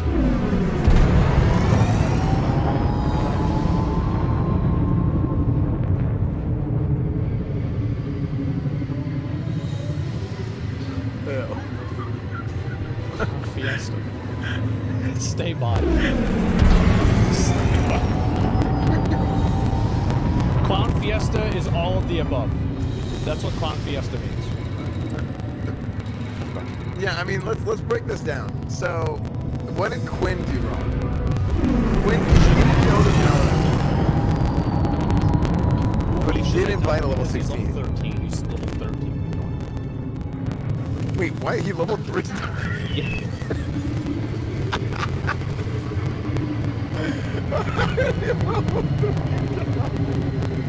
What the hell? How long were they in this dungeon? Probably a couple of days. He said he's been 20 for 3 days, so probably like a day and a half or something. To re-clear trash and then clear the re-clears. the priest burning his mana for no reason. I would say it's the priest. Dude, like, the priest didn't need to do what he did. Like, the priest really did fuck up. I think that if the paladin had made every correct decision, the priest said he'd wipe Quinn for $20 on PayPal.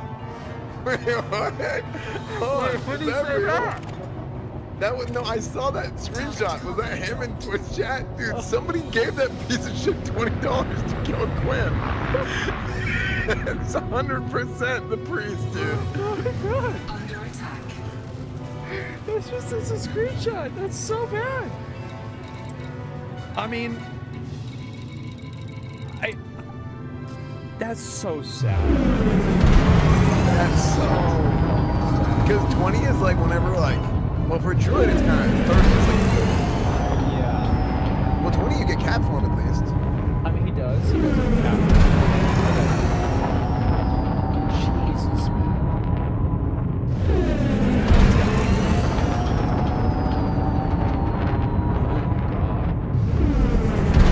He paid for the expansion. Fucking expansion. Go forward in the VOD for the screenshot? Wait. Cannot comply. Frameshift drive charging. Wait, how's he solo self-bound if he's using the auction house? So he's like, not really.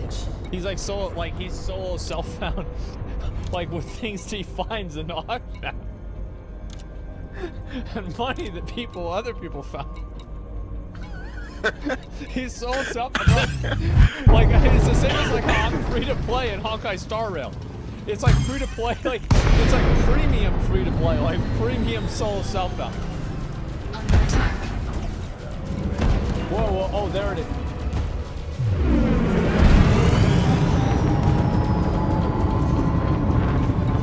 There it is.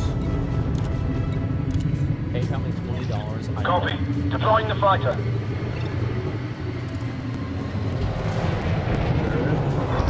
Fighter is now active. Standing by. It's $20. And he didn't lose his character.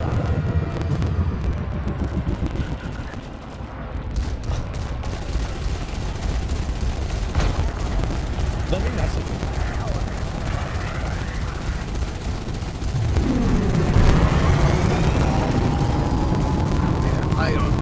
I think it's like, regardless of this. I mean, I think it's definitely the priest. The paladin could have saved it. If everything went the way it did, the paladin could have saved it. Yeah. The priest could have not made it good. Gwen should have not invited the paladin in the first place. Yeah. But I would say in order, it's priest's fault, then paladin's fault. Yeah, I don't think it's Quinn's fault at all. Like, I really don't. Like, I feel like...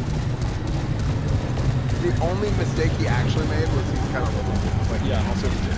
Friendly fire won't help us out here, Commander. I would be like, who cares? But he's like, if I could. What's the guy's chat? User? Wait, he's been banned in my chat? He's been following me? Wait. Look how, he's in my chat earlier today. He was literally like, bro, he was in my chat. He leaves my chat. He's complaining about streamer. Bro, he actually has cause. This dude hates streamers. He logs over to Quinn's stream and he kills a streamer. Look at this fucking guy. And he goes and he says, look at how fast his health is dropping. Priest here, my only mistake was using a renew instead of flashing on a panic. I don't think it would have saved him anyway. Probably not. Plus $20, gotta get paid. That's me. Smiley face. Wait, in my channel, this guy has only got trigasms. Oh, wow. What the hell?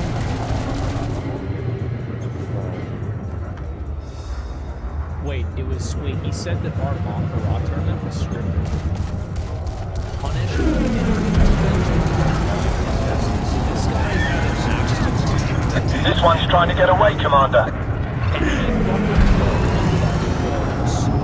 And he kills Quinn.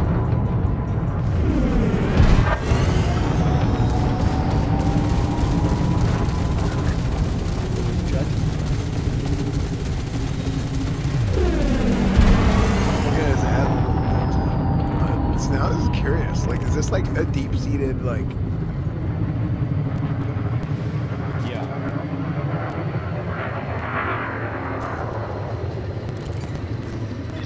Roger that, Commander. Let's bring the fighter back home.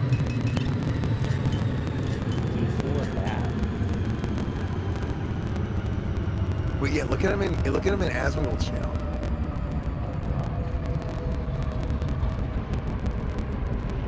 He's been watching for years too.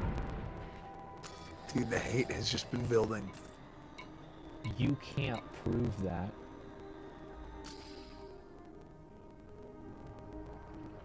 His second message in the Asmongold channel was, what I are broke up. I broke up with my girlfriend in high school because I got kicked from my guild for inactivity.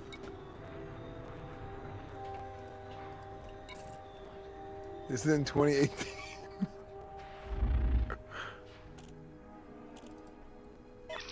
Retrieval complete. Ship is locked down. It doesn't show. Why does it not show? Oh, just a second. Is Zach Roar not a mod? Are you in? I don't think I'm a mod in my own channel. But here we go, here we go, here we go. It's right here. So this guy's talking in my chat too. He says, imagine what the fuck are you gonna do? I've got a stimmy for you. Tell me how it's done.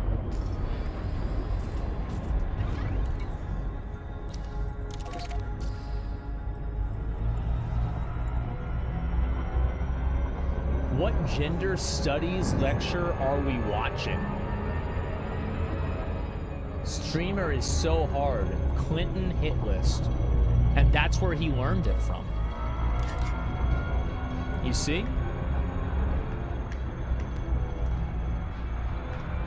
So did he just have some kind of descent into madness? I don't know. If it's a superhero movie, what's her superpower?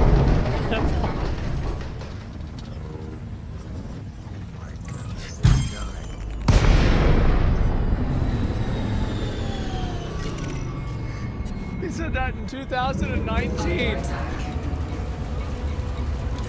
Oh my god. I talked to myself as well. I killed all of them. Copy that. Going live. Stand by. Clear of the mothership. I'm ready when you are. Oh, finally. Like, it took all these years, but he finally got his revenge on... He finally got his revenge on him. He finally got his revenge on Quinn. I broke up with my girlfriend in high school. I got killed with my girlfriend in activity. This guy...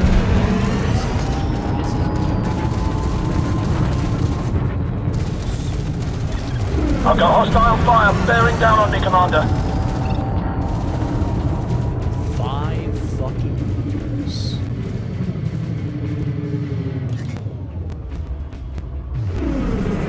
And it's all... Shields are down. Can you keep them off me while I regenerate, Commander? Holy shit.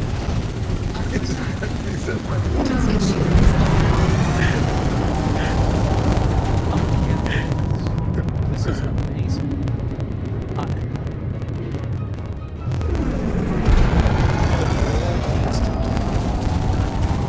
never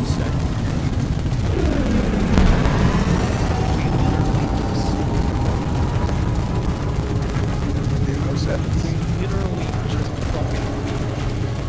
Are you kidding me? You didn't tell me you didn't see it.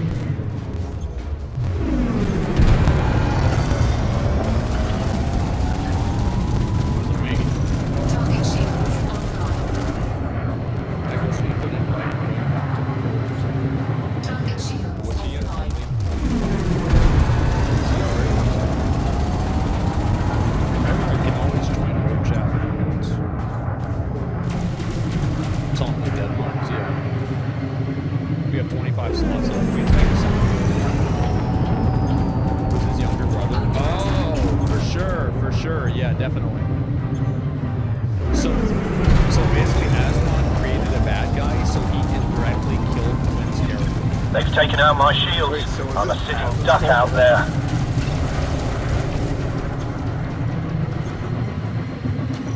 Target shields online. Asmon, this is your fault. I didn't. I mean, shit happened. It's like. I mean, what? What the guy gives 99 investments in his opponent's channel. Holy fuck.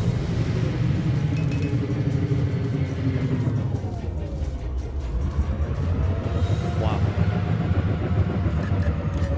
Well. Wait, hold on. What is his name again? Respell it. Target shields offline.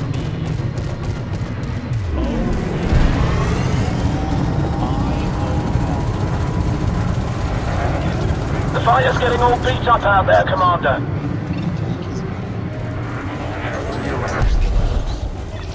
Fighter has been obliterated, Commander.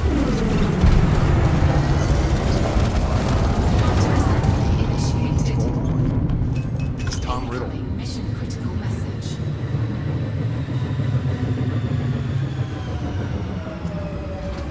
That's pretty close. I actually think.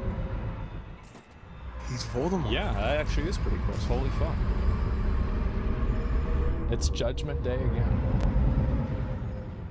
Holy shit.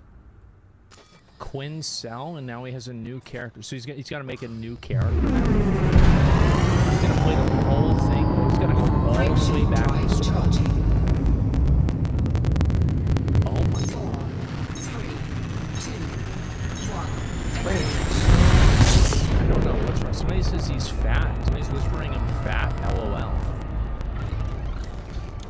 And Drogear is trying to spam invite Quinn into my guild.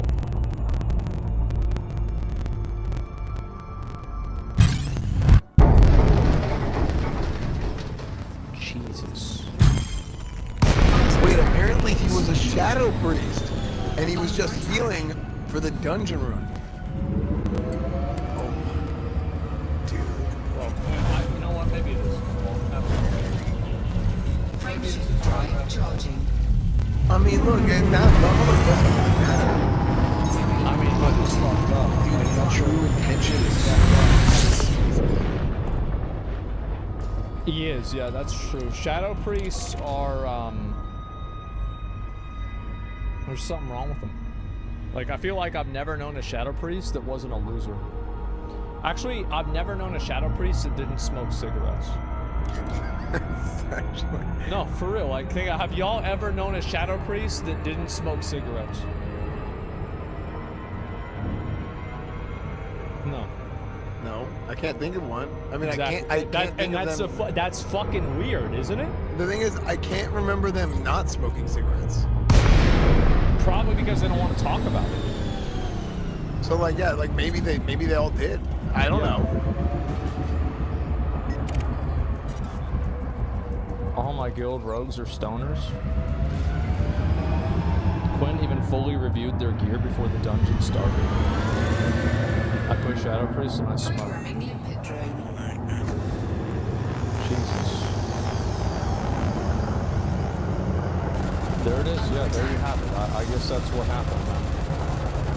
Hatchbreaker limit engaged.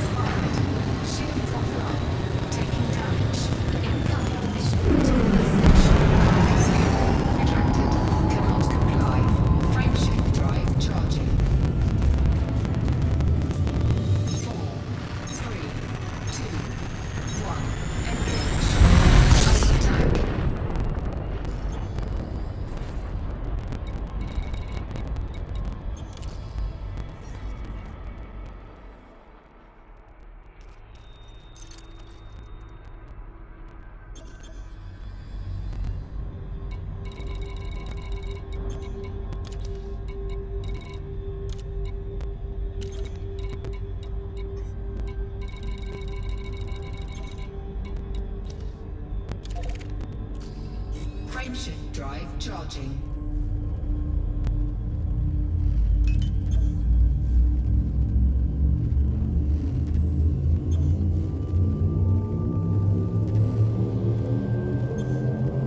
Ready to engage.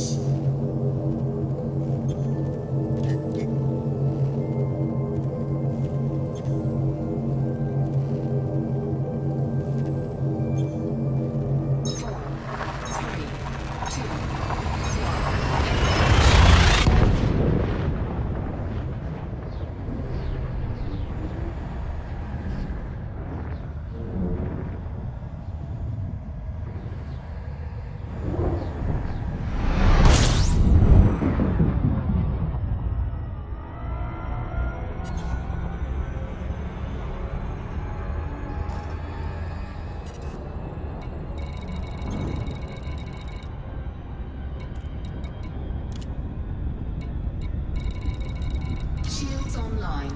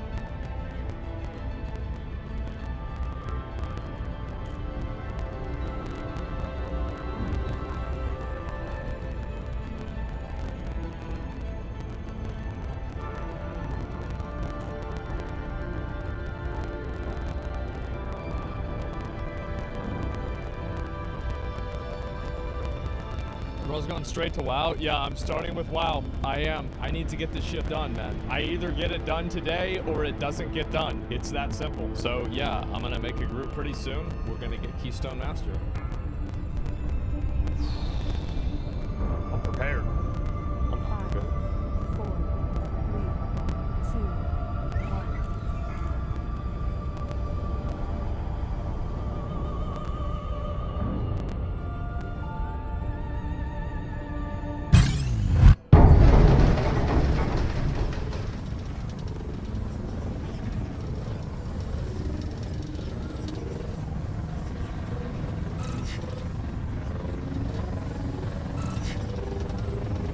Dirt.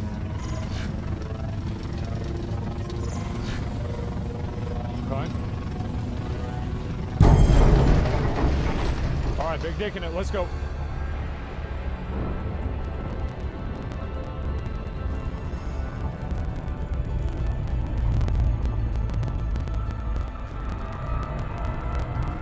Okay.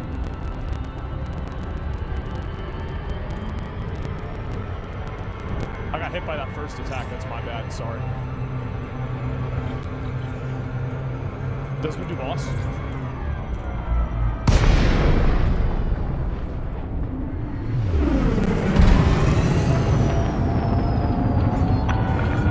Gudamaya, Echo, Victor, Echo.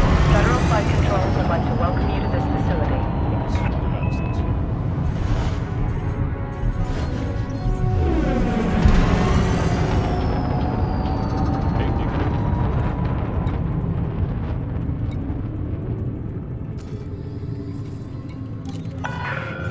Access granted. Land on pad 09er. This guy's a bit of a cocksucker. Not a huge one, but just a bit.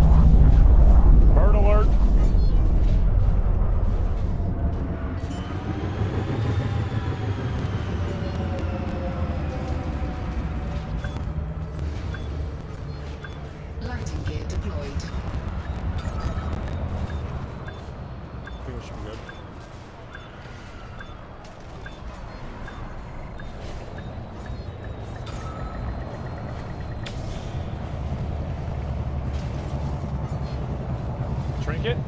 True. Landing sequence completed. Disembark when ready.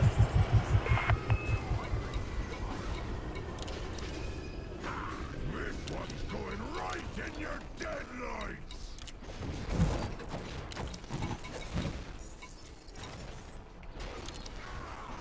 Got him. Nice. To the locker.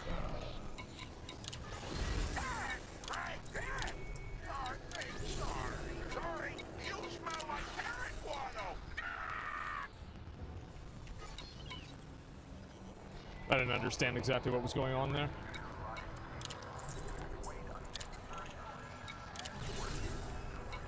Bring it, fuck it. Alright.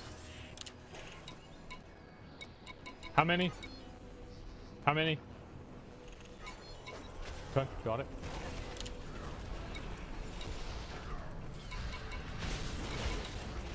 Big dick in it.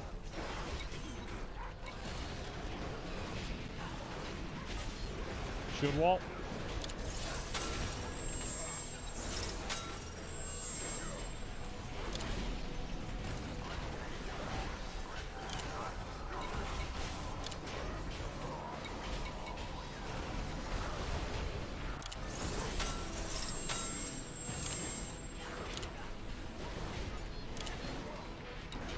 Okay. Do we want to pull more?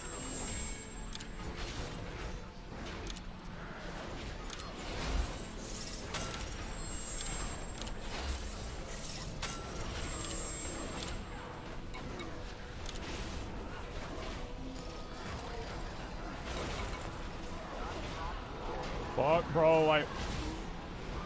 This is getting intense.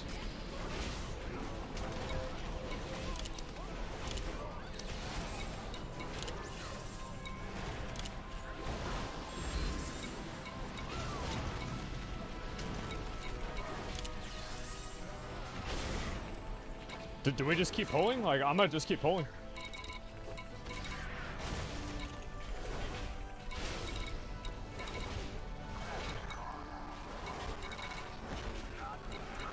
Like, I'm not sure if this is the right option or not, but like, I'm just like, we gotta go in and we gotta get to work, you know? Okay, that's fine.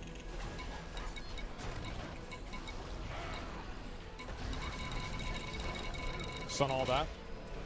Sorry, picking that up.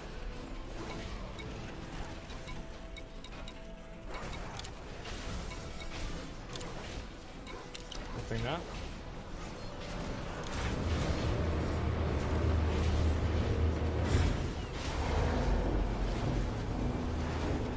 Doing work? I'm trying to. Next boss is gonna be after this. I guess probably pick these guys up too, right? Docking coupler disengaged. Depart when ready, Commander.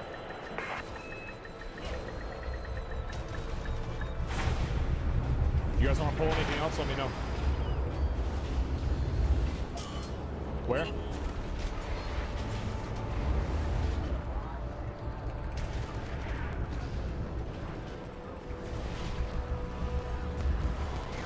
Landing gear retracted. Nice.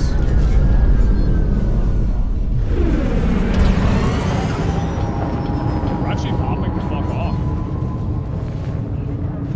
Big numbers, yeah. Bro, this dude, this Dracnia isn't doing any damage. Traffic warning. Be on the lookout for other vessels in the area. Like, who is this guy? What the fuck?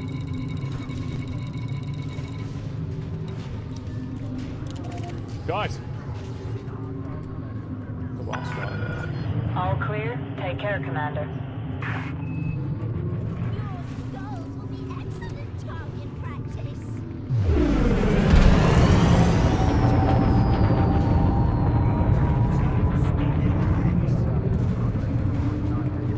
Frameshift drive charging.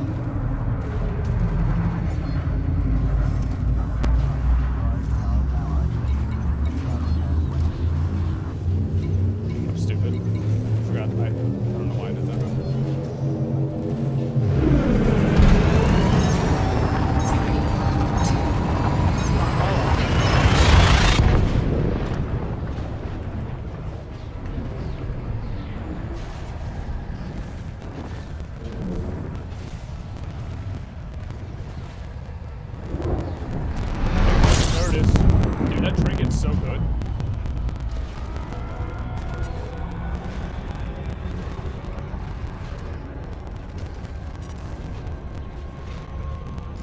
How am I doing, guys? Am I doing okay?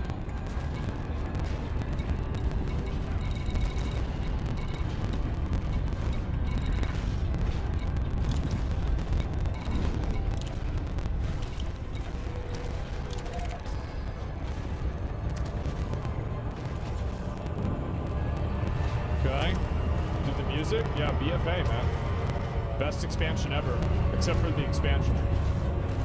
Except for all the systems and the design and everything, and basically the way the game was, and just in general, like class design and gearing and Azerite gear. Except for like, besides those things, it was pretty good.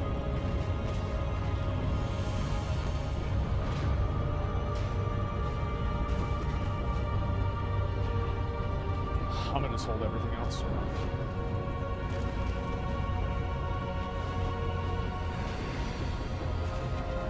Huh?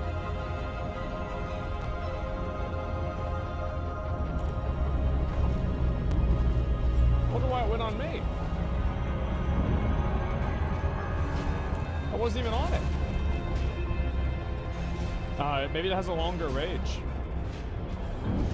BFA was better. Yeah, there it is.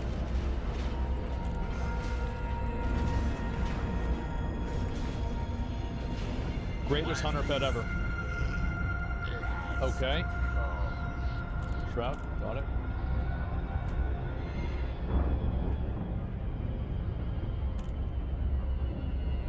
It's a bit of a risk.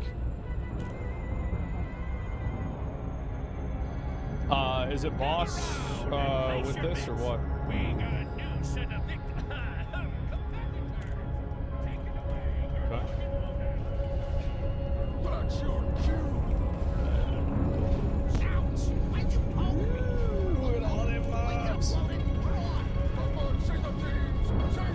Sorry.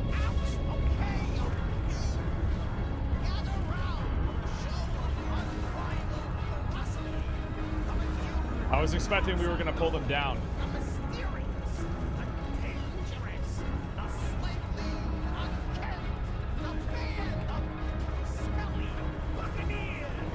Okay. This is actually going really well.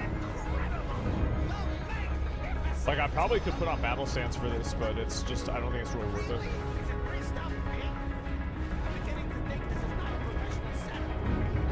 Do it? No, I mean, I probably could. Like, realistically, like, I haven't had to use any CDs at all. And, like, this is only 20%, right? Yeah.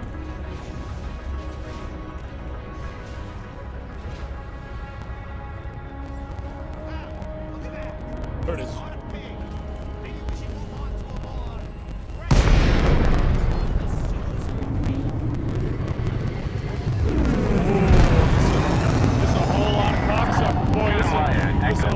It's good to see you, Commander. Please enjoy your stay at this facility.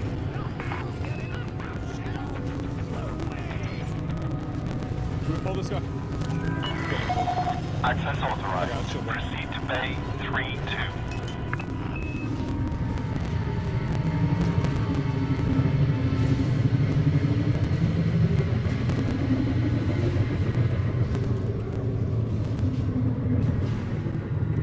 It's going pretty well. We gotta watch out for these spinny boys, though.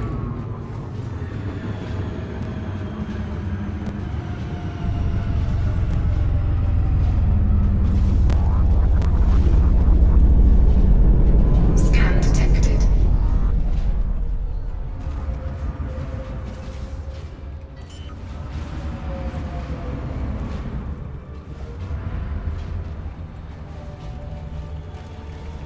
Okay. Deployed. I'm gonna just use CDs again. Fuck it. Which key level is this? It's only a 22. The highest I've tanked is a 24. I've never gone higher than a 24. Confirmed contact. Engaging docking restraints. You are most welcome, Commander. Wait, really? These smelly buccaneers are resilient, and they better be. Their next challenger is the epitome of brutality. A champion that sleeps with the fishes. Do we take it back? The freehold fanatic, the master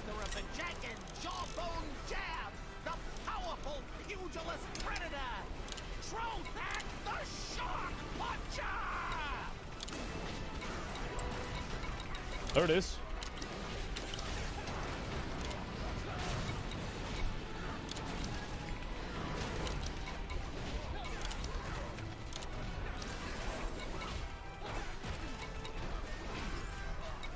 How am I doing 240k and it's not even that much?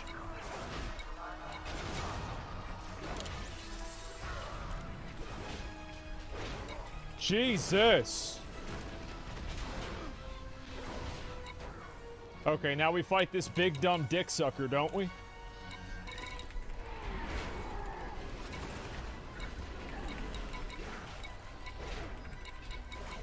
I remember this guy was a real cocksucker back in the day. I'm gonna just hit these. Keep the room clean.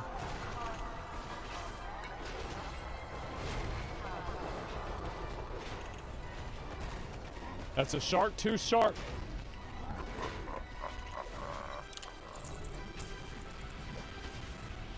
I'm not sure if I can stay in for that or not. When does WoW get a graphics engine update? I think that probably, I mean, like, they've got to understand that, like, I don't know, like, probably after the next 3 expansions.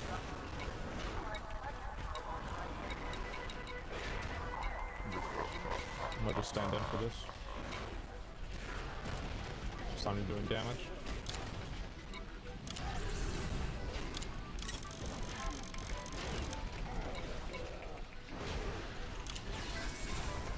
Ooh.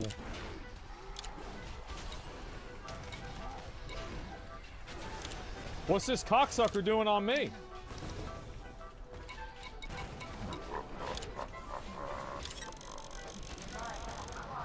Get him in this bitch.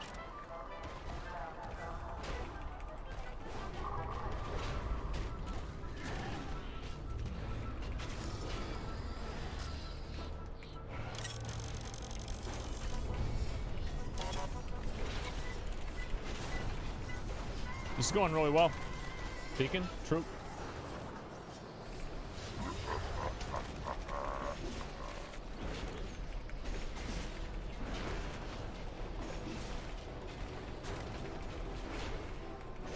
And I remember these next packs were dangerous.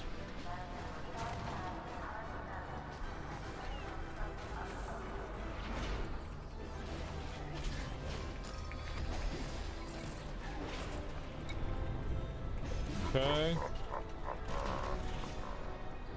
That was not good that I died there, but it is what it is.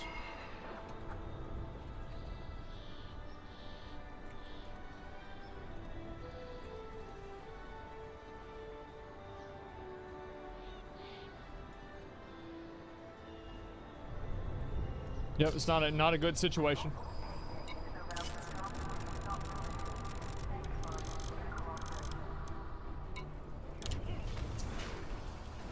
Okay.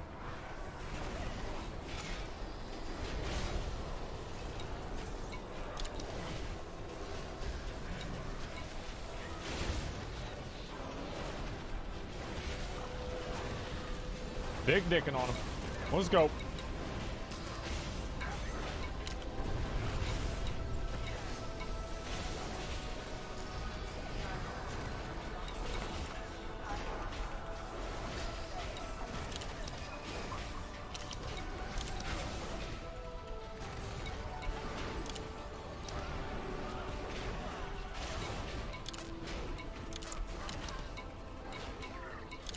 More, I'm assuming?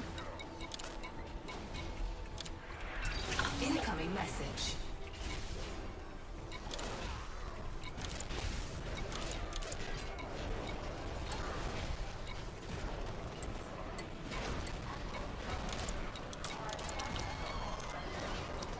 There's a lot of mobs. Officer fucks. Yeah, he does. Does a lot of damage.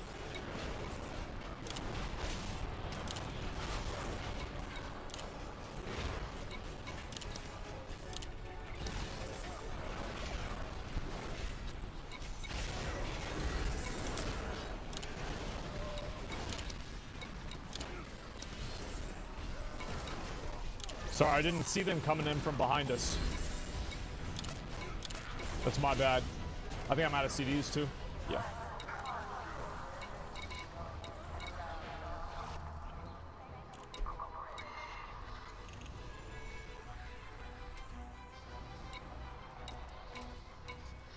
If you guys can kite back, I'm coming back.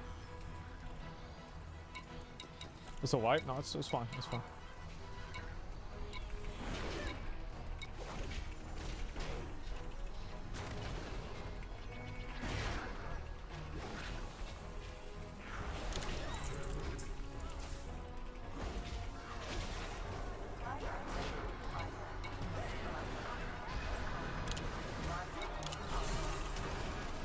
It's fine. We got it.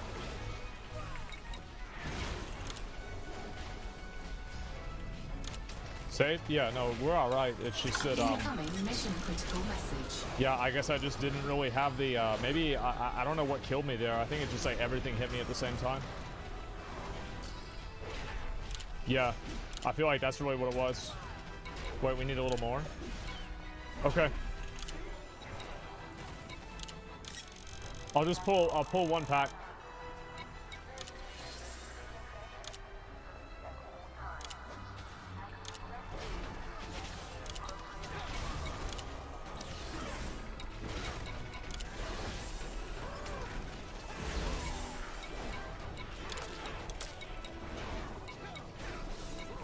Nine minutes? We're fucking fine, bro. The last boss is a joke. He takes like double damage.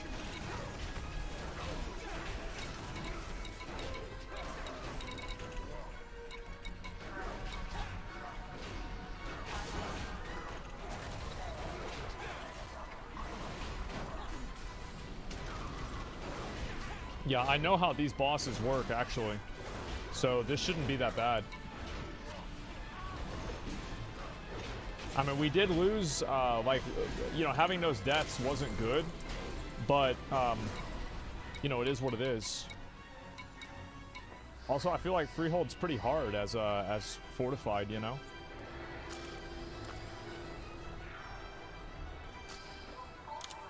Fortified and Bursting, because there's so many mobs. I'm not worried about it at all. Think you can stand against me, swine?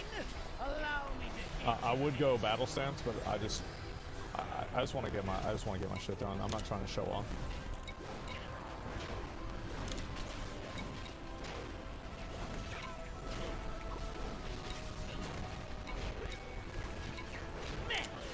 acquaint these scallywags with our heavy guns.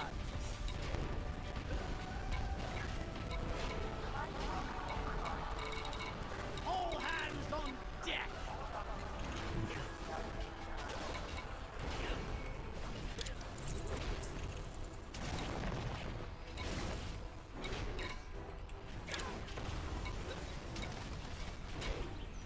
Battle shout? Oh yeah, I have that button that makes me do more damage. I forgot about that. Cannons! Blast these scurvy dogs to bits. Swamp the deck with their gizzards.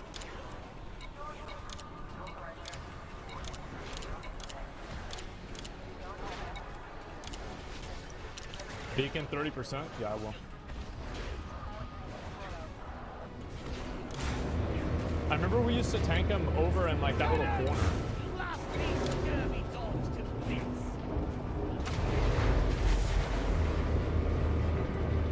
Swamp the deck with their gizzards. Landing restraint lifted. Exit the station quickly and safely.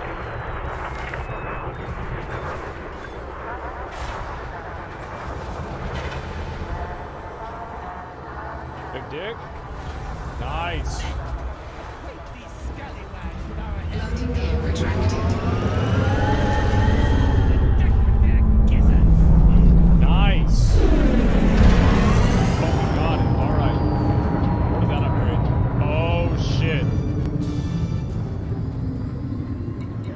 Vortex Pinnacle. We need to do that one. Be on the lookout That's a for heavy 280. traffic. Easy. Steer clear of other vessels. E-fucking-Z. Let's go.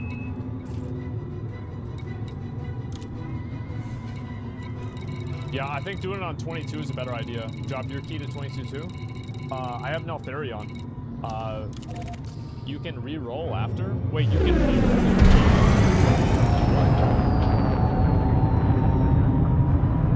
Yes? Okay, all right. We literally just do 3 more 22s, and it's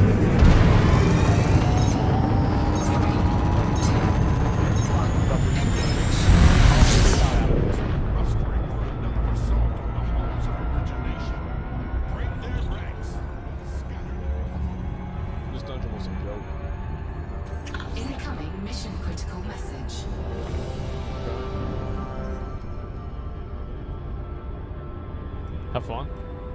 Why wouldn't I have fun? Can I get a transport rate? Yeah. Yeah, where are you at?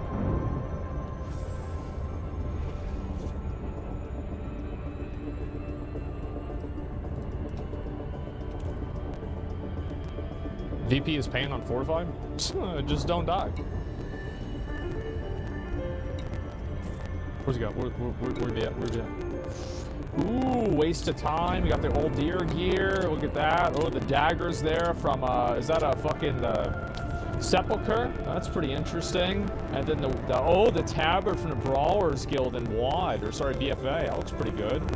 Yeah, I kind of like this. Those glasses are new. I don't even know where those are from. Nice cloak as well. This is nice, man. Yeah, bro, like that shit looks pretty good. Holy fuck. Yeah, he looks really nice. I'm impressed. Yeah, good job, man. It's a nice looking fucking set. Okay. I'm ready. I'm ready. I'm as ready as you can be ready. All right, bro, these guys only got 21,000 health. This shit's gonna be easy. What the fuck? Oh, this is a joke. Wow. 4, 3, all right, let's go. 2, 1.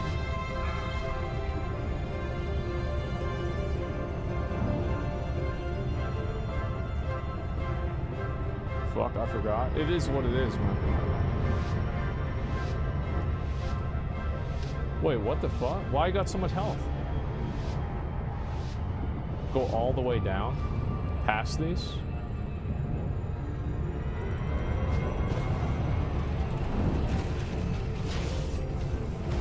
Okay. Do I pull these? Keep going? Okay.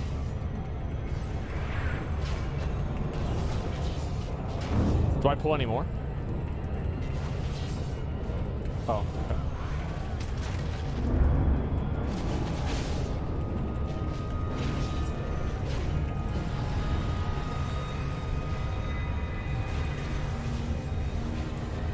I thought I would be able to stun him.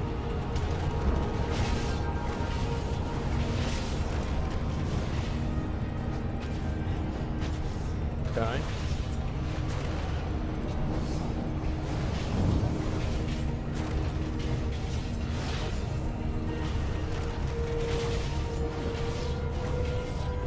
Do I pull the other mobs?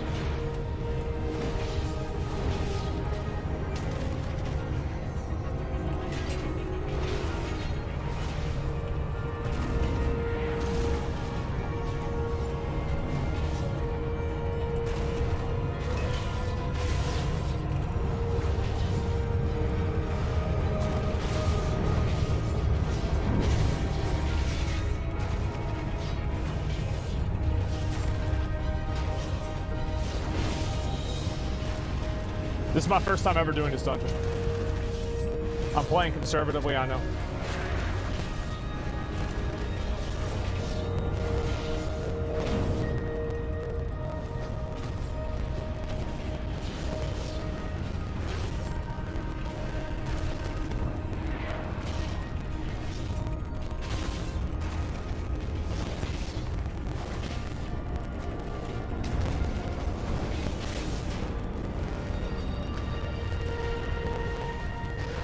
Hopefully that wasn't my fault. If it was, I'm sorry.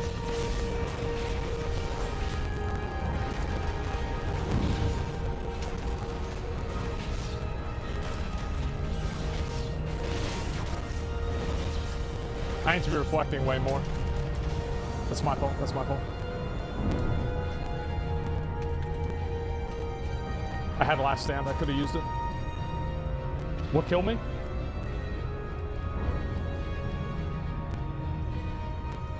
Just a lot of unmitigated attacks.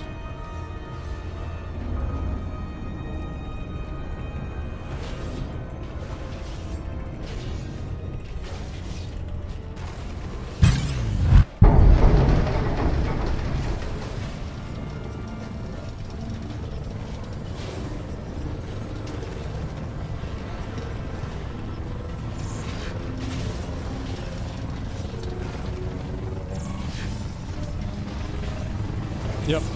You just die in a time walking dungeon? Yeah, bro, like Cataclysm, like as I said, bro, like the game has just gotten easier over the years. Like this dungeon's got nothing on the stockades, the original vanilla stockades. Like that shit, that's whenever the game was really hard.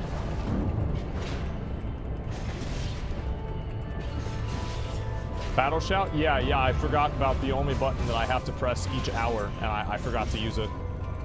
Yeah, that's on me.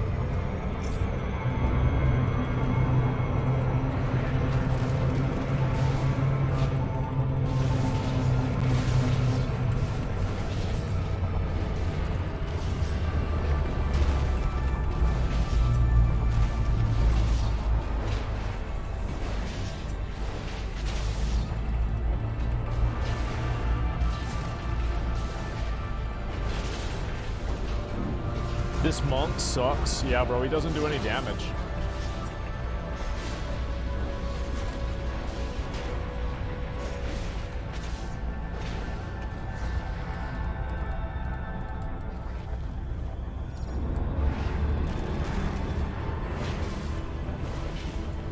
Damn, why they got so much health? They don't need that.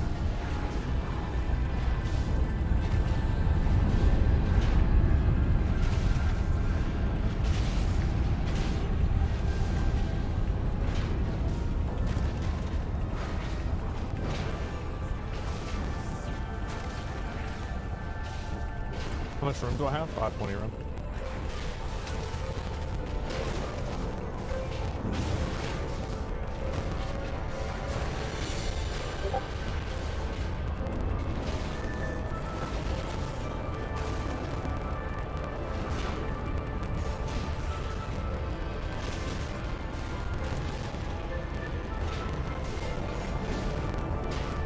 I wonder how this boss works.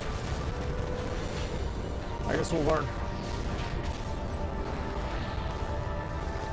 Orbital flight engaged. Filthy beasts! Your presence in Skyward will not be tolerated.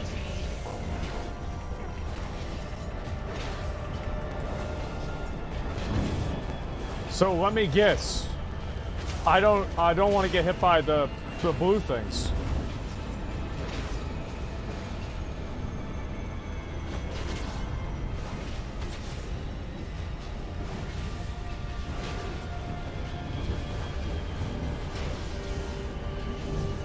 I remember this.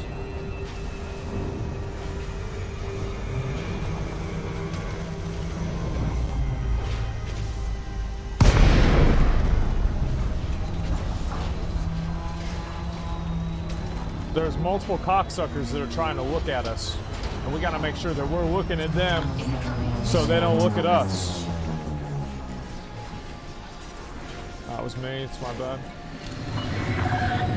Echo, Victor Echo. Welcome to our starport. I remember this. Please fly safely within the port perimeter. Landing permitted. Prep for arrival on landing pad 09er.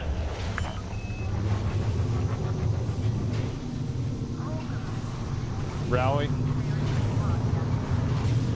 Landing gear deployed. I remember doing this dungeon. I remember thinking it sucked dick. I remember hating it.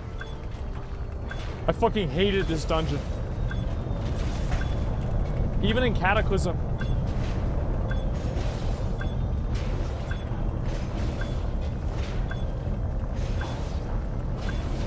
Got it. That wasn't too bad. I think that fight was actually pretty good. That was a good fight.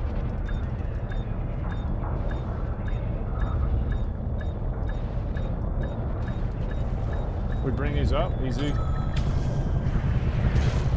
To the left or right? Got it. Always goes.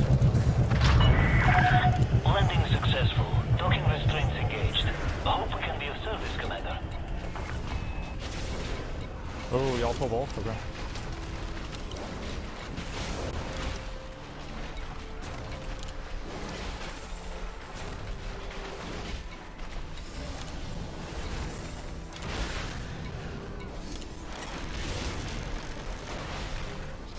Big dicking it.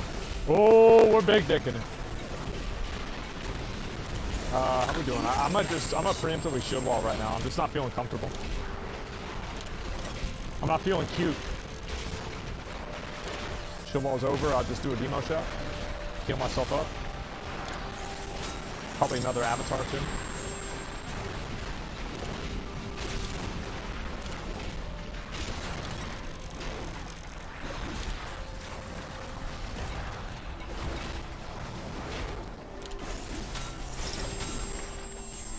We just bring old dick sucker here.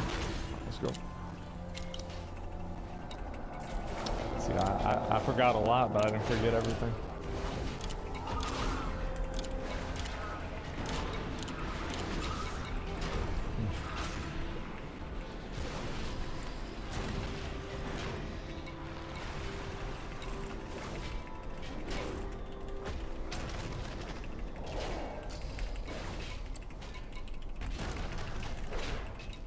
I have that mount. I farmed this shit out for a while. What's icy buffet? Damn, I spell it, fuck that.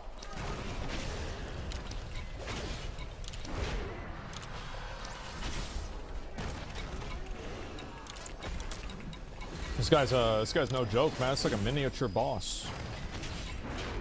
Oh, almost knocked me back in there.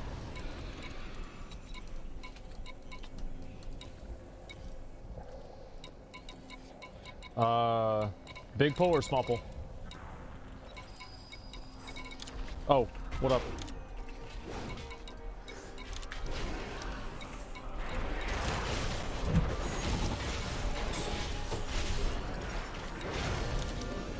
Big dick in it. Look at that damage.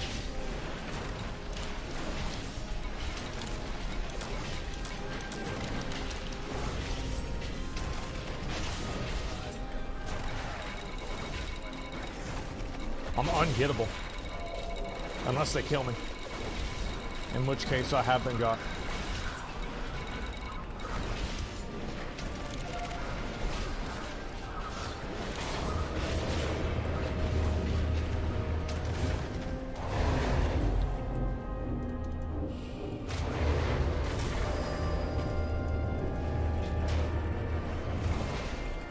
No dragon? Dragon, he's nuts. Detach confirmed. It's fine. Depart when ready. Landing gear retracted. You guys get it?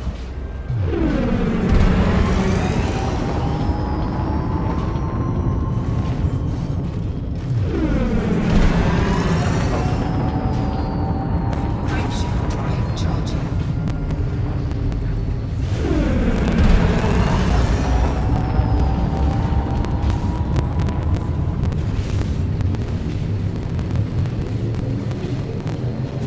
Sorry, I feel like I might have missed aggro on one of those mobs.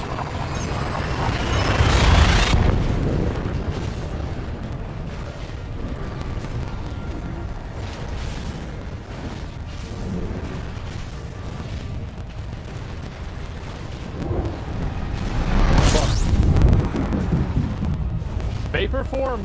This is like memories I don't remember that I had. Vapor form reduces their damage taken, doesn't it?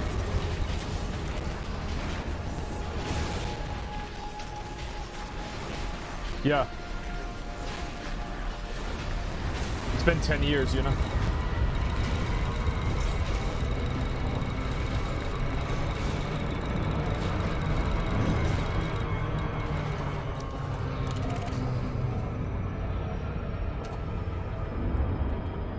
Okay. And I remember this guy was a real, I'm talking about real cocksucker. You'd have to look in a direction and like there'd be tornadoes and shit, and you'd do extra damage though. Okay, let's do it.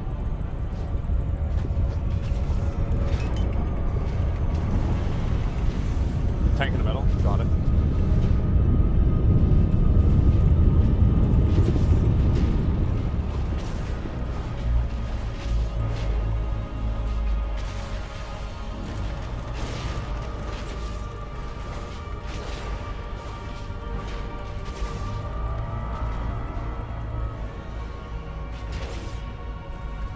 What does that do? I have to... I understand. I understand. I understand. Sorry, I'm stupid. I need to get in that circle. I need to get in that and then go over it. I get it. Sorry.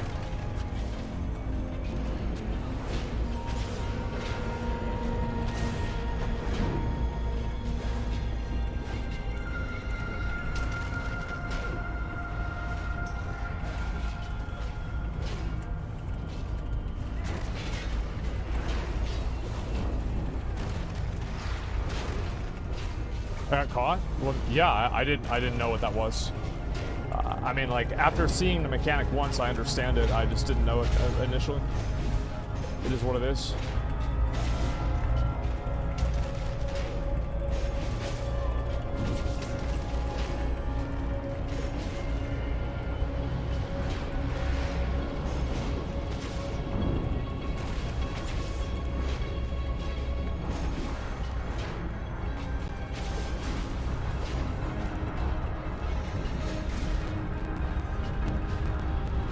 I always hated this boss. It always felt like a clusterfuck, man.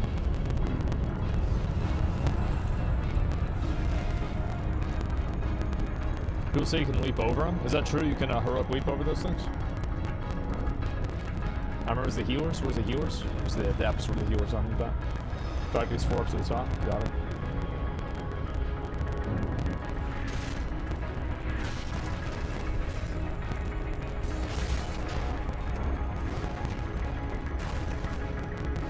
Oh, get kited, bitch.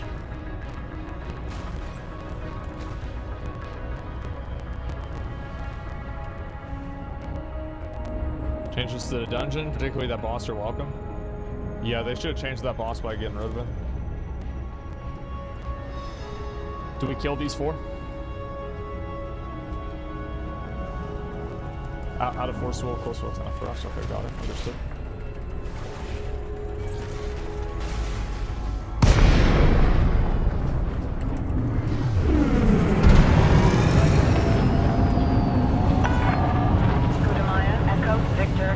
Welcome to Federal Facility. Please observe all standard documents.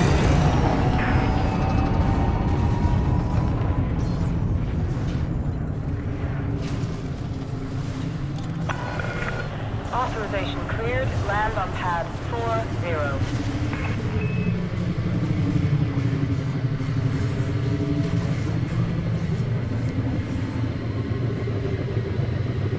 Am I not understanding something?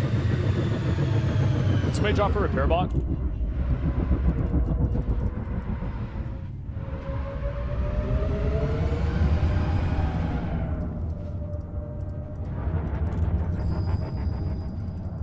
It doesn't work. Got it. Fuck, it didn't work. This is a speed-restricted zone. Throttle down immediately.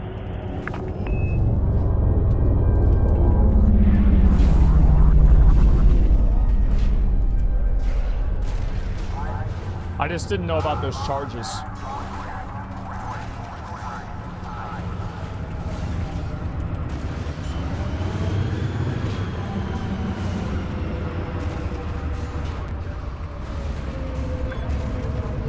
Lighting gear deployed.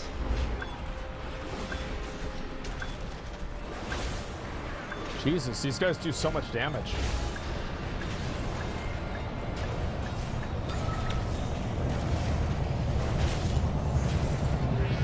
The Assad's fucked? Yeah.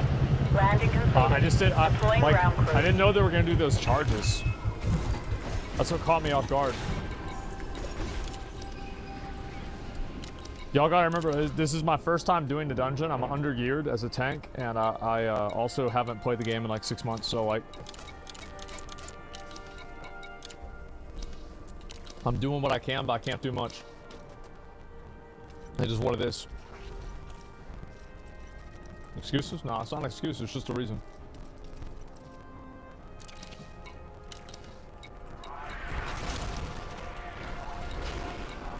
So like, I have to pull them like right here. Is this good? Like, I'm not sure.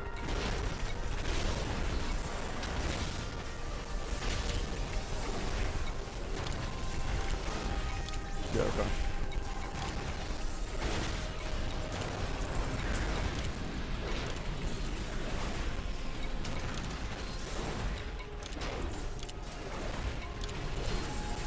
That went way better. Yeah, I think we just one pull these. You know, I might not be comfortable doing 2 pulls this early.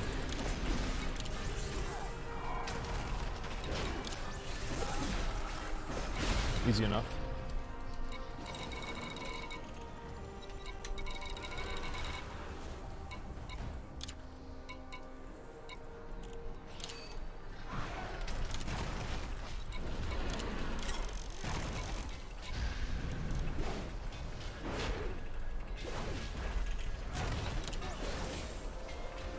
Let's go rally for you guys.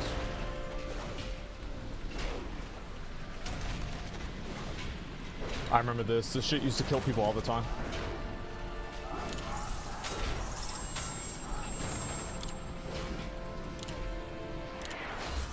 Incoming message.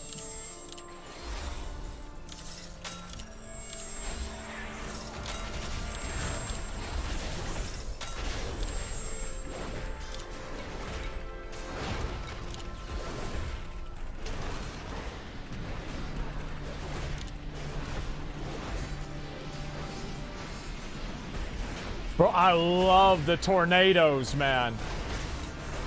That shit just, it just makes it so much more fucking fun. Don't you guys love it?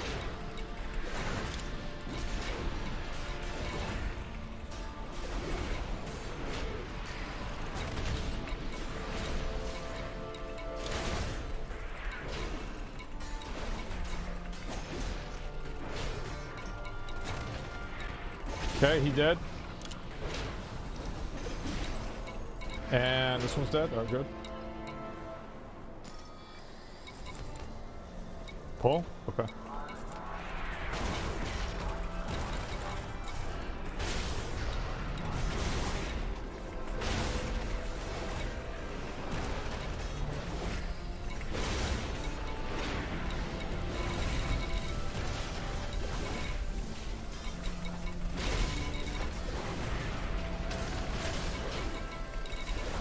Yo, this trash is hard.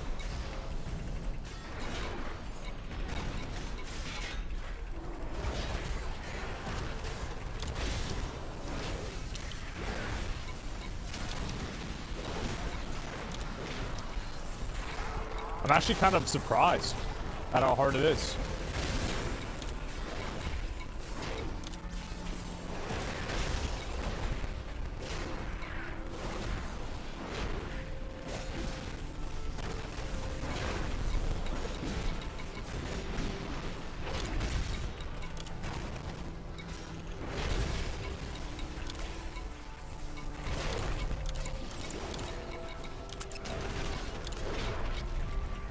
We got 7 minutes. We should be fine as long as we don't wipe on the boss. We got one more trash pack down at the bottom, and I think we're done. You'll time it. That's all that matters.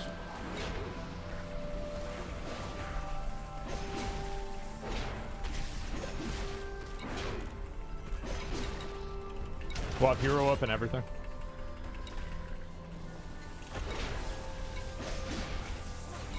The small mobs, yeah, it's a little sparks. Man, this shit was, yeah, these mobs were, I feel like these were the hardest trash packs I've encountered so far. Like, I'll be honest.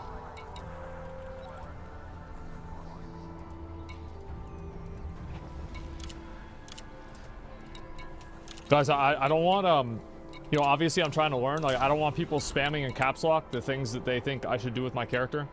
Like, that's just kind of annoying for me. And so I get people have, like, input. They want me to do certain things. But, like, if you just spam, like, do this, do that, do this, do that. Why aren't you doing this? Why aren't you doing that? Like, I'll ban you. It's annoying. Nobody wants that. It's obnoxious.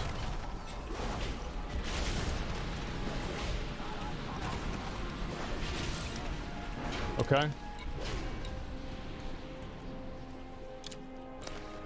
30. You want to pull now? What's up?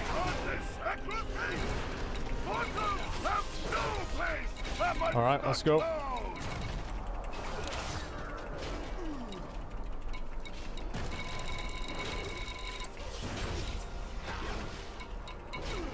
I remember I had to jump whenever he does static sling, right?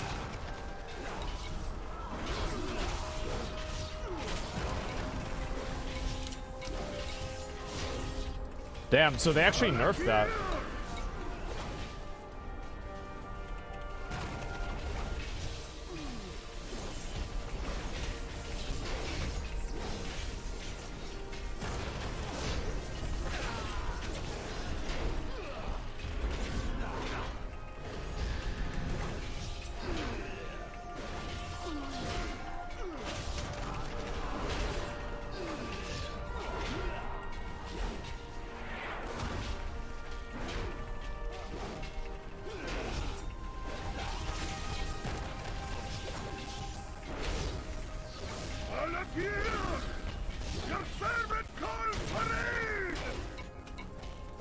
Okay. We got 3 minutes left. We should be chilling.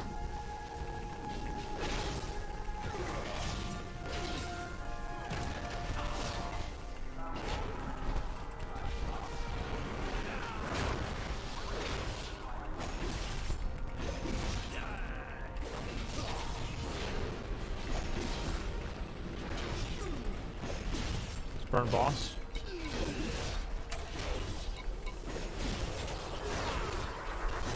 It's funny because like they actually nerfed that ability. That cast used to be way faster.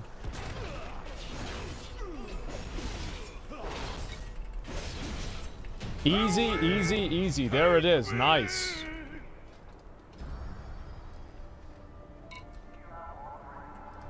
Okay, fuck yeah. Nice. Nice older man. Oh shit, older man. Alright. Drop it. Yeah, I would probably drop that shit. What keys do we need? I still need Older Man, Halls of Infusion, and Brackenhide Hollow. Older non-tyrannical is fine. Nah, I just beat it easy. Ready to tank to 24 and Neltharius, you're fine? Yeah. Like, that shit was rough. Like, honestly, I felt like I was in more danger doing this one than I did in the Neltharius.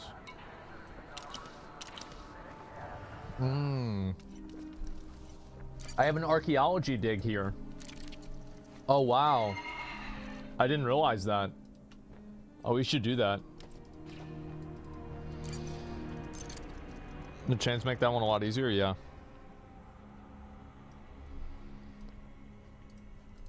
Damn, bro. Like, to reclaim our I'm ready. Must restore the powers let we me food. relinquish to defeat Deathwing. Let me food real quick. Within the depths of Uldaman lies a vault that holds a disc of Keeper Tears. Shut the fuck up.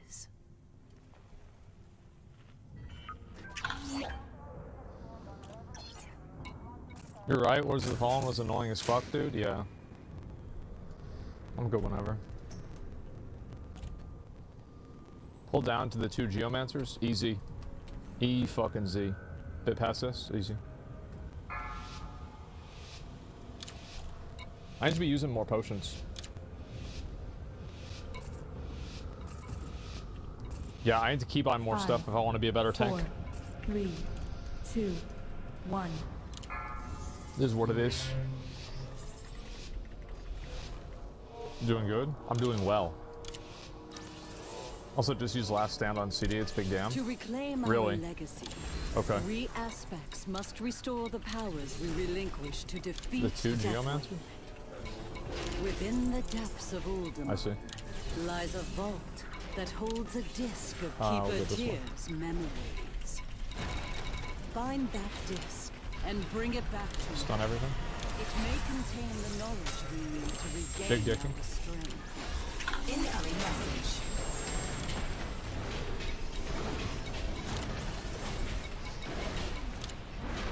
You know, I should probably read what my tier set does.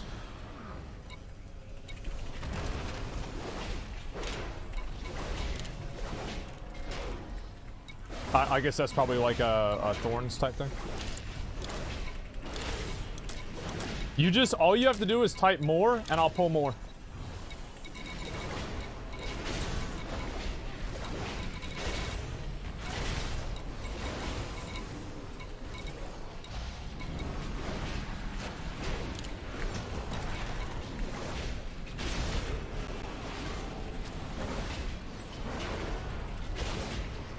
No, I'm fine. I'm fine. I have last stand in the heal. Trust me, like I know when I'm fine, and I know when I'm like I'm about to get dicked. Like I was not about to get dicked there. I wasn't even close to getting dicked. What's this? Intruders here to take our riches, I bet! Have we found any riches? We've been digging down here so long, I can't even think straight. No one steals from us! Time to teach these lunkheads a lesson!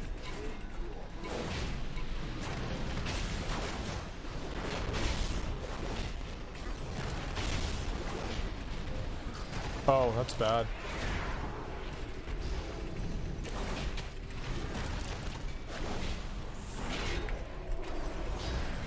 Yeah.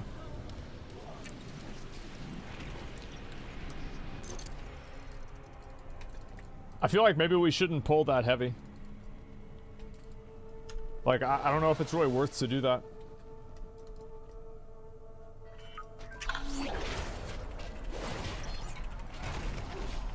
Petri, Petri, Petri! True.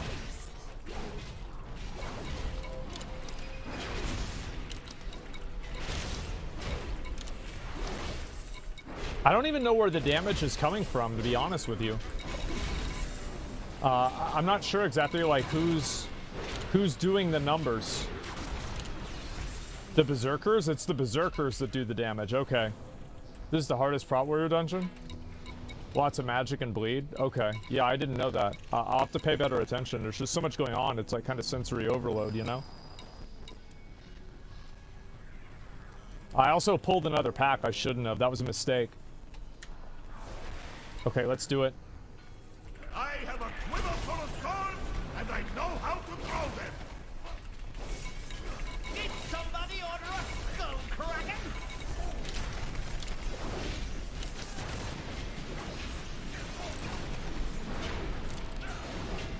I gotcha.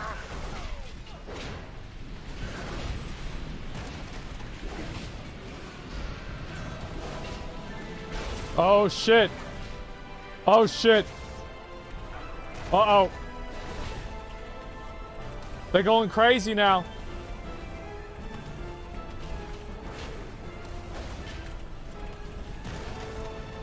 I've never actually seen this mechanic.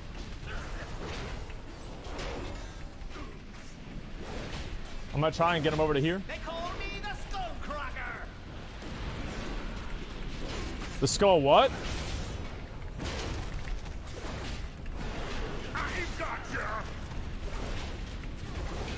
Time to move this thingy.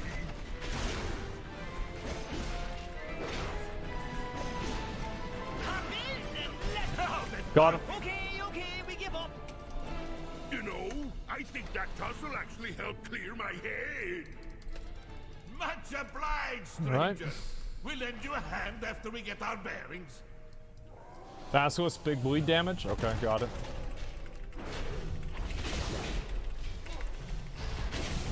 Yeah, I think that the more I understand this, like, so that's a bleed, okay. So I've got one bleed on me here. That's really what's doing some of the damage. And... okay, that's starting to make some sense. Okay, so that's the bleed. Spiked Carapace. I guess we probably don't want to have that. And I guess probably pull these too, right?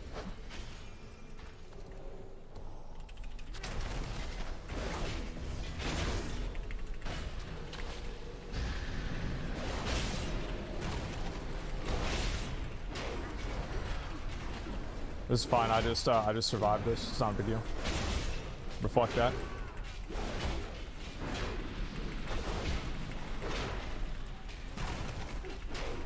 That's what's big bleed damage. Put Zerks into boss. Oh, you want me to pull boss? Pull boss. Big dick. Big dick. Big dick. Big dick. Big dick. Big dick. Gonna smash you. Got it. Stonewall Trogs, attack!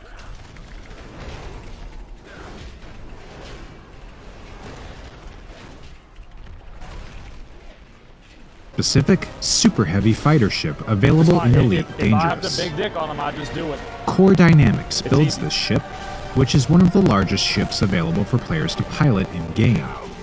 and notably is the first ship capable of mounting more than one Class 4 weapon. It's also the second most expensive ship in the game, and while it is the most common Federal ship players encounter, it requires a rank of Rear Admiral in the Federation to pilot one yourself. I like the redone Offensively, dungeons. the Federal Corvette is built for battle. Really good. I like it.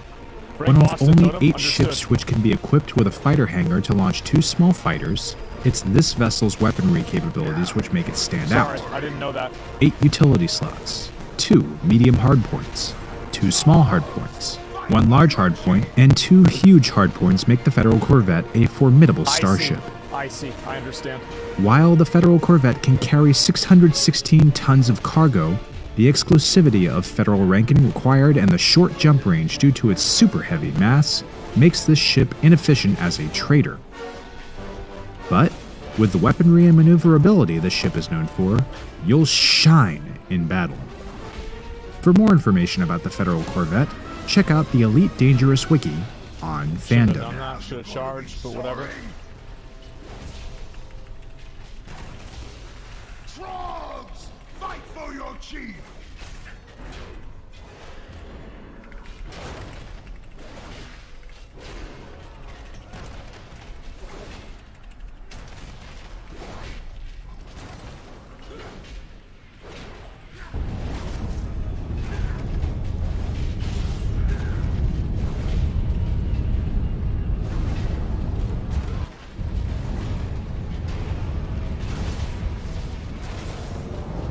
I'm not sure if we need to kill that. Probably not, right? Now you see a chieftain's power. Easiest game of my life. There it is.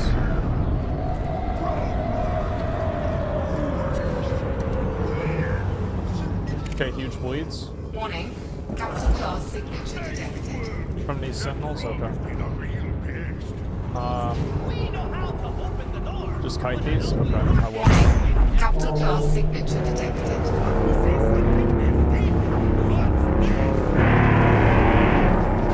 What the fuck? Bro, I thought whenever he said huge bleeds, I didn't think he meant huge bleeds. Like, I didn't realize that's what he meant.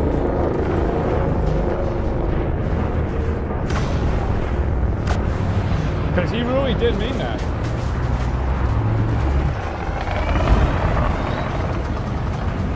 Oh, I see, I can outrange it. Okay, that's easy.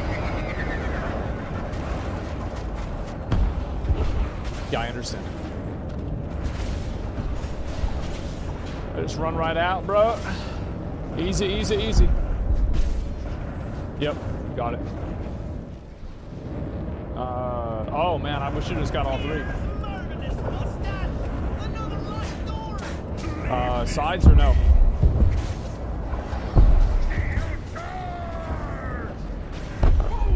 I'm dumb. Sorry, I wasn't paying attention. I guess I might as well just fight him here.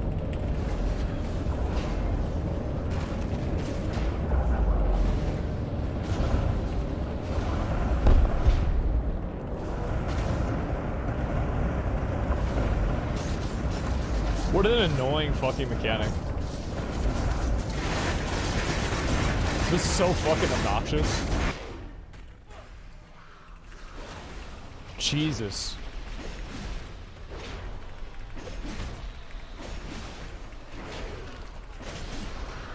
This boss, what about it? Try boss over 2 balls, drop a sex, got it. This hallowed place. What's this boss too? Got it. Frontier secrets will be protected. Prevents the next stun attack. Okay. So what happens if I drag it all over this one? Okay, got it.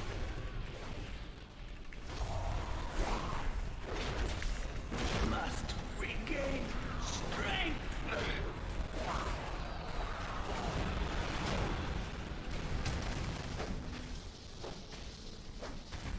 Halt! You will go no further.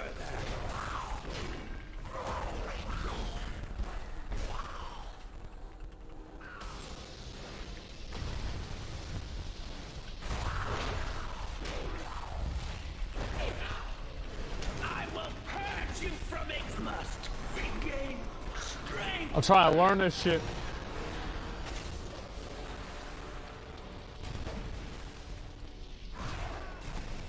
Stop where you are. It's not really a hard boss, but it's just a sort of a boss that could be hard if it is, you know?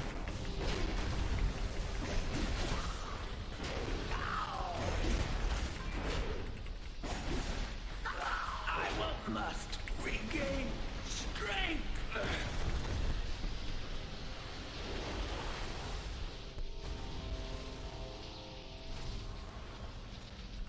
I probably didn't even need to do that, right? It's hard until it's not hard? Yeah. There's a big magic damage from casters. Got it. I'll just pull these. Some kind of library. Hey, what now? All I see are books. Maybe we can find a few treasure maps. We'll have a look while you go Okay, on it's the stone bolts. All right, I'll go ahead and just spell block these. No big deal. I don't know where we're supposed to go, but I guess we go.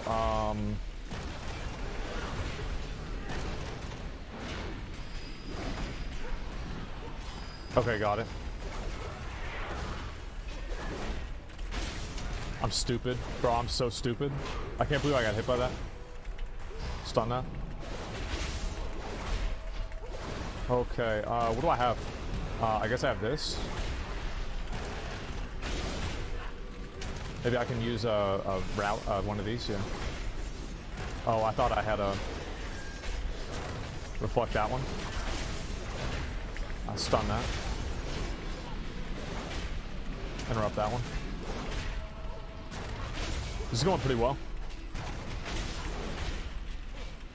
Keystone Master? Yeah, I'm trying to get Keystone Master. I need one more after this, I think. Is it one more or two more? Just one more after this. I'm sorry, I shouldn't have pulled that. It's my fault. That was stupid. I'm gonna rally just to keep us safe. Sorry.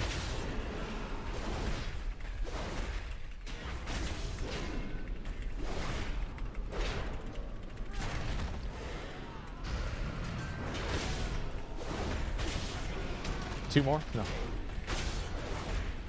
No, see, y'all doing the math wrong. That's okay. Like, I forgive you. Oh, it's one of these situations. I get it.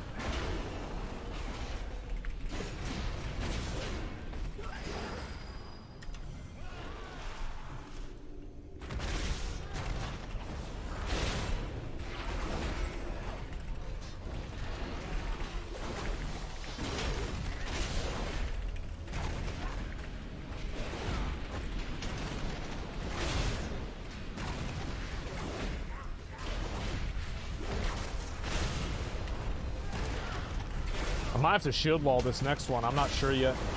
I'm gonna decide whenever it's going out. No. I didn't need to. One of my biggest weaknesses, I think, as a tank is like not knowing when to use rage defensively or offensively. Oh, spiders?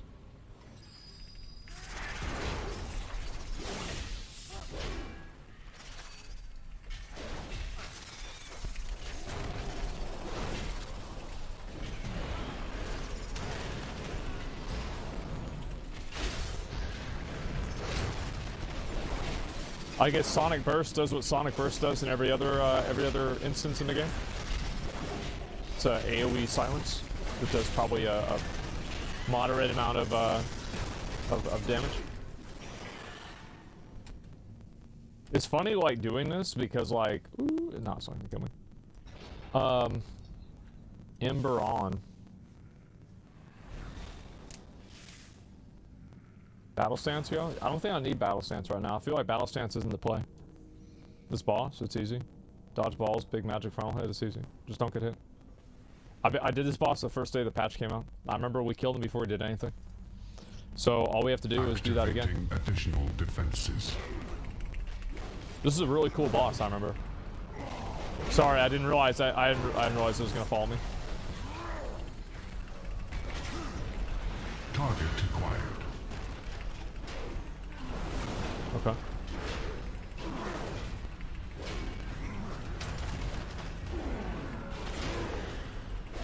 Enemy marked.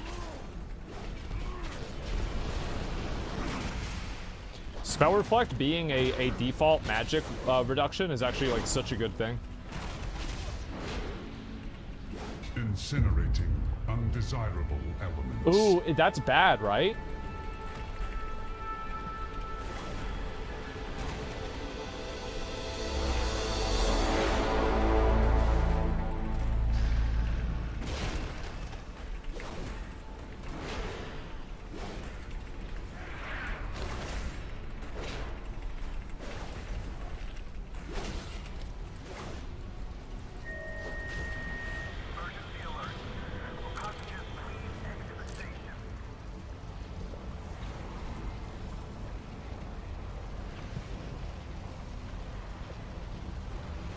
Good job, guys. Oh shit, Shy Willy? Wait, damn, y'all almost got me died. I almost died out of that. Holy shit. Yo, thank you for the raid. I appreciate it. Thank you very much. Hi guys. I'm playing World of Warcraft. It's a small indie game. The developers are working really hard to make it good, but you know, it's a small game and they can only do what they can, you know?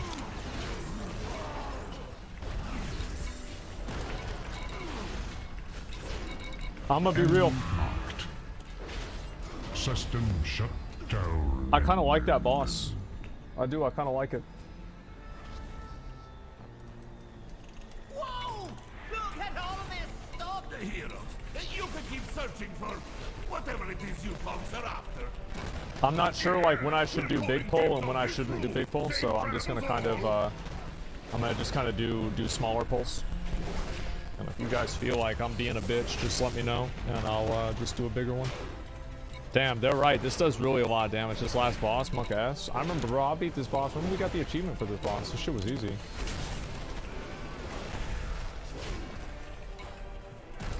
Stun that? I'm sorry, I should have stunned that earlier. It's my bad.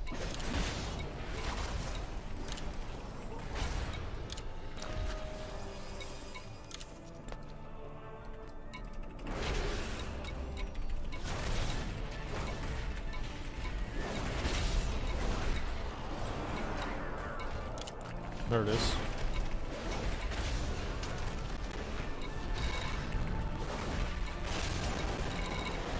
We probably could pull 2 packs.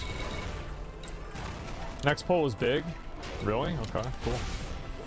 I like big pulls. Next pull double up, easy. I'll do it.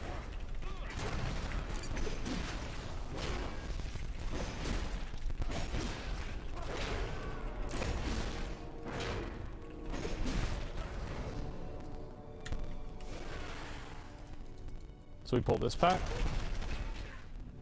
and then we get this pack.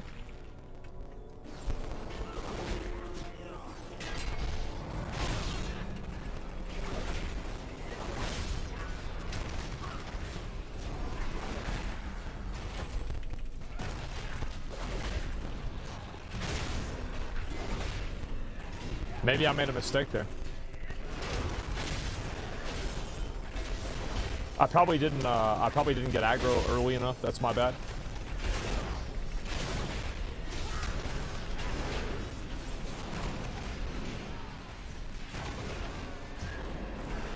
You good? No, I always feel like I can do better as a tank. Like, I actually like tanking a lot more than DPS, and the reason why is I do more damage as a tank than I do as a DPS. It's because I suck. And also, like, I feel like tanking is like much more binary, right? Where like if I'm bringing these down, like to the next pack.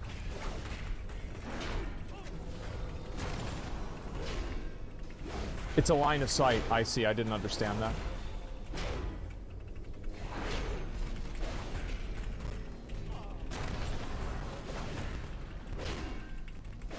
Oh, we pulled those guys too? Okay.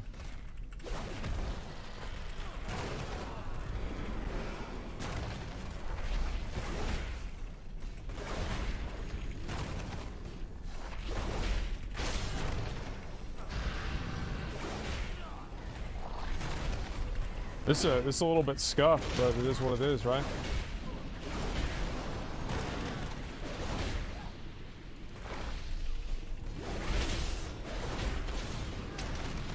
Damn, that really got you doing some stupid ass shit in this dungeon, huh? Like, you're gonna be like running in and out of melee to fight like these other mobs. Like, bro, this shit's annoying.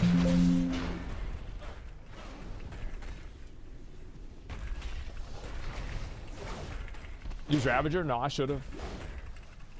As I said, this is my first time ever tanking this, ever doing, you know, like, a lot of new stuff in the game right now for me. So I'm just trying to live and trying to survive. I didn't realize we were trying to do all these. Is this like a boss or some shit? No, it's not. It's just some loser. What have we here? Alex Strasser's lapdogs, I suspect. I fear I will have to deny your queen her